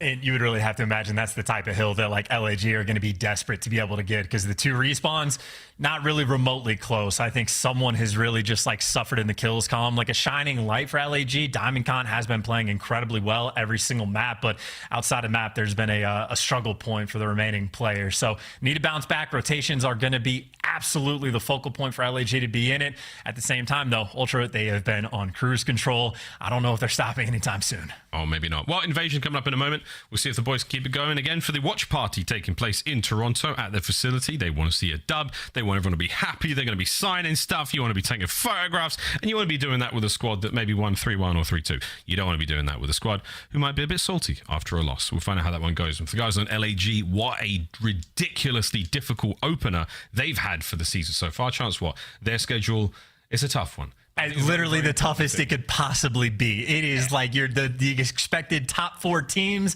they get them in a row. Like that is genuinely brutal. At the same time, though, you're going to learn incredibly quickly because it is sort of that, match environment. Everybody's going to be trying and really getting that full force. So LAG, hope to see quick improvements because the respawn's a bit of a struggle. Sink or swim so far, but again, a wonderful litmus test for that squad to see how they will fare as against the rest of the league. Of course, Boston coming up in basically what it feels like an hour. It's not. It's in January, but it does feel pretty fast upon us. We'll see how that LAN goes as well. Totally different environment. Take the online matches with a pinch of salt, COD fans. Everything changes when we get on the bright lights and get on local area network. But we're almost ready to party here into our Invasion hardpoint. I mean, I think we've already sort of beaten this horse to death, but so far the respawns do look a lot stronger for Toronto Ultra. There's no getting around that. I don't think we can dress that up any other way. But again, liking what we're seeing individually out a lot of the members of LAG. Diamond Con shooting fantastically. Estriel, the first taste we've got him in the Pro League so far, chance. Heads on straight, and he's shooting pretty well also. Yeah, and again, I think especially in S&D Estriel, even if the kills column wasn't overly fantastic, was certainly a key point in a bunch of rounds where they're able to get the win just based off the information he was getting. So the playmaking potential, I think, for LAG, absolutely there. If they get to a game 5, their S&D certainly looks like their strongest mode, and Invasion is very much a map where, like, I mean, we saw it earlier for Carolina where they were playing the Heretics. Carolina more or less won or went even on 4 out of the 5 hills, and then just got outscored on P5, maybe 110-5. So an absolute gauntlet of a map. There is so much potential for a team to sort of pull off an upset if they can just dominate that, like, super money hill. Yeah, that is the moneyest of all money hills I think we've seen so far in the CDL. I mean, the stats will tell us, a story in a couple of months' time, but it feels like a very expensive one indeed to lose. Costly, to say the least. Almost ready to go, guys. See if I can get an update. Looking around. Almost ready to get ourselves into this 4th match of the series. And a surprise, I think the Search and Destroy would have expected to be a little bit more favorable towards Toronto Ultra, but hey, High Rise, first time we got to see it, was not without its drama. It's a shame we don't have snipes. You know what I mean, Chance? It's a shame. I'm not touching that with a 10-foot pole. It's like a map-dependent thing. Like High Rise, the snipes get awkward because it's just you're watching the cross-off spawn every time. It's situational. It's a weird conversation this year, for sure. It sure is. Well, let's get to another conversation. We've got the coaches poll. Pre-season, we've talked about this a little bit. This is how the CDL coaches have ranked the team so far, and not too far off where we're sitting. I mean, sadly, this is an S-ranked team taking on a D-ranked team, according to our coaches. But the C ranks, that's where things have gotten real spicy. Of course, Heretics, big victory today. Same with Vegas Legion. They also had a fantastic win today against a squad that was arguably higher than them in the standings. We'll see how these standings look, I suppose, by the end of the next few weeks. I mean, one of the biggest sort of mystery points as well is the overwhelming majority of these power rankings is getting based off of like respawn. Like there's a little bit of S&D scrimming going on, but it is primarily you are running through the respawn maps consistently. So like Vegas was pretty down low on that category, and then in Search and Destroy looked nearly flawless. They just went like 12-2 or 12-3 in round count. So like S&D is that mystery game mode. Same thing could potentially be said for like LAG, where if they start just stealing one of those respawns here or there, your S&D look pretty good. Like you never know how dangerous a team can actually be until you see them in the match environment. Well, for LAG, make it or break it time here on Invasion. Here we go. Smack bang in the middle of the map. P1. That sad little tree. Gonna be fighting around that, getting on the inside of that hotel. Couple of kills go the way of the boys of LAG. In from behind comes Insight. Nice work, Estriel, to stay alive and maintain control for a few moments more. Long run, though, for a lot of these players to get back to this hard point, so expect a few of them to start thinking about new.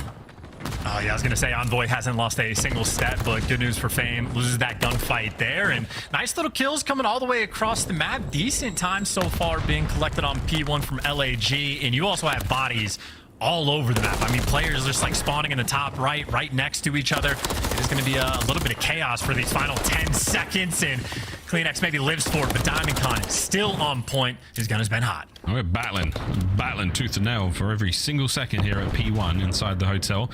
Top left-hand side of the minimap next. LAG have had a presence here, Estriel mainly, for a good 10 to 15 seconds. That is a lifetime in this game mode. 2 hard points up, LAG are in. Here comes CleanX. I was going to say, Estriel should be able to trade him. He actually doesn't. And more important for CleanX, the kills are going back and forth. He at least got rid of the trophy. And he's getting a trophy out himself. But yeah, Fame just wins the gun. He gets the trophy out of the way as well. So LAG playing this P2 extraordinarily well. No trophies for Fame, though, sadly. Does manage to trade out with a couple of death nades, so a bit of martyrdom there on P2. But here comes Ultra. A lot more numbers here on the point. Wonderful amount of time garnered from LAG, though, in that opening battle. Looking towards new already. That's been shut down in massive way. Insight in the feed. He's not letting anyone cross that central courtyard area while Envoy soaks the time. I was going to say playing extremely well, but now you're sort of stuck in that, like, back embassy blender. You've just been dying relentlessly off spawn. Nobody can make a move. It's already a hike and a half to get across the map. Effectively tied up game after the P2 goes, and I think the trophies had a lot to do with it. And now you just have CleanX right back in time. LAG slowly going to be working. CleanX, though, over Chow's, and that is a beautiful thing for LAG. All this time, not going to be going Ultra just yet. Yeah, it's a wonderful place to be inside the embassy when the hard point's there with you, but when you're alone, not so nice indeed. Here we go, though. LAG, good breaks. Convoy sneaking from behind. Yeah, his teammates are there. Lovely pinch all over the hard point. Lead change once again. Ultra back in it. Scrapper range down the B street. Good tags in a Fame. Not enough for the kill. Less than 30 seconds to go here on Showers, and we're going to go across the map once again.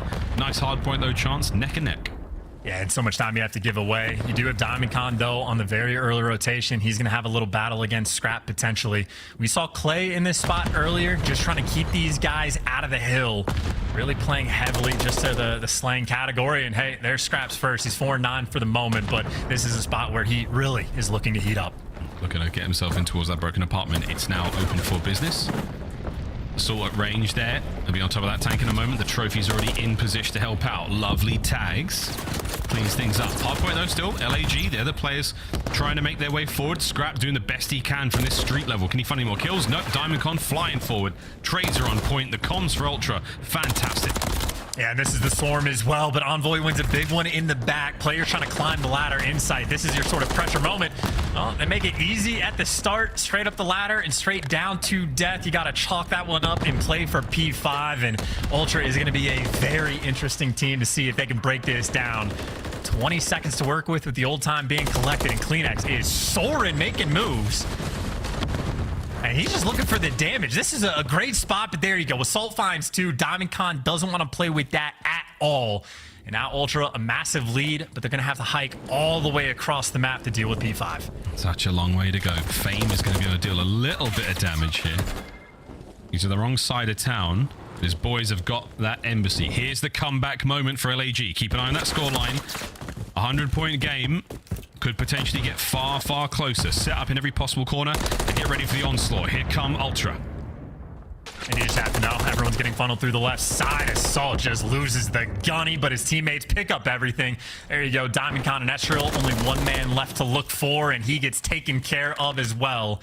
Looks like that full 60 going to be out and bound. LAG making sure they capitalize on the big one. Oh, this is fantastic. I saw that he's the tip of the spear right now. The man outside of the embassy walls.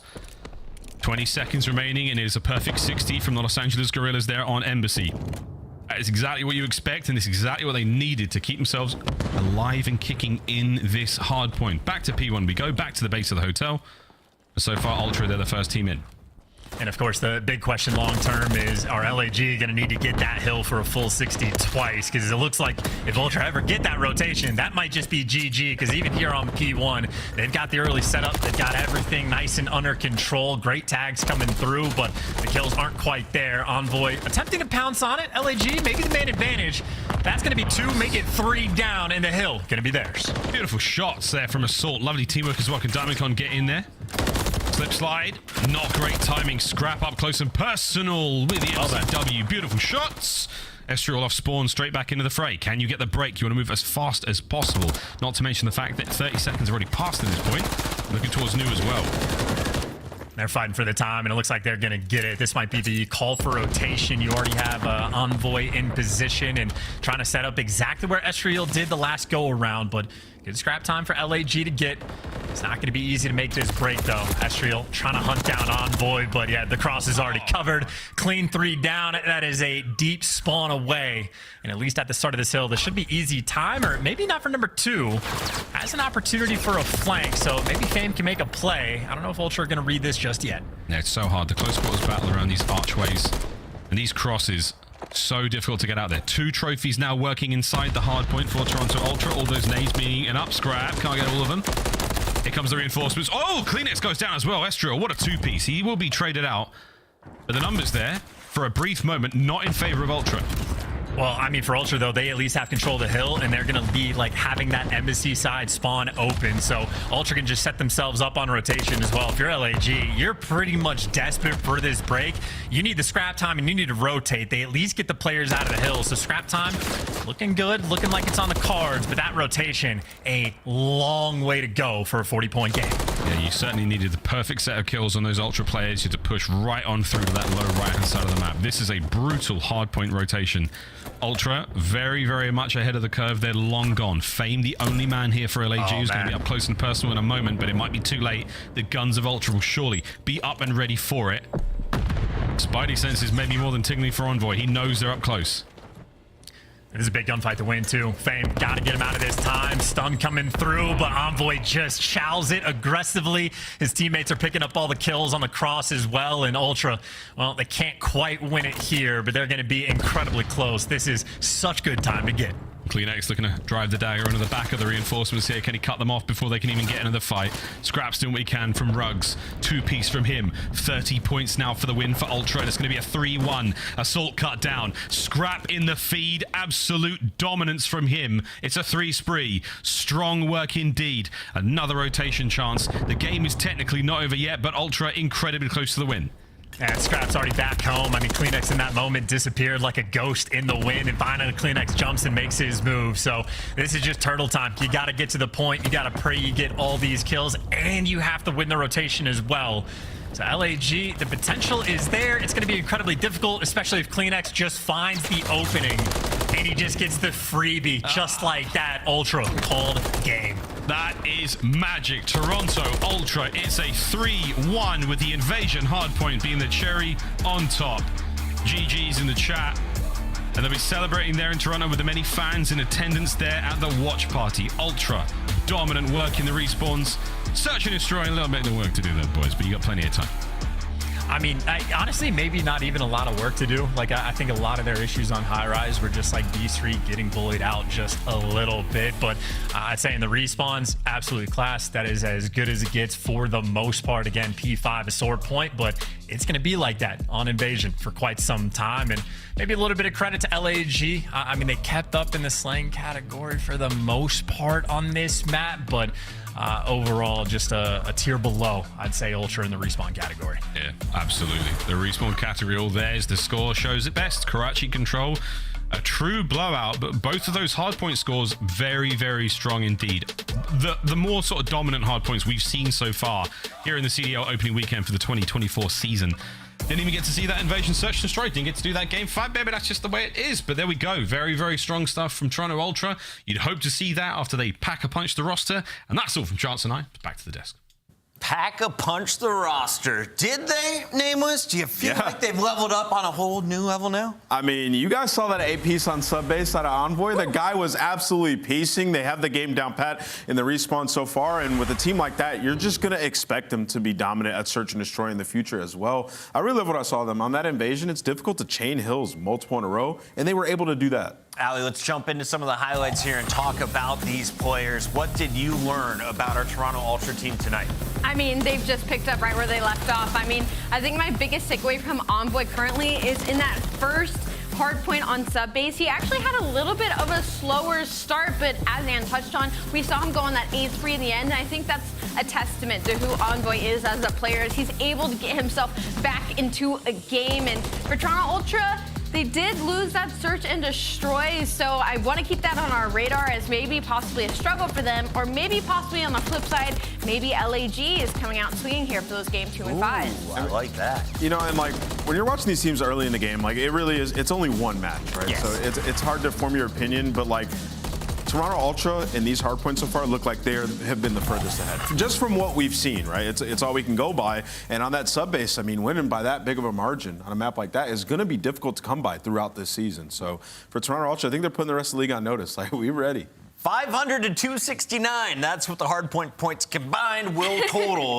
That's pretty dominant in favor of the Squirrels. So Toronto gets it done in 1-3-4. Let's take a look, though, at some of the big plays, including our play of the game. This one comes from the new guy. It's all 8. Nameless. Allie, take it away. Yeah, I mean, this was nuts. I mean, Allie, you know how it is. You can just get put in the blender on this hill. When you're spawning back there after Tunnel Hill, and then there's a player up top your server, you're just going to get blended, and he does just that. He plays his life perfectly, and then the spawns actually flip behind him, and he still picks up kills as they're desperately trying to get to the point. Now, I know the time's running out, but still, Envoy is beaming. AR sub, it don't matter. Sub base. New favorite map or too chaotic? It's fun to watch. Well, I take that back. It's not fun to watch. It's fun to play. Okay. I like it for both. I like it a lot. I feel like that's where chaotic. we're going to see our kill total. Like the records are going to be set on that map most 100%. likely. I do want to give a quick shout out to LAG. Right, you came into your first match. A lot of people said you're going to get 3-0 swept. You look good in search, and you clearly have talent. Estriel looked like he's got a good gun. We know what Fame can do. He did it for Minnesota last year. How long before you catch up to the other teams, though, Allie? It's a weird situation, not only because it's the beginning of the season, people play differently when it comes to scrims and online matches.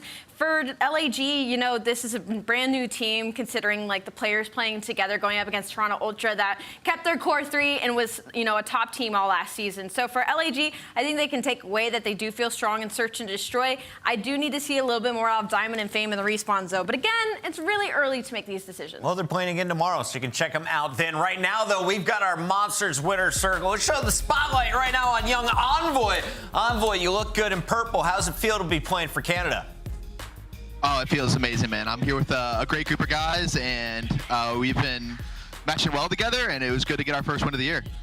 Absolutely. Envoy, this is a question I've been wanting to ask all day. How does it feel going from scrims to now your first official match? Did you find any discrepancies? I feel like it was going to be a little bit more ratty, like in the matches. Obviously, we won the Karachi 3-0, but I feel like it was a lot slower pace than have some of the scrims have been. And otherwise, I mean, High Rise is a straight up S&D map. Didn't come our way, but our respawn looked really good. Envoy, I mean, you've had a ton of success in the past, obviously, with LA Thieves and won some championships over there during your tenure. And now you're on another great team. What are you looking to bring from, you know, the last rosters that you've had and the success? What are you looking to bring to this team? I feel like for me, on all my teams, I've played a lot of different roles, and I think the biggest thing I'm bringing to the team is just like criticism and practice and strategy. But on every team that I'm on, I'm just trying to do my own thing, you know, play fundamentally correct, get my intangibles up, and then, yeah, we go from there, and it helps that I'm with a great group of guys. Envoy, who makes you laugh the most on the squad? Oh, definitely Jamie. He's right here. But yeah, we've been playing some late night woogs. Didn't pay off in the wagers, but Jamie gives me a good laugh all the time. Well, we got a lot of Toronto fans happy in the chat. Congratulations on your first W. We'll see you tomorrow. Thank you. You guys have a good one. Cheers. That's Envoy. Toronto Ultra getting it done, but it took 4 maps. When we come back, we've got one more series here on our Super Saturday. It's going to feature Boston and Seattle. Before we go, though, quick reminder, sync and win big. Never miss a match of your favorite teams with the Call of Duty League calendar sync. Here's the fun part. When you add a calendar, you'll also receive a squad up calling card you can use in-game. Nimbus, you got one of these yet? No, I need to do this. Sync your calendar, bro. Yesterday I saw this and said, this is actually fire, right? You get notified every time your team is about to play. I love it. Yeah, good stuff. Scan that QR code. Make it easy on yourself. We're going to a break. When we come back, it's the final battle. Can Surge finish week 1 2-0, or is Boston finishing 500? Stay tuned to find out.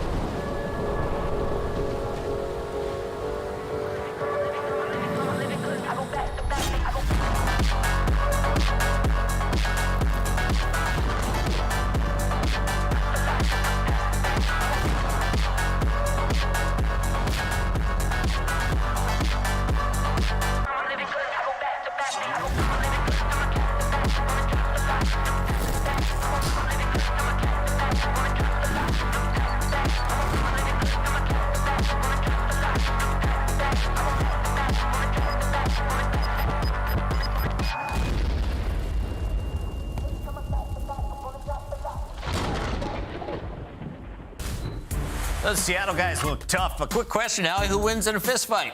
Whoa, you are putting me literally... Me or nameless? Another tough situation. All right, we'll talk about that later. Right now, we got to get ready for this battle because we've seen these teams yesterday. Seattle was able to walk away with Ender dropping a career-high KD. Today, though, you're playing against a Boston Breach squad that took Atlanta to that Game 5. They went the distance, and they looked pretty good, especially early in that series. Starting with Boston, Allie, what did you like most from that team? Who impressed most on day one? I mean, honestly, the whole team impressed most. I don't think there was one player that specifically stood out to me. I think they all were doing their job incredibly well. Specifically, though, we have to get to the nitty-gritty. Snoopy in the later half of that series really showed what he was about and why Boston decided to bring him back and put him on the starting lineup and kind of build around him in such a way.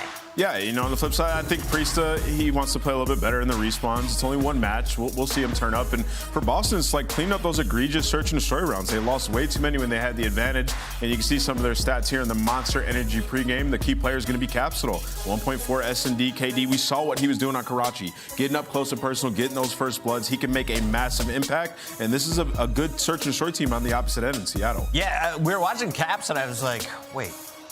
He is playing so aggressive. The man is fearless, and they give him the smoke. So especially in Search and Destroy, keep your eyes on that young man. Boston, though, I think are the underdogs, according to the chat right now. Everyone's pulling for Seattle's surge. Is it because they have Alec, a.k.a. Arcitys? Is it because they have a man from Belgium in Abuzah? Or is it Illey and Huke, Allie? I mean, it's got to be Illey and Huke, but I'm sure there's fans across the board. Obviously, Illey was a man on a mission yesterday as his kind of re-debut back into the CDL, but I think my eyes are going to be on Abuzah in this series. He didn't do necessarily bad. It was just Illey kind of stole the spotlight. So I'm interested to see what this rookie has to offer for the Seattle Surge team.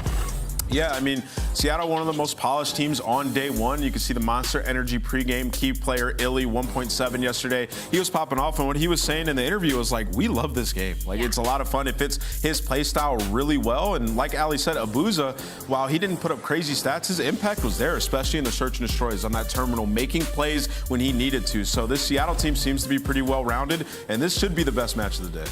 Ender, a.k.a. Illey, in the bottom left. You got Arcitys, bottom right. Huke, top left, and Abuzah. The player I want to see a lot more from observers, if we can, the Belgian joining this star-studded lineup, looking to get the second win for the Surge. It's time to take a look at the maps and modes, and I got to get your prediction here, Allie.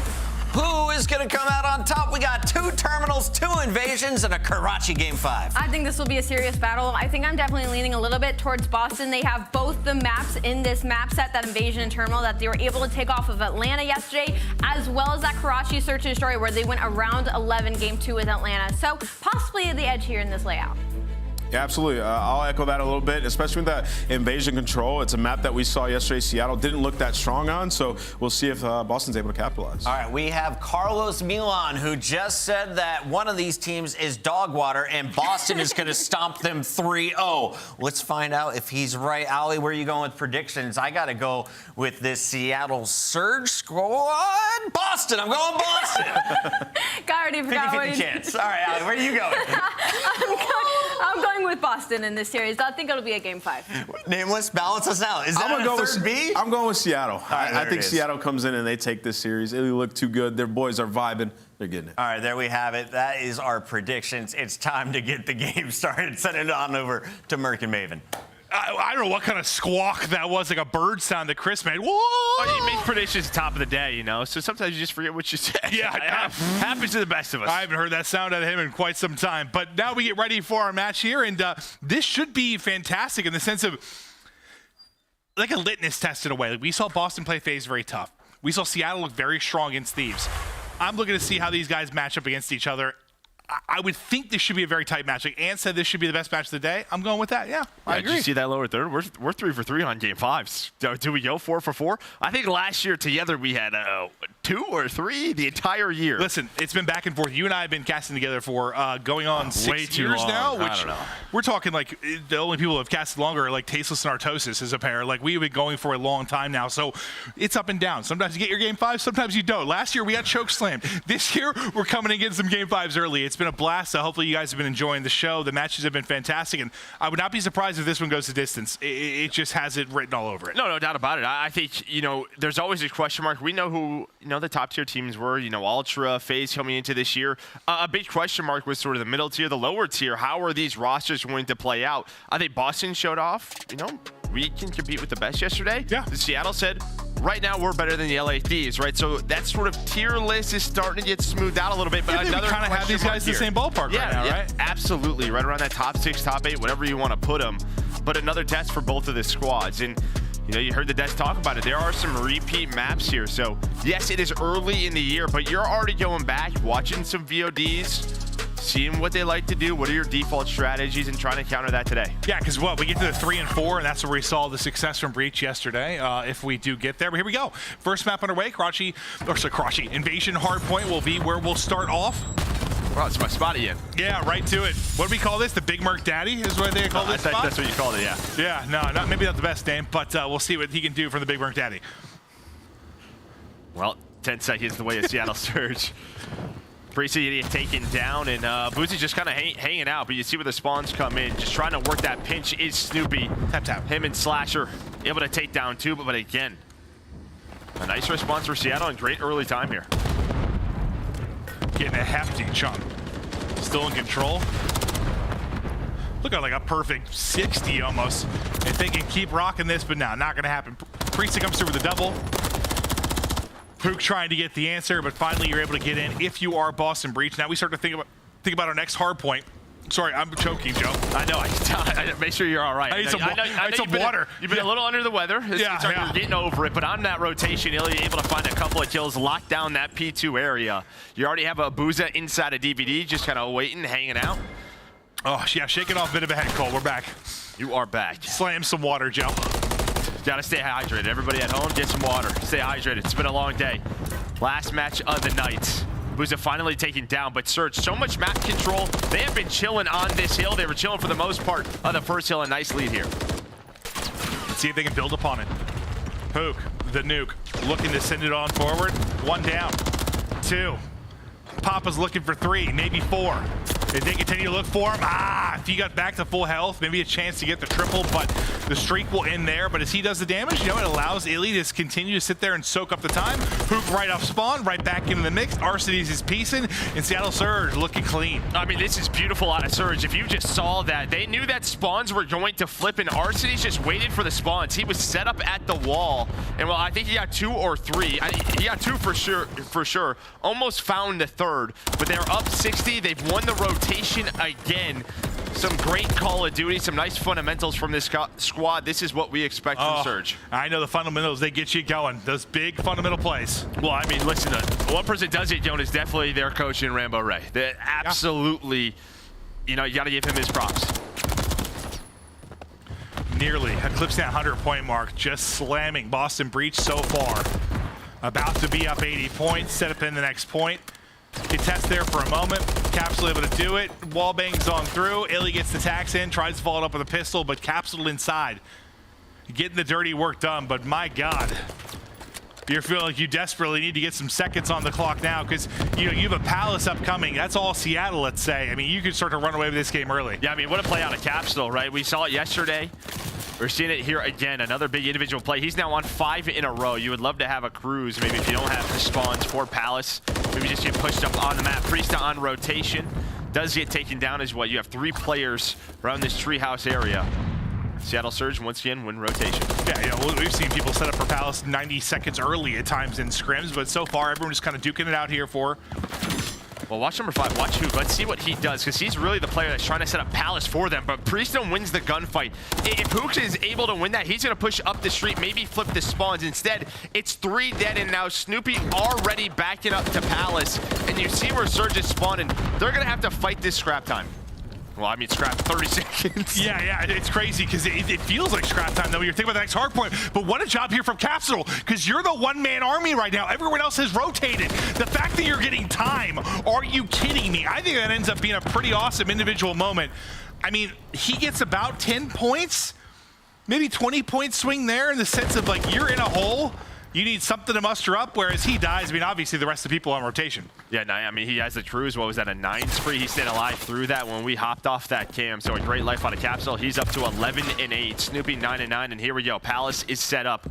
What is Seattle Surge going to do to break this? RC with some shots in, and that's going to be 2 dead. Oh. Now a little bit of time to panic mode, or is it? The young guns, Capsidal, Snoopy holding it down. Okay, they're all right. They're all right. You need to win 2 waves, right? Like, you got to get the entries, then you got to win the fight on the point. You got to see Surge is like, all right, rotate. Yeah, they're just like, you got to. Not much we can do at this moment. But inside of P1 was Huke. A nice one-on-one win versus Slasher. Nice part, I mean, you know, you kind of start to get back into this a bit if you are Breach behind this, but you were, you know, ahead enough if you were Seattle Surge that you could let that time slide. But it's Breach trying to make the rally. They get the time at Palace, they're trying to bring it back. Want to hear the guys getting fired up. Let's go to listen in now with Boston Breach. Alright, laundry last guy. Laundry last guy. They're spawning on you. He's fire truck. He's weak back there, cap. He's fire truck. What's on? One's on us left. There's one shooting me, right? Yeah, there. I can see top blue. I don't see Yeah. What's DVDs earlier? I don't see people or anything. Back DVD. One's fire truck. I have it. Fire truck. In bottom blue. Fire truck. He's back. I'm telling you, Bottom blue, then. Nice. Let's go time. They're spawning. Beat on. Side blue. Nice. I'm trying to run. Smarter. I'm blocking blue spawn. I don't know where they're spawning. Spawn gas. Gas the street on me. Laundry. Laundry one shot. Small. One shot. Small, bro. On time. I'm on nade box. Fire truck, and the one's a small weak. Fire truck, then. Fire truck, and the small. He's weak, back behind us. Behind us. Behind us. Nice. One shot beat on. One on me, back blue. High rope.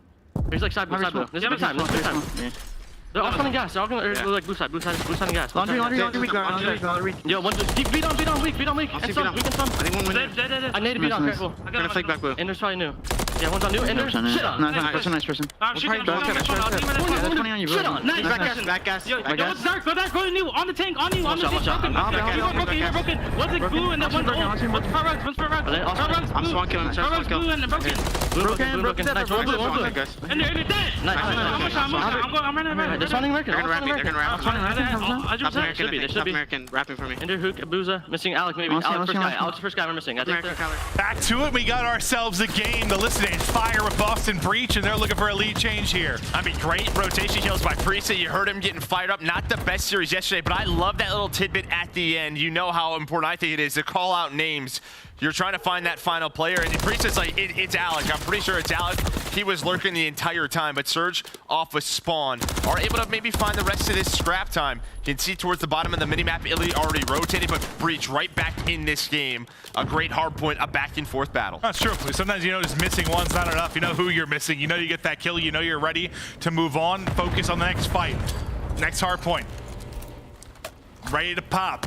Illey in position. RC's getting kills outside with the Renetti. Trying to pinch the hard point. Abuzah able to deal with that. Priestahh still trying to light a fire for this squad. Up to 20 kills. 20 and 12 in this one. And Slasher is lurking outside the point, just waiting for the collapse as Priestahh gets caught mid-lane. Yeah, you get that cross, and I mean, look at what Capsidal is doing. He has 2 minutes on the hill, 18 and 12. Not leading the way kill-wise, that's Priestahh. But you love to see this from him. He goes on that 9 spree. A big reason, the end of that first rotation, middle of this map, where he keeps Breach alive for a little bit. Make sure that lead doesn't get too scary.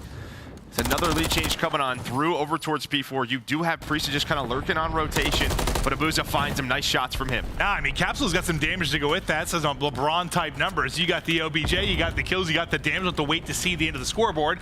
And it's only going to matter if they get the map win. But you've got a narrow lead here. Next hard point, here we go. You're in the point, holding the spawns all the way on the other side of it very early. It's going to be at number 8. You'll see that's Arcitys. Now he's starting to push up the map. He'll leave that to Huke. They just got to make sure they try to keep the spawns, try to hold the hard point, getting back into this game. I mean, it's just a question of, do you want to go for this if you are Breach, right? Try to time it so you can win this map right here, but Now this will have to go to the next Palace Hill. Abuzah just gotta stay alive the slide. Doesn't go his way, and a trophy takes down Slasher, but the entire team is there in Seattle. They're playing for it. They're saying, all right, we're gonna try to lock this down early. You have to break Palace. If we win this, we win the map. No, that was great. I mean, they did some damage early. Yeah, 30 Breach seconds had to of go that hard faster, point. I think, there. 100%. Now you get like best of both worlds if you're Seattle Surge. You need 40 to win for Seattle. You're gonna get darn close, but rely on a break now if you're a Boston Breach. So this comes down to one of the harder hard points in the game to break. Surge on the hold for the victory, Breach on the break for the victory. Who's gonna make the plays? Wow, maybe Snoopy. Incredible gunfight and win. You saw Illey's reaction, like, oh my goodness. The hit markers were there, right? Yeah, I mean, it's just the wall bangs that come on through. But here we go. Huke now backing up, trying to watch this cross. You do have presence here if you are Breach, but you got to go sooner or later. Who is the last man there? That is Slasher. What is he going to do? It looks like he's going to look for kills off his spawn, maybe open things up for his teammates. Tie game, now Surge in the lead, but the numbers go the way of Breach. It's a 3-on-1, down to Abuzah, the rookie. Trying to hang on and at least buy time for his teammates to get there. Breach still has to get on in. Here we go. They slide on in. There is the break. There he threw. Last guy out is going to be RC's. You get in. It's enough time to win, too. 240 mark now hit for Boston Breach. Seattle Surge. The script has been flipped, and now you have got to go. You've got to send it. You got to fly into the point. Is anyone going to be able to get there in time? The answer is no.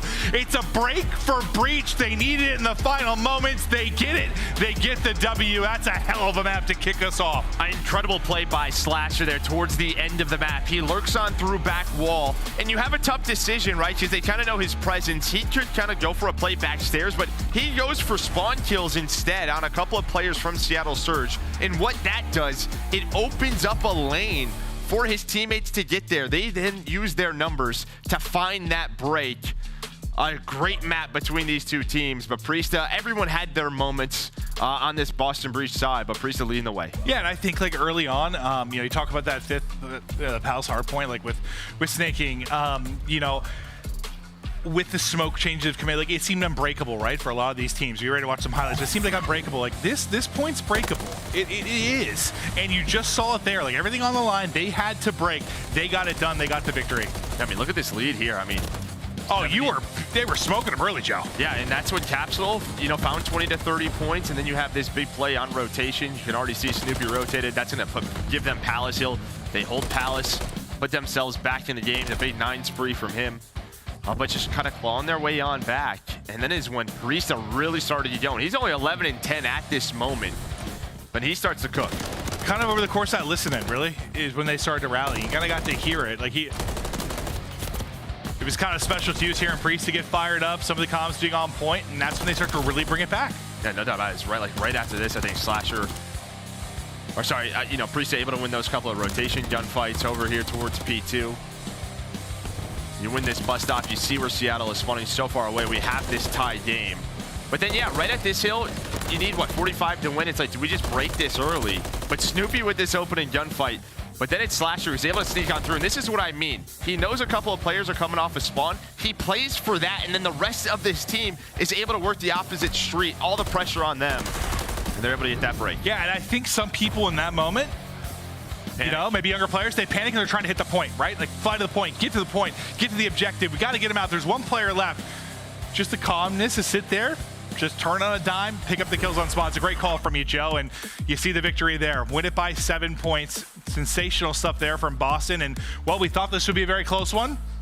So far, that is absolutely the case. It is a banger there in that map 1. Now we get ready for Terminal Search and Destroy.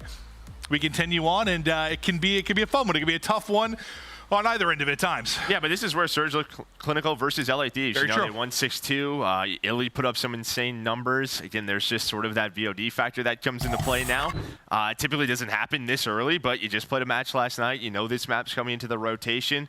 They opt to play it. I'm sure Boston Breach and the coaching staff said, all right, this is what they typically like to do. We'll try to counter this. Yeah, how does that work with VOD review? Is that usually just ramp up closer to the first major? Like, not really too aggressive out the gate? Every day. That is every day. Coaching staff is in on the scrims. Hey, what do you guys want to do here? I think a lot of the early sort of VOD is, what do we want to do here? What's our goals, right? You're trying to set sort of rules and plans and how you want to attack certain things, how you want to hold a hard point, just kind of forming your system. But then, as you get closer and closer to those matches, you're trying to work on those mistakes, and you're trying to counter their strategies. Well, it's just crazy how much it's probably changed since back when you competed and played. I didn't have a coach. What was Rambo Ray like sending you a notebook with Post-it notes? No, I was playing with Rambo Ray on my team. No, I just figured him being the coach, like breaking stuff down for you. No, we just did our own, right? We had a little notebook. That was pretty much it. Yeah. No, we did not have an entire coaching staff dedicated to it. It's come a long way, and you've seen the advancements of some of the players in play. It's more competitive probably than it has ever been. But we get ready now for our map 2. A nail biter in that map 1. Illey and the boys in Seattle Surge try to fire back. This is a team in Seattle Surge we've been so excited for. We had Illey actually on our podcast that came on to chat. One of the funnier podcast episodes because Illey, my man, came in, said he was playing an attorney at the same time, chatted with us for about 20 minutes, left, and then went and won a tournament. Yeah, and I think really the main story of that was that, I'm just going to gun people. Like, that was really it, right? We're just trying to, obviously he had a bit of a break last year, gets benched on OpTic, just kind of sits the years out, and he's like, I'll find a really good team, but now he's back with sort of that Empire foundation. You have Huke with him, you have Rambo with him, and then Arcitys. This is a team that's kind of just like on a comeback story. They're trying to prove it once again that they're some of the best in the world. I thought the thing that I took away the most from having him on the podcast was him talking about Abuzah. When he was like, that kid's nasty. Like, trust me, that kid's nasty. That kid's nasty. That's what I kept saying. I'm like, okay, all right, I believe you. Well, the big question mark with Abuzah is we're going to look at Illey's stats from yesterday was that Abuzah was a main AR last year in Challengers, right? And then we're hearing he's going to be you have Illey and Arcitys. That's going to be your AR. Well, so we kind of asked him, like, how would he be, right? And he's like, don't worry about it. Don't worry about him. Don't worry about it. Yeah, he's gunning. He's gunning people. Okay. He's gunning people. I trust you. He's just sitting next to Ali. What'd you say, man? Yeah. I was like, sounds good. That was definitely one of our more interesting episodes we've had. But some of the highlights from Illey we had yesterday in his match, he was putting on. Statistically, he was phenomenal. I think a lot of people have been excited to see him back in action. Whether it's the frustration he had with getting dropped, the frustration behind kind of the hand injury. He's a guy that came into the league, took it by storm, won a world championship, and he knows he is one of the best in the game and excited to show that that's still a thing. Yeah, I mean, I think the question mark for maybe the Surge team was like, where is the slaying power going to come in from on the AR side, right? If it is going to be Illey and Arcitys, we've seen them do it in the past, but can you do it again, right? One of them is going to have to step up against some of our top AR teams in this game. They've been some more of the role players for their previous teams. This time, though, I mean, it's going to have to be one of them, and yesterday it was Illey. Well, it's weird because when you think about a player like Arcitys, before the Atlanta FaZe team, he was demonic. I mean, statistically, he was an absolute beast. He had moments where he had to do that for Atlanta FaZe, but for the most part, he didn't need to. Yeah. I think this is sort of their chance to be like, you'll remember now. Well, even like Illey, first year in Empire, he was just doing whatever he had to do. Yeah, that was just fill in. Hey, where do you need me? I'm going to win us the Search and Destroy map. I got this. And he was a world champion his first year. Yeah, man, I think sometimes like you watch players and like just sort of like an eyeball test. Like there's some people that do the dirty role because you're sort of like, that's just what they need to do. But then there are other people who just do to the people around them. That's the role they have to do. But they have the ability to be a superstar, like without question. You've seen that in major sports at times with teams. Like you just have to fill this role. At some point, though, it's your time to take off, spread those wings, and fly like a giant goddamn bird. Yeah, that's a big bird. It must have a crazy wingspan. Yeah, absolutely beastly wingspan. But no, we've been so excited to see these guys, and chip all over the shoulders of Seattle Surge. But Boston Breach, I mean, same can be said on their side. We're getting ready, I believe, to hop into the map 2. Terminal S&D, Breach coming off a big win. We'll see if they can keep it going here. Yeah, and I think Priestahh, you're very happy about that map 1 performance. You're playing Atlanta FaZe match number 1. Sometimes you see the blender versus those guys. Who's got the biggest chip? Who's got the biggest chip? Probably him. He's like, I'm a world champion, and I'm somehow on a new team. Right? Like, we're sitting here giving this whole spiel about the chips on the shoulders of Seattle Surge, but there's a chip the size of a Maven on the back of Priestahh. That is a big chip. Yeah, you're just... All right. Let's focus on the map 2. Terminal Surge coming up. Somehow you always just start talking about food. Well, I didn't mean like a Dorito, like a chip, If someone make like a Photoshop of Maven as a Dorito, that'd be fantastic. Thank you. Okay, all right. Round 1. Some beams early in from Snoopy. Illey just ripped off of the map, trying to find another head. He's able to do that. Snoopy, early action as Abuzah also taken out of this one, but quick into a 2 versus 2. Bomb recouped and pick up by Snoopy. Now we'll see where the play opts to go. Snoopy and Slasher versus Huke and Arcitys. You heard Snoopy doesn't have covert sneakers on, so it'll be very loud, but maybe on a map like this, it doesn't really matter. It just goes for those early gunfights off the break, and we'll probably have the field upgrade available soon. Slasher, he gets spotted by Arcitys. It's a couple of nice tags in, but the advantage to Arcitys in that gunfight now a 1-on-2. And this is where it could get hairy, and Arcitys with some beams. Yeah, I mean, I was thinking maybe Slasher is back down from that one. It's a tough fight, but he hit some nice tags. I think what he's probably worried about too, if he doesn't take that fight and maybe get a trade, the player playing is going to peek him. Yeah, true, because he has got the information on the stun, right? Yeah, so it's just one of those situations where he just kind of, he's into it and goes for it. Just commit. I win it, I win it. I don't. But Surge on the board after a nice opening from Snoopy. I think he hits like, what, 2 of the first 3 kills, something in that ballpark. But it's a flurry of trades into that fast 2v2. We'll see what we have now in the opening moments. This is an all-A hit, and this is a great call because there's nobody there. They're just going to watch the cross, maybe try to get this player down. Snoopy maybe going to try to jump on up and find an angle. And that's it. Yeah, Snoopy has an angle right on through, but the bomb is planted. He is just jumping right to the window. Does get taken down, but 3-on-3 retake here for Boston Breach. Yeah, a big thing he got the plan in. Like, Snoopy gets that kill a second earlier, who knows? But it's Capsidal on the hunt, looking for his food, and able to take down Arcitys, centering just a hair off, or maybe he fries Abuzah. Hey. Yeah, right through the window. Check it in the cockpit, and Illey dashed up. Now 1 versus 1, 15 seconds to go. Slasher is hunting damage in, tries to send it out. He's just in the corner. Time. He's able to win it. Run! Not gonna get there. Not gonna get there. I think he was like 0.5 off. Oh my God, yeah, it was close. Yeah, it's just a little, I was just staring at it, just a little off. But yeah, you saw what Boston was trying to do. Had to be a bit faster. With that retake. But it starts with Snoopy, but yeah, the fact the bomb gets planted, that's the biggest deal in that round. Yep. And he was, speaking of like close, like he was real close to getting that kill before it went down, right? Like that's probably another 0.5 second difference. Could be a game of seconds or half seconds. Or milliseconds. What's below that? Nano? Nanoseconds. Sounds right to me. I don't know. What is time, Joe? Weebly wobbly. Shots just go right above Capsidal, and he's somehow alive, gets that first blood, and he's up. It's Snoopy, then what? Did he get the kill through on the crossing? Looking over him. And now 4 versus 2, and again, just all about the trades. Huke now 1 versus 2, gets tagged up, going to reposition. We saw this yesterday a lot in this sort of these 1v2 situations. Do you want to go for the plan? Are you worried about a timing? What is going to be the play call here for Breach? They're just going to wait for a moment.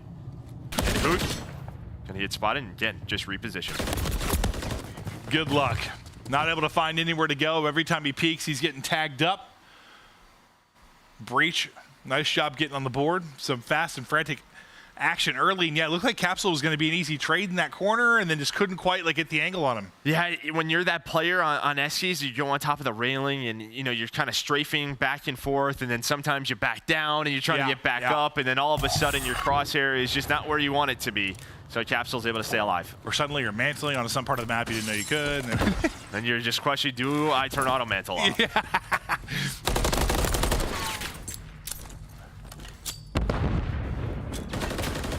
Priestahh utility in. I think I saw a stun toss from the other side that ricocheted, hit one of them in the face or close to it. Priestahh peels the face as well. Nice shots on the Illey. This is what Boston, 2 rounds in a row, kind of their default, just allowing the cross over towards A. They do not mind playing a retake, but right now they obviously have a 2 versus 4. But we'll see how Seattle Surge opt to play this later in the map, because it is all down to Huke right now in a 1v4. Fresh off the 1v2. Now we'll try it in the 1 versus 4. Good luck. Yeah, middle of the plane, they just come swarming. 3 players. A SWAT slide canceled across the screen, wiping them off the map. Yeah, we've all been there where you're aiming one time and the slide comes through. Your aim just follows that player. You're trying to snap onto the second, just does not happen. But again, Boston Breach with that first blood. Snoopy up to 7-2. He has been so good throughout this map. See if he can keep this streak going. Getting closer to that cruise. I thought he was gonna pluck a trophy out of this guy for a second with his shots. Well, you can see with that spawn how quick he gets to that corner, right? They may not be ready for this. That's why he does not have the covert sneakers on, going for the speed in the breakoffs. But now they know he's there. Capsidal, try to work through middle hall. He gets caught. Snoopy, the golf cart, saving you for now. Stun still able to hit. The next one, the frag that comes through is gonna blow him off the map. Surge 4v2. Chance to take a lead in the series again. Or lead in the map again. Well, maybe. Who's shown that with an SMG? Abuzah, though, gets aggressive, and he's able to find both. You don't expect that in a 3-on-2. Just playing for info. Abuzah just goes, yeah, I'm just going to run at him right through bookstores. They rotate on out, and he finds both the kills. A wonderful job there for Abuzah. They get the round victory. Nice individual moment. And back in front if you are Surge. The streak will end from Snoopy within that round.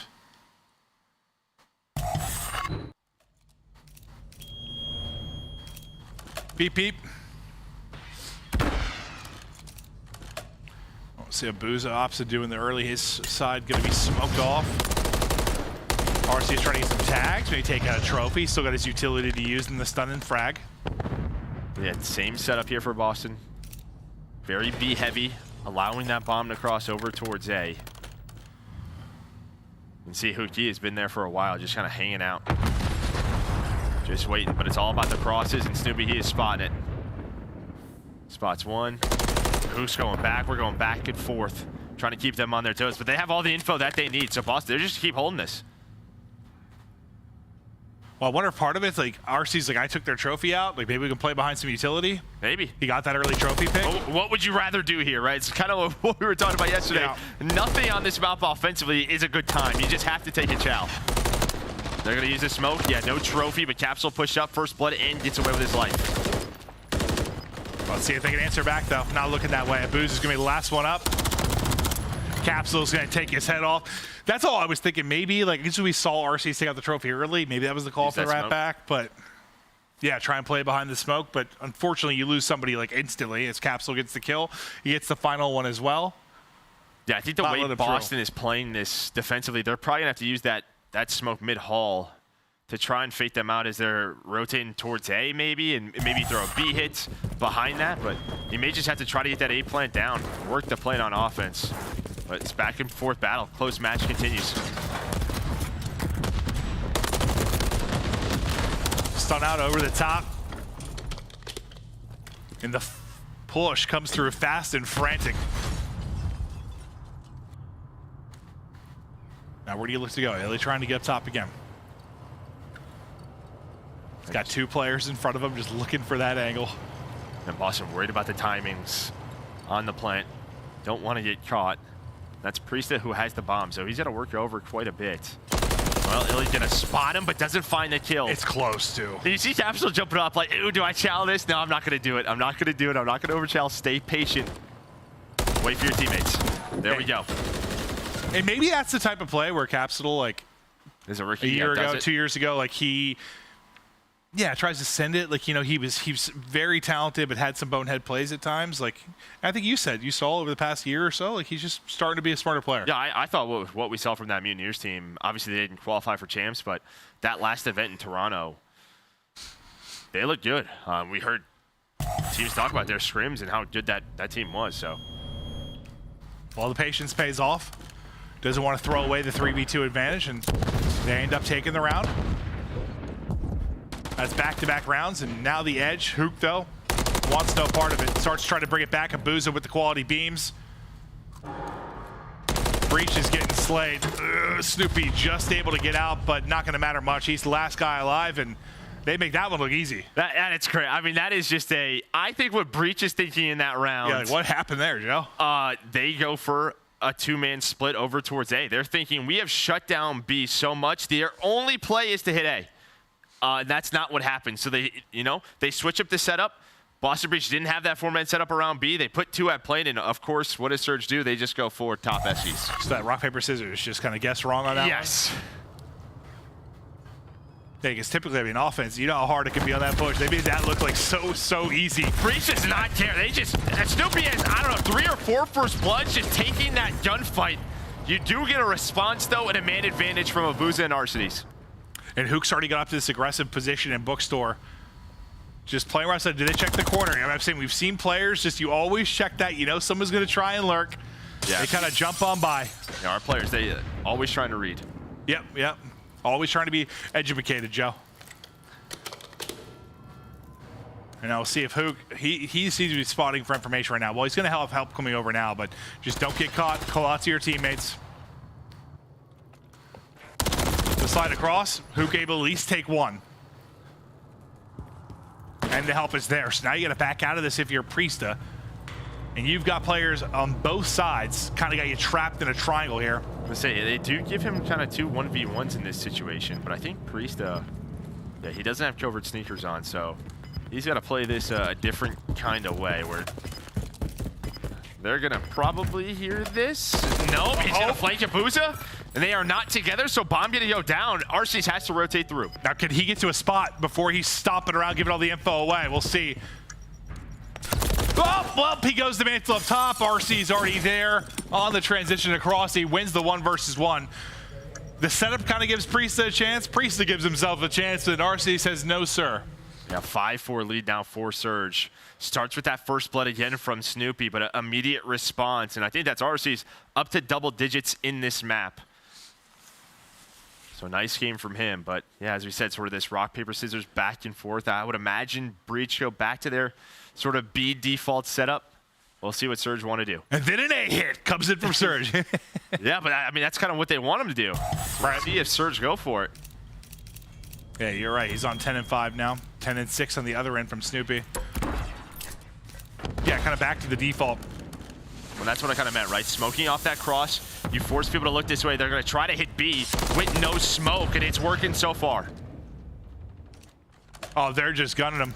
Slasher, last man up. Trying to clutch. Has to pull us into 1 versus 2, well, 1 versus 3. If you count the pick that he just got. Can he take this against Abuzah and Arcitys? Slasher has had some brilliant clutches. Not a lot to show in this map 2 so far. He's at 4 and 6, but this could be a massive moment to get to around 11. What kind of timing does he get? Abuzah's holding. Did he spot him? Oh, he spotted Abuzah for sure, but sprints into it. Abuzah wins it, and Seattle Surge tied the series up. I wasn't sure if Abuzah saw him or not, but doesn't matter. He wins the fight. Surge bring it back and tie it up, as you said. So far, they've looked strong on this map, right? Yeah, I mean, just good adjustments really from both sides. I think Boston is a little bit unlucky in that one defensive round, but even right there, that last round, that's all Seattle could really do with that sort of default that Boston was showing, right? You have to sort of smoke the cross to A. That keeps the people looking at playing, looking that way, and then hit that sort of 3-man push towards the front. And catch the timing. They did it. It's just, yeah, and so often, just like you said, like Snoopy do it at times, like someone just goes up and shouts a fight that they maybe have no right winning, and they're able to do it. It flips around on its head. But Boston was making a run for a bit in that map too, but Seattle a little bit too strong. I think Arcitys leads the way as he was sitting in double digits. Him and Abuzah, the youngster, though two left up at the end there to close it out, and they get the dub. So it brings us to 1-1. We get to go further into this series. We'll see. We got the control coming up next. Do not go anywhere. We'll be right back.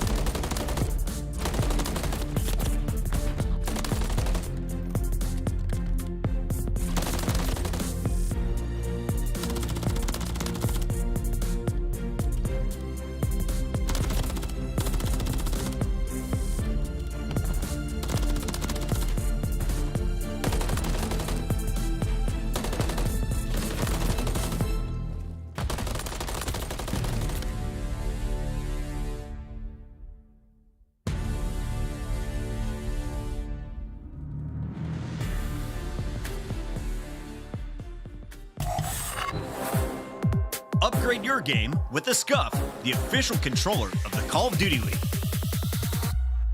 Start the season strong with the Call of Duty League Pack. Grab yourself the CDL Operator, Weapon Blueprint, and so much more.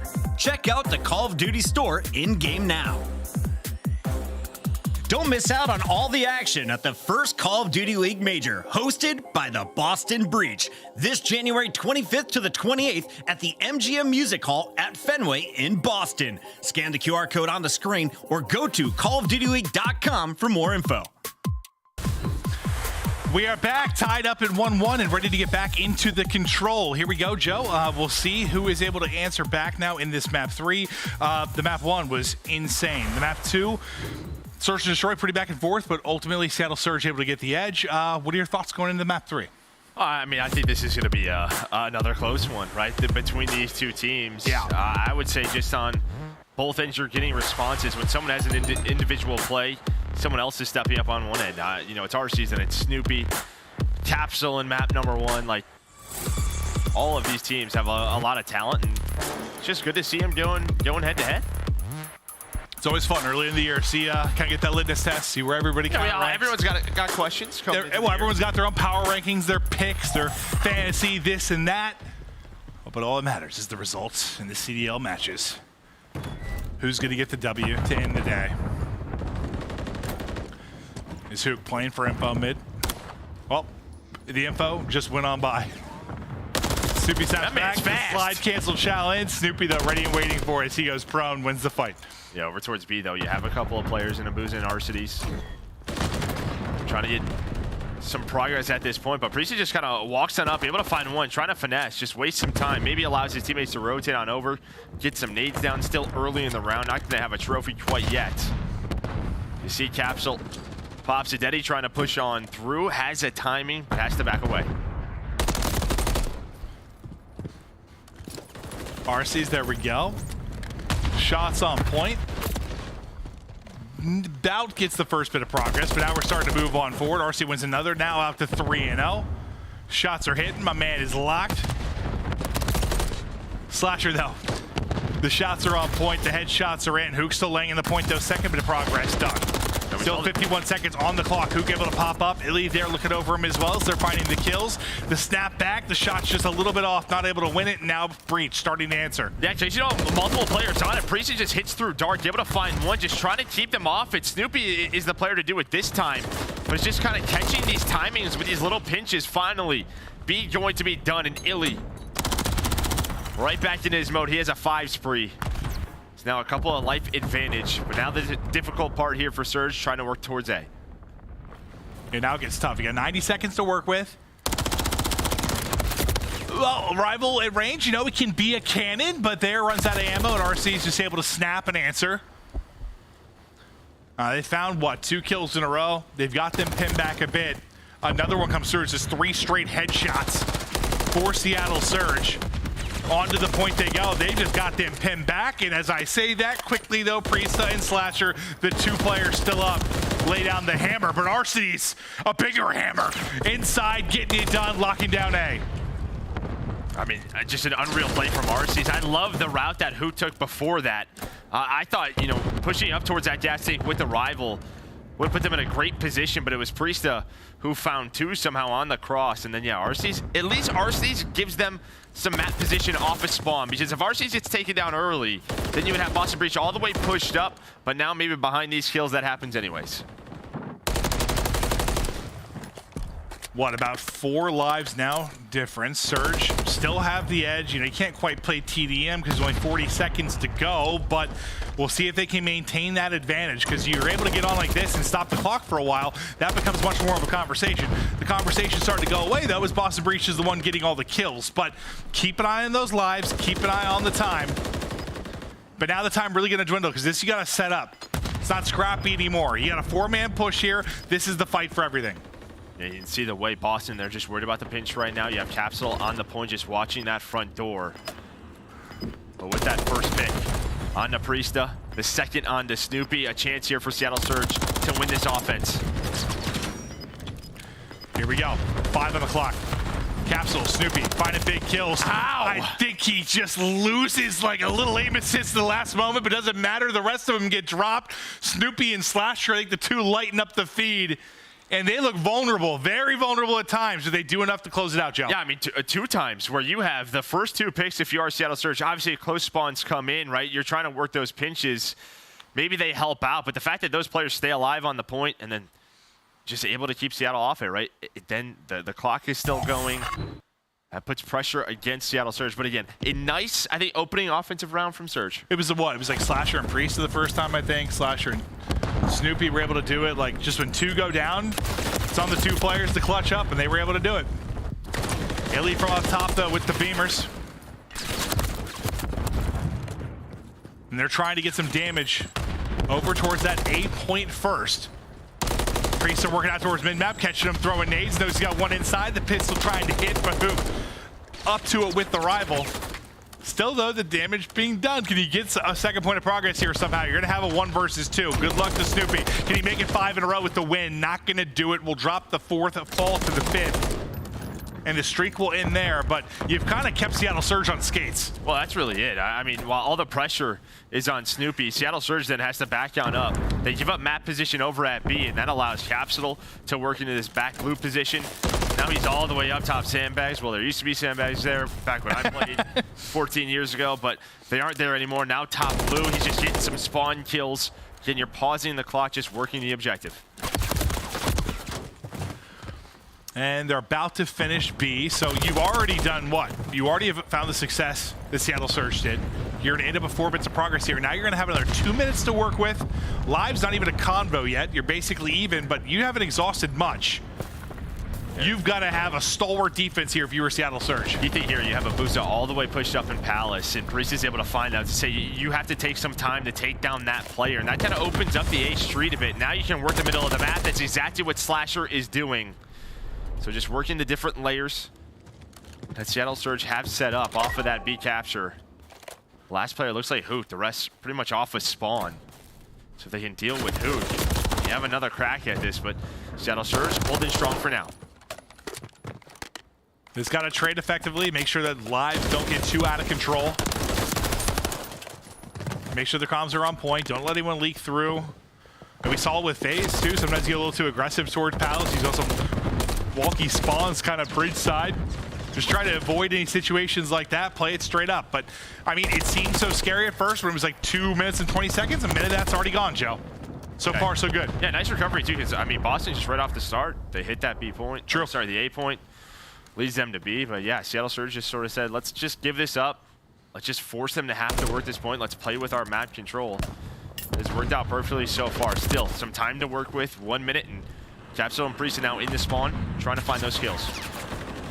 Let's see what Priestahh is able to do. They don't worry about him for sure. He is behind enemy lines, turning some heads. Will his teammates be there to help him, though, so he can make some noise? Not going to happen. Priestahh will be sniffed out, and time for them to turn and focus on the fight towards the front. Time dwindling. Now to 35 seconds. Lives just about even still again. And what looked like you had a chance to at least taking advantage of the ticks. We're talking maybe about a 5th round defense. Now I'm not sure that's going to be the case, because now you're in a similar spot to what we saw Surge. You got one last crack at this, and you still got RCs in your base, beaming, sending you back to respawn, making sure you stay staggered. Yeah, what, 20 more seconds, maybe one last go. Priestahh going to be the point man, able to find Huke. Just not sure if they have time to get to the point. It's going to be close, but you're just walking into the pre-aims. Maybe if that first player doesn't go down, but they do, Seattle hold strong. So a nice bounce back around from Seattle Surge. Yeah, solid, what, 2 minute hold, 2 minute plus hold. Not really any scary moments either, where you think on the other side of it, like Breach was really up against it. There might have been a threat there after you got the first point, like in B, but nothing I don't think as scary as what we saw on the other end. No, not at all. I think maybe there was a couple of chances. You had Priestahh in the spawn that one time. You're hoping he finds a kill, and then while that is happening, you're hitting the front. It's just the timing is just taken down. And props to Surge for finding Priestahh that early, just very quickly, not allowing too much damage. It may be a situation that could have got messy, but it just never did. So really just straight up defense there from Seattle Surge. Really now let's see. They want to take it to A first and foremost. Can they get the second bit of progress? Boston Breach was not able to do it. Chance here for Surge to do it. The damage getting done. Second part is through. Great stuff here from Seattle Surge off the opener. They're still on the point, and they are just frying. You're on the back foot earlier if you're a Boston Breach. Joe, how do you respond? Because Abuzah is just piecing your forehead in your base. Yeah, you're going to have to do exactly what Seattle Surge did, just kind of flip the map. It'll be a little bit tougher with the farther point, but you can already see the Capsule's position inside Ice Cream. You have Priestahh around mid-tank. We'll see if this is possible. This is the first time we've seen it. Yeah, like where A has just been hammered home first, and now you have to do that 2-minute hold at the off-site. Well, 2-minute hold, sorry, the easier site. And I think in control history, yeah, we've seen it for sure. It's just very hard. Yeah, I think you're trying to set up some sort of trap. You still have, who is that, Capsule inside a Palace. And they deal with the players in their base. So far, so good for Breach. And now here you go. You have him on the wall, but he's going to get taken out with Capsule. That first wave was real clean. And she's like, how many reps do you have dealing with this particular scenario? That's a trophy. Trophy's gobbling everything up from each POV we hop to. You can see the way Breach wants to play this. They do not want to allow them to even get to this tank, right? I mean, that's sort of the point of contention. They get past that, they can start working the B capture a little bit. Things can get messy. They're saying, let's play from these strong positions like a search and destroy round. Oh, and also just like, yeah, they push up to that point. How much closer is that spawn that comes in, right? Like, you're spawning so much closer to it, able to reinforce it. The longer you can keep this pushed out, the deeper they'll be spawning, at least on that left side of the map. And so far, so good. They've kept them there. They have a 4-life advantage. You've had really no opening. You've already milked about 1 minute and 30 seconds off of that clock. This has been great defensively, but this, when it's easier sight, that's the thing where it just takes one moment, one break, just takes 4 lives. Yeah, nice play there by Arcitys to pick up the pinch. I thought Snoopy was going to shut this down, but you finally have some control of this B street. Capsidal pushed up. Watching that cross. But all the kills are starting to go the way of Surge. So you held that defense for so long, but we know it only takes one little break on offense towards this site, and that could be it. You're going to need some nades to connect. The trophies aren't there for Surge. Yeah, I mean, it's pretty much exactly what we were talking about. Trophy maybe getting there just in time to bail them out, and it does just that. For 1 minute 45 or so, you hold brilliantly if you are Boston, but it just takes the blink of an eye.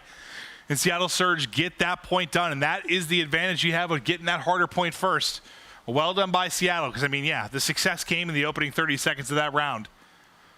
Now you take the 2-1 edge. You won an offense, you're completely in control. Ham up this defense, suddenly the hard point loss doesn't look so bad. You're in control of this series. And you should see, I mean, just in the top right, Seattle Surge, how the end of that round went. You have 8 kills in a row on their side. Breach, they went for this last time, and you go for it again. We just saw Seattle Surge do it, try to get as much work done over towards A. If you cap it, that is fantastic work off this break. Kind of seems like, why not? Like, it's so hard to get after you get B. Like, why not take one crack at it? Just see how it goes. You feel pretty confident in your ability to get B. Oh, no. Okay, well, that makes things harder, I think. It usually doesn't help. That makes things harder. If you had 2 players on it, and the second pick doesn't come through either, so that hurts a bit. And that's where they were just so close to getting it last time through, too. Just fall a little bit short of that. I wonder if he was trying to, like, throw it, if there was a detonate down, right? Might have been. He was trying to get it out. Their trophy's gone, whatever it is. Try to avoid that nade. Instead, Snoopy takes down his teammate with him. And Snoopy's calves are just getting rocked right now, but he'll be able to back up and reposition.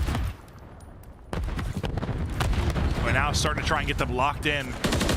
Is Seattle Surge bursting on forward, hitting the pop. It's Arcitys. He's got an angle here through dark. Stun through, tries to stun back with his own. Just get the pre-fire on him, but not quite enough damage through. Yeah, with Capsidal top Roshan, though, nice positioning from him. He's just been kind of waiting, lurking for his teammates, waiting for him Surge to try to get aggressive. As soon as that happens, that means that B point is open. But Illey's thinking, hey guys, let's retake this. Not give them a chance. Gonna try to go for this.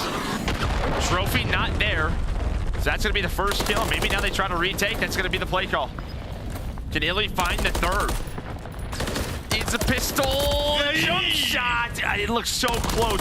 Impressive gunfight win from Priestahh. It's like each burst was just a hair off, right? Just barely missing. Can they shut it down here? Boston now back onto the point, able to stop the clock. Still okay in the lives department, 20 seconds to go. That 3 kills, I think, more than likely will be the point or not. They're still here. You've got Illey, you've got RC standing strong. 10 seconds to go. Boston Priestahh trying to fly on forward. But it's just been the wall of Seattle Surge, the wave, knocking them on back. One more chance. Can they get it done in the final 3.8? It will be the case. Tack on another minute. You just barely get through.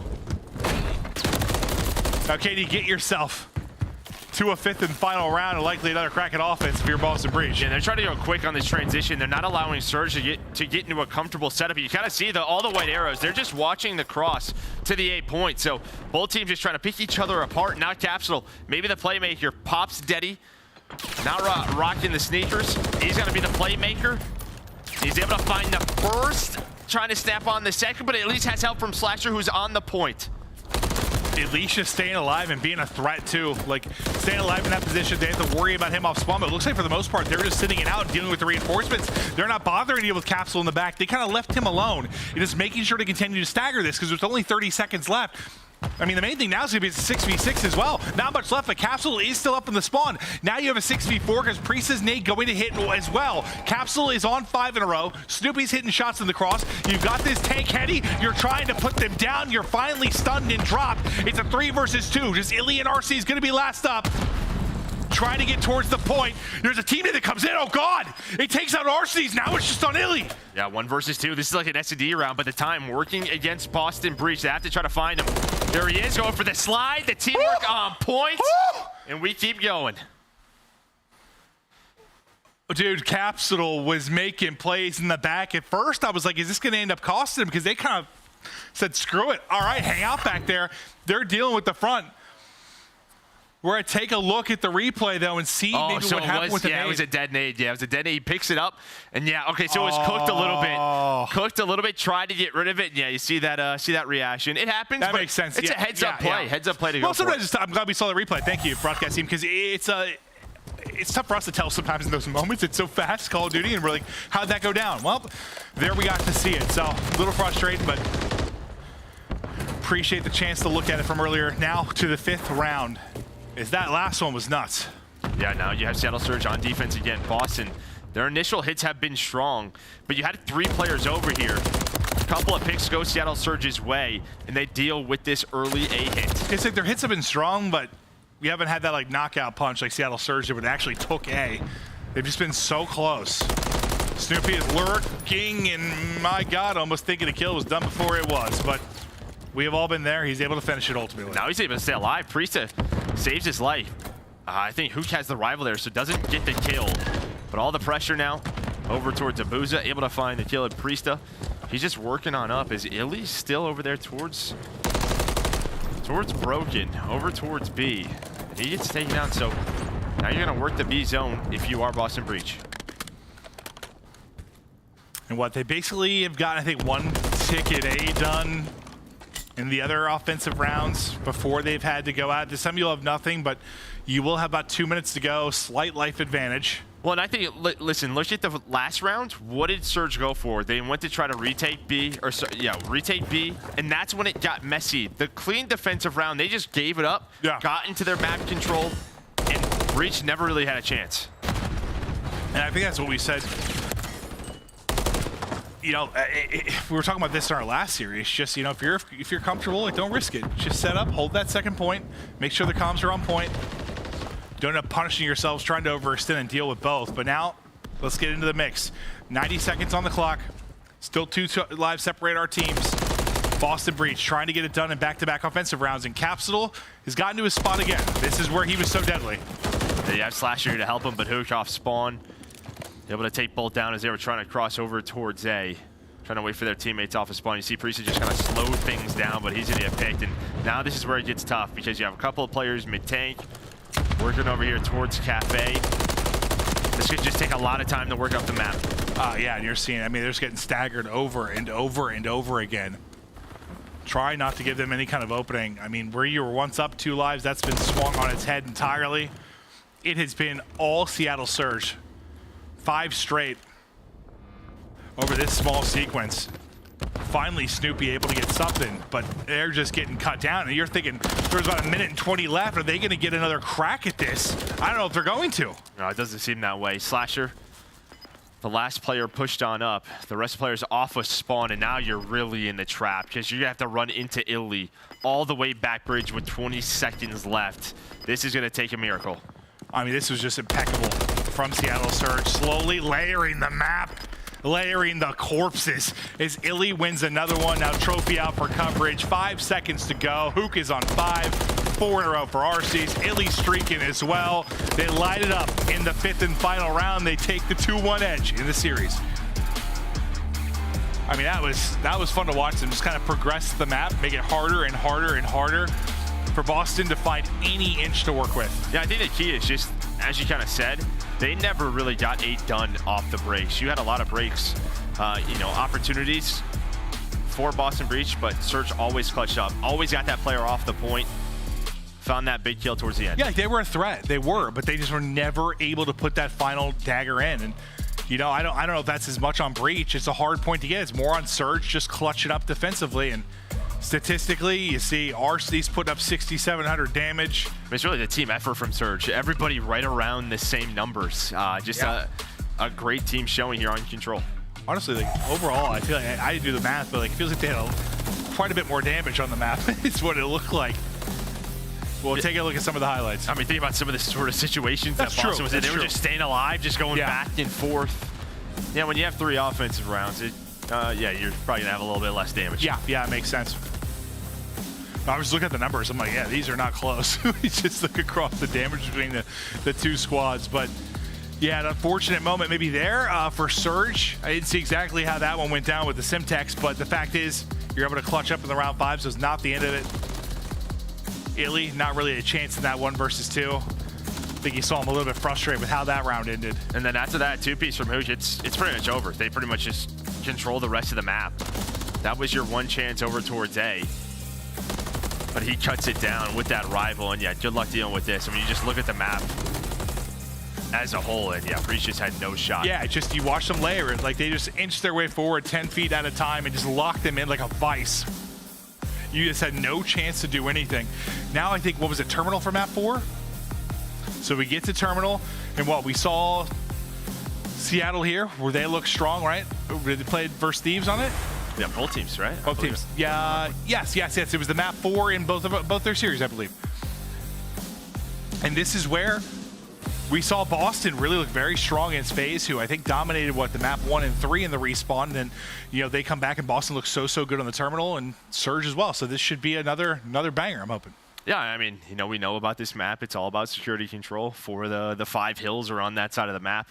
Who's going to make the plays, maybe get that 1 big break. I think, you know, both the scores were around 250 to 220, 200. It should be another close game unless something crazy happens. Yeah, no, I mean, this is going how we thought it would. I mean, it's been down to the wire. It's looking like another map 5. Maybe it's all we're going to have, but the players kind of locked in. You can see him on the cameras. Illey's just, I don't know, doing some sort of Godfather type thing. He's just thinking through how he's going to play this one out. Yeah, he's vibing, He's visualizing the gunfights. It's visualizing victory, Joe. Yeah, that's what they say to do.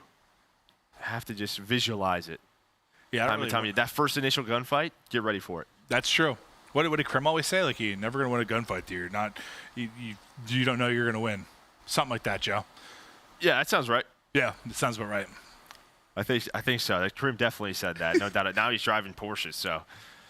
Yeah, what's he doing? I don't know. He's just racing now. But Illey just getting prepped and ready for this one. Who are you looking like? Who's like going to be your difference maker on a map like this? Map like Terminal, maybe from either side. Is there a player that you think will be the difference maker?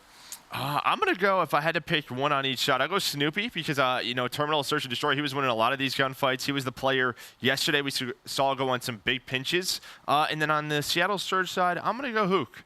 So I think Huke, you know, still trying to run that sub, but maybe on this map has that AR going to put some numbers up. Okay. Yeah, you'll see a lot of ARs coming out here on the Terminal. I still think this is going to go to a final map. What was the map 5 again? Karachi, I believe. Maybe go to Karachi here to close things out. But so far, League has been so competitive. It's been awesome seeing some of these new look squads. It's awesome seeing Slasher and Priestahh kind of back together with the history that they had back. I mean, what was the stat you told me the other day? Like, it's like 6 years in a row where one of them won a title, a major? Something like that? It's like a weird stat, but still. Yeah, basically both of them are winners. They are. That's what you need to know. And now they're on the same team. I used to love that. Black Ops 4 team was so fun to watch. I mean, the battles between them and United were insane. Oh, yeah. I mean, some of the Champs series that we casted with them, too, was first FaZe, first Luminosity. Like, they're some of my most memorable and, like, favorite series that I've casted. They were nuts, but Patty P and Austin Litigo back together again. Did I say Patty P? Yeah, you did. I say Big P. Big Priestahh. Patty P. I was like, Action, it's actually a team, but yeah, acting. They were just yelling at each other. I don't know. I guess that aches on the mind. God, he is handsome. I don't know where I was going with that one. I said it. I looked at you, and you just like had your head tilted, staring at me. I was like, I don't think Priestah's name's Pat, but all right. No, I don't know how I got there. I'm sorry, Preston. Forgive me. Their mind is just It's a wild place. Yeah. Surge cruising out to an early lead, but Priestahh's kills maybe the answer to get them forward and get in, but not going to be the case. Everyone waiting to get trophies up, so everything blowing up, getting stunned, and getting smoked. Hey, this is what you need, right on this P1. You're spawning on that right side of your map. You see the way Boston is playing this. They're playing for P2. So you have to have a great P1 here to basically tie that time. But, I mean, if you do this, flip the spawns, potentially chain these hills together, you put Boston in a very difficult spot. And well, Arcitys is gonna win the gunfight, so now they are out of the hill. On the pinch though, it's Capsidal, but Abuzah able to win the gunfight. You still have presence here for Boston. Let's see how many points they can rally together here. Is everyone kind of racing to get back towards the point for Seattle Surge? The cutoff in play is going to be Capsidal. He's ready and waiting. Good. Adios. He's ready for it. Yeah, he was ready to take a Renetti to the forehead. Huke, demon mode. Putting shots at anything. Suitcases, cars, planes, foreheads. Just snapping on it all, Joe. Okay, so nice recovery there for Boston Breach. You can already see Illey inside of the plane locking things down with his team. And they needed that one, and well is behind. Not Patty P, that's Priestahh, 7-2. He was jiggling through the hand lotion or hand soap there. I don't know what he was doing. I think that's a perfume store. I don't. Perfume? Is that what it is? Yeah. Oh, you'd smell delicious with some perfume, Joe. Lead change though. The Seattle Surge getting ready to go out in front. They'll have the plane locked down. You have one person leaked out towards escalator side. That'll be Abuzah. He's 7-1. Well, now 7-2. Is Priestahh was able to shut him down. I mean, without Priestahh, look at this on the Boston Breach side. 1-6, right? 1-4, 2-7. They're slaying one-sided, but they're still in the game. There's some of Priestah's plays to get them that P2 break, but now we're trying to get inside of the plane, or maybe you just rotate, and well, that's going to be the call. Snoopy already towards Røkkr. Yeah, Abuzah's tried to get there twice, tried to be that first man, but he's been cut down, once by Priestahh, once by Snoopy, I believe. Snoopy is finding his second kill in the game. Slasher looking to tally on his second as well. He'll have the cross here for Snoopy, trophy out as well. And now trying to get damage through on the cross. Yeah, just a very give and take situation on this map. So Boston gonna give this up. And they say, all right, let's try to lock down Røkkr. We have Bookstore as our final hill through this first rotation. This is what we saw yesterday, all about these crosses. Trophies down, you have to try to break them if you can. Get your nades in there towards back Røkkr.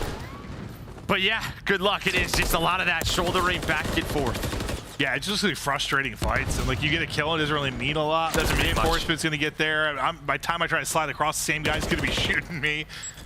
I think Huke was on 4 or 5 in a row before he fell, so not going to be quite getting towards any streaks for him. Okay, they got rid of it. There's no trophy down, and they're able to find that break, so they just inch up. They get the trophies out. Illey found a couple of picks, and behind that, Surge on the hill. And you get through what was about the 30-second mark, you're able to get in. So Surge get in, then after this, see if you can battle for that security side control. But you can see everybody grouped up around Bookstore. It's Huke that's trying to make the play through on the flank. I was going to say that's going to turn some heads, but no, the heads have already been put down. His teammates picked up the rest of the kill. The kills, the script has been flipped. You are set up on security side. Surge now in position, 2-1 advantage in the series. Looking to close things out here on the map 4 as they're up 50. Yeah, right to the front though comes Slasher and Snoopy. Trades are going back and forth, and 11-4 for Abuzah, leading the way for Seattle Surge as they now have a 60-point lead. You have Capsidal trying to work through Dreams, and maybe a bit of an overpeak. Here comes the rest of the challenge. Snoopy catches them off. All right. A great little break there. Maybe a mistake from Seattle Surge, an opening here for Breach. What can they do with this opening? Not much. Yeah. Really built that up, and that one just got shut down. Yeah, because Arcitys kills 3. Illey's opening up brains, and they're getting shut down. It did not turn into much, but that can happen on this particular map. You get a wave of 3-4 kills, and spawns come in, and next thing you know, it's been flipped again. Yeah. Well, I tried at least. You did, Joe. Yeah, sell the narrative. I like that. I like that. Get the energy behind it, even if you're a liar. A dirty, dirty liar. All right, you see Boston now trying to get set up towards P1. Capsidal was trying to work the pinch. I think there were just too many targets in front of them. And now you have 4 dead. Seattle Surge 1 map away, an 80-point lead. Let's listen to their comms to close out this map. He's around the back. That's it. SC's on me. I spawned SC's on me. SC's on me. SC's there. He's got this thing on time. Nice. Soak that shit. Select. Two on me. Two in the back. Give me a sec. Yo, he's burger. Two in the back. President, one's nade. One middle. Yeah, he's middle on your left, guys. I spawned deep. He's gonna flank up. He's dead. Yeah. Down him. Nice, that's him. That's a good time. That's a good time. Nice. Nice, good job. That was a burger. He was a burger. Go. Kill me, far. Dead. Nice job, go. Slash first guy. It's gonna be there. Okay, take your time right now. Take your time. I'm fucking winning. I'm going back security room. Yeah, I'll go in front. They're hold on the cross heavy. 2 of them. Slasher, watch out. I'm repitching mid hall. Enemy. Damn show. Let me. Dead. Nice. Still alive, Alex. Never died, bro. Give me a second. I'm fucking these guys back. Listen, sometimes it sounded a bit crazy, but I love what I heard from Abuzah at times, like the kind of slow it down, wait, take our time, like those comments. I'm not going to attempt to do his accent, but at times he was the one kind of making those calls, right? No, 100%. Yeah, great counts were in, but then it just got crazy, a little chaotic on the side by Seattle Surge, but I think that's just due to the pressure Breach were put on. I mean, you had that setup, the break early for Seattle Surge, security spawns, but Breach to stay alive, they're able to break P2 and they needed it. Oh, yeah, they were down almost 100. They needed it real badly. I mean, I think the first thing I said to you, the last time I took my headset off and looked at you and said, they're getting slammed. Like, they were really getting bodied up by Seattle Surge, but now, see if Breach can bring it back. You got great combination of young player and vets, a chance to make some noise within this league and a chance to maybe bring it back within the timing there was horrific. At least the kill for Priestahh. It's the worst when you're like climbing a ladder or stairs or something. You like go to look at one corner, second you turn, the person like goes around the other side. Yeah, I was just worried. Honestly, the time was worse for Priestahh, right? Yeah, are they gonna hit ramp? Are they gonna hit down low? Luckily, Snoopy was there to help him out. He's on 3 in a row. And now maybe a chance to chain this hill. And you can already tell Surge, they're just gonna give this up. Surge were able to break Røkkr last time through, but they just kind of know, all right, the game, maybe Boston Breach should have the lead, but we're gonna control spawns for the final 2 hills. And all they need is basically 1. They're close enough. They'll lead a bit of the second, but they need 61 points for victory. But look at this. By the time this hard point is done, that 80, 90 point deficit is gone. Breach will be back into it, and they're looking to get the break. They're getting the fights around the backside, but Abuzah trying to go clutch. Slasher getting tagged up as well. Slasher will be the last guy there. It was a scary moment there for Surge, but they get it back. Yeah, when we were on board with Capsidal, you saw him throw that nade, no trophy, doesn't connect. You know, Huke's in the other corner. And I thought maybe like Breach just kind of waited, just hold the cross. You know you don't have the good spawns, but they wanted to try to flip the map. Instead, it ends up costing them map control. Well, they spun so far away over towards Jet Bridge, and now they're going to have to do this again. I thought they had it for a second. I thought they flipped it. Just the timing a little bit off. Maybe needed one more player, one more big gunfight win. Now 35 points away from victory is Seattle Surge. 3 in a row for Huke. You want to see what this man can do with an AR in his hand? Snoopy just smoked him is what happened there. That particular challenge, Snoopy winning a wild one, but he's the only one getting kills. He's been able to take down 2. Snoopy finally shut down the cross, can't get pressure to Arcitys. Arcitys through the smallest crack is finding kills as well. 15 now to go for Seattle Surge. Yeah, I feel like you've had chances in the back if you were Boston Breach, but a couple of players just clutching up for Surge. 242 now. 2 players spawning up, and that might just be it. You see where Boston Breach is. Maybe someone can hold on to the point. Not gonna happen. Seattle Surge 2-0 on the weekend. What a start. What a weekend so far from Seattle Surge. Boston, you know, you're thinking pretty highly of them after how tough they played FaZe. I mean, that's all we have to go on right now. Well, this is another just tough battle. It really was. It really, really was. Yeah, that's a tough start. Thieves, Breach, you take them both 3-1. I mean, I don't know. When this team formed, I remember I just said to you, like, it was at the point where like all like the Juggernaut teams had formed. I didn't think like any more like really good teams would form for some reason in my head. And I saw that team. I looked at you. I was like, it could be kind of nasty. Yeah, it could be. And so far, they're showing that. I mean, it's just again, just very similar to map number 3.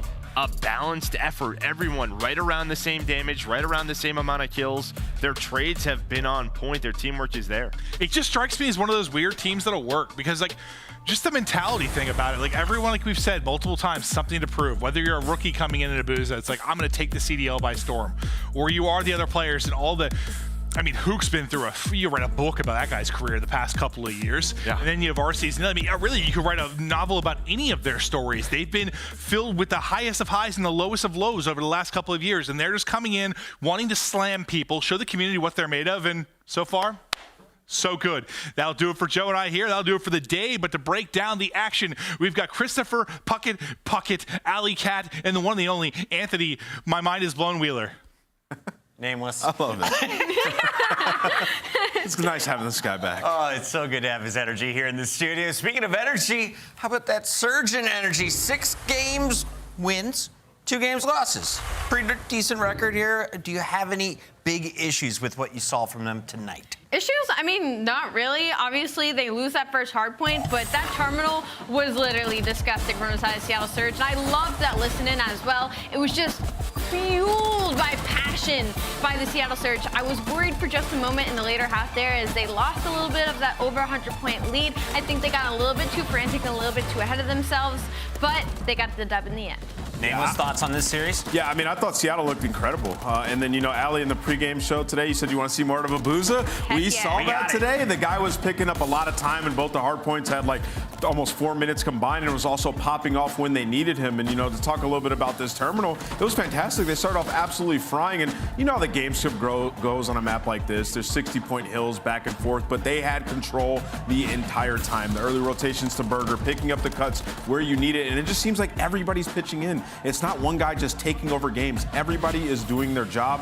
When you get to a final round in control, what happens? They take over. They put them in the spawn blender. You've seen everybody in the perfect positions, and that's exactly what you want to see early in a title because they're going to just keep building on this foundation, Chris. Yeah, it felt like game 1 kind of got out of their hands, but they weren't going to let that happen 2 or 3 times in this series. Shutting the door in that game 4, and you can see what it meant to Huke. He and Arcitys getting fired up as they now know they are topping the leaderboard at 2-0, the first team to do so. You know what? I might, this early, start vetoing Terminal against Seattle. Yeah? I'm not gonna lie, that's 2 Terminal S&Ds. They've come out hot on winning, and now like looking at Terminal Hardpoint, like they were on point that map. Yeah. Allie. Yes? I got our play of the game. Are you ready for this? I'm ready. It's some spawn traps from the new duo featuring the Surge branding. Take a look at Illey and Huke locking it down. This was the final control round, and this is beautiful. I wouldn't have any other duo. And I mean, just look at the engagements, already 60 on Huke, and as well as Illey, 28 and 29. I mean, again, Seattle Surge, you couldn't start off the season any better than having some strong map pools already in both Search and Destroy and in Hardpoint. Yeah, you talked about like Huke's KD, like he's got an SMG switching back and forth, getting pushed up into their face. Like this is the trap that everybody's going for on this map. You saw he was just hanging out back highway. He's like, yeah, you guys are either dealing with Huke or you're dealing with me on a massive heady. Well, what happens? They end up icing it up and winning the round. Clutch game 3 led to that game 4 hardpoint victory, and now Surge are finished. Boston, though, finishes the week at 0-2.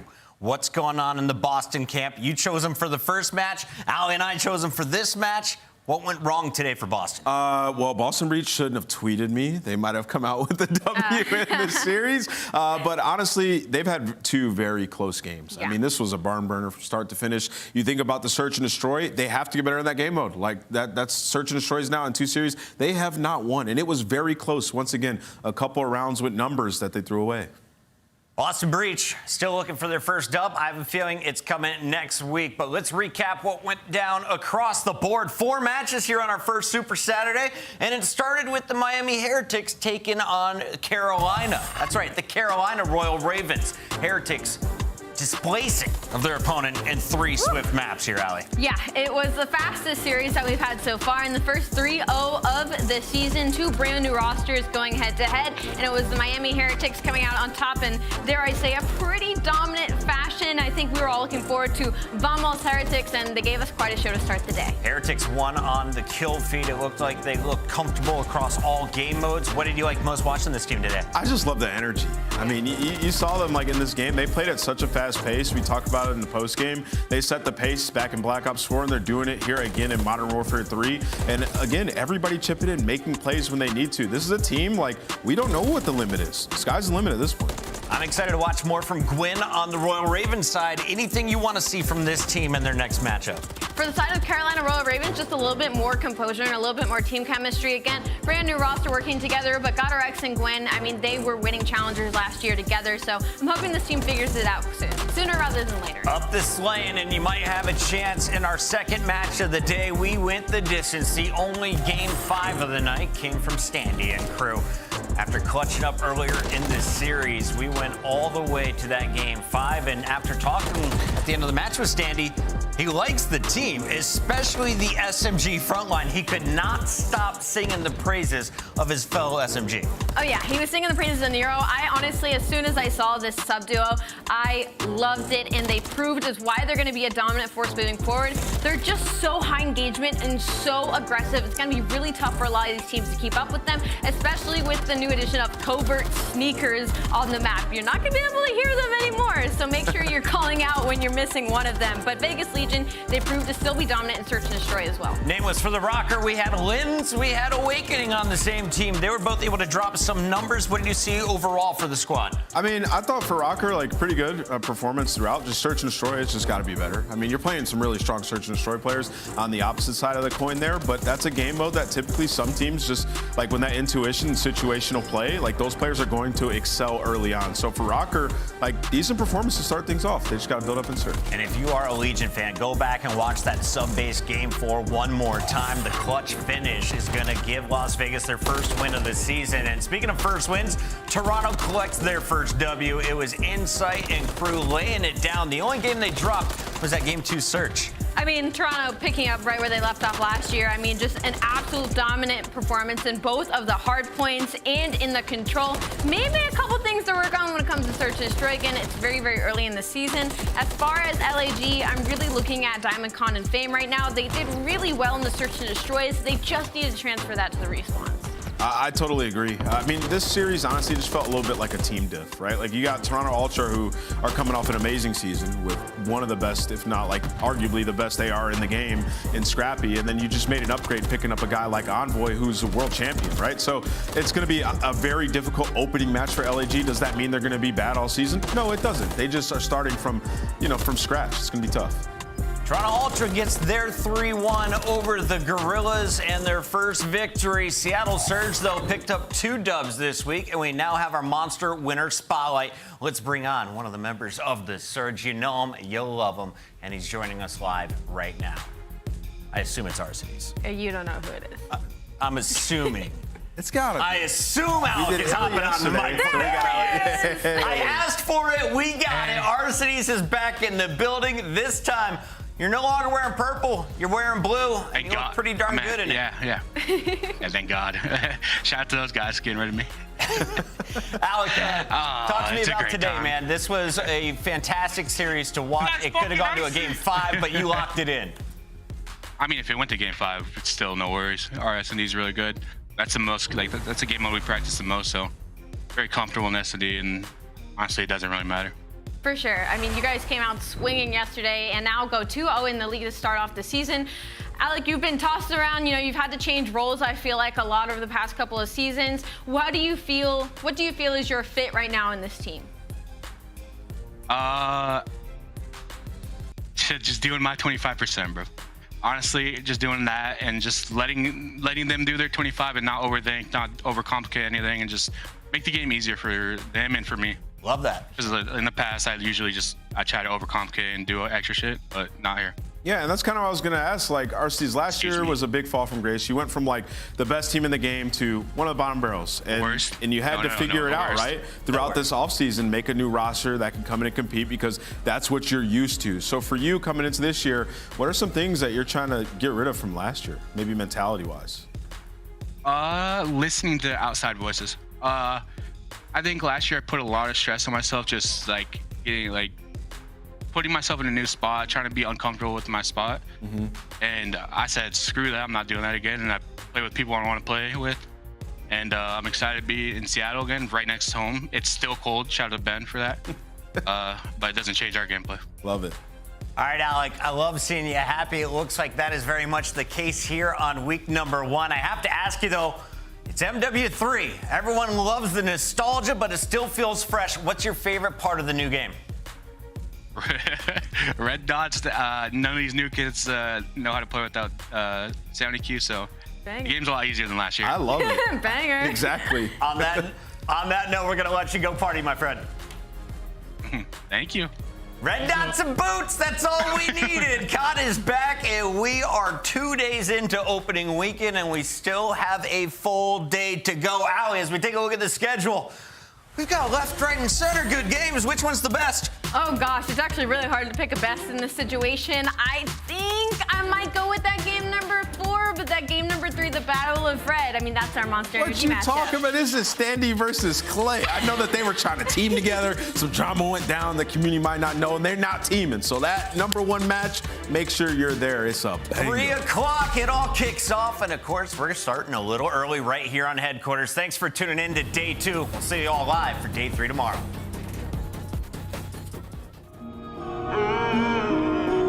You know I'm a renegade.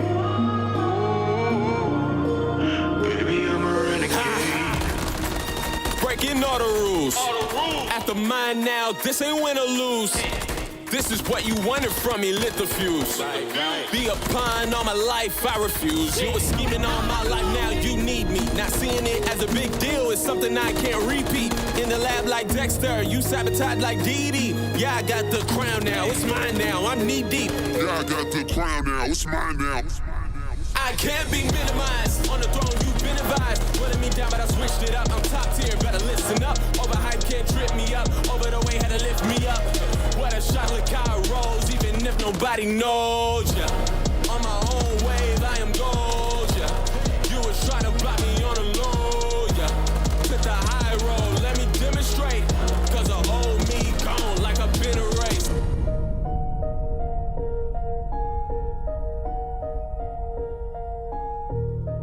You say, I'll be like, you jump out if you can. We're good. I can let you jump out. I'm keep shooting with you. I'm in a good spot this way. Go top left fire. Yeah, Eli's in a good spot. Top left, yeah, went to plat. I'm bomb, dead. I also plat. Let's go, boys. Go, baby. Go, baby. SND just slammed.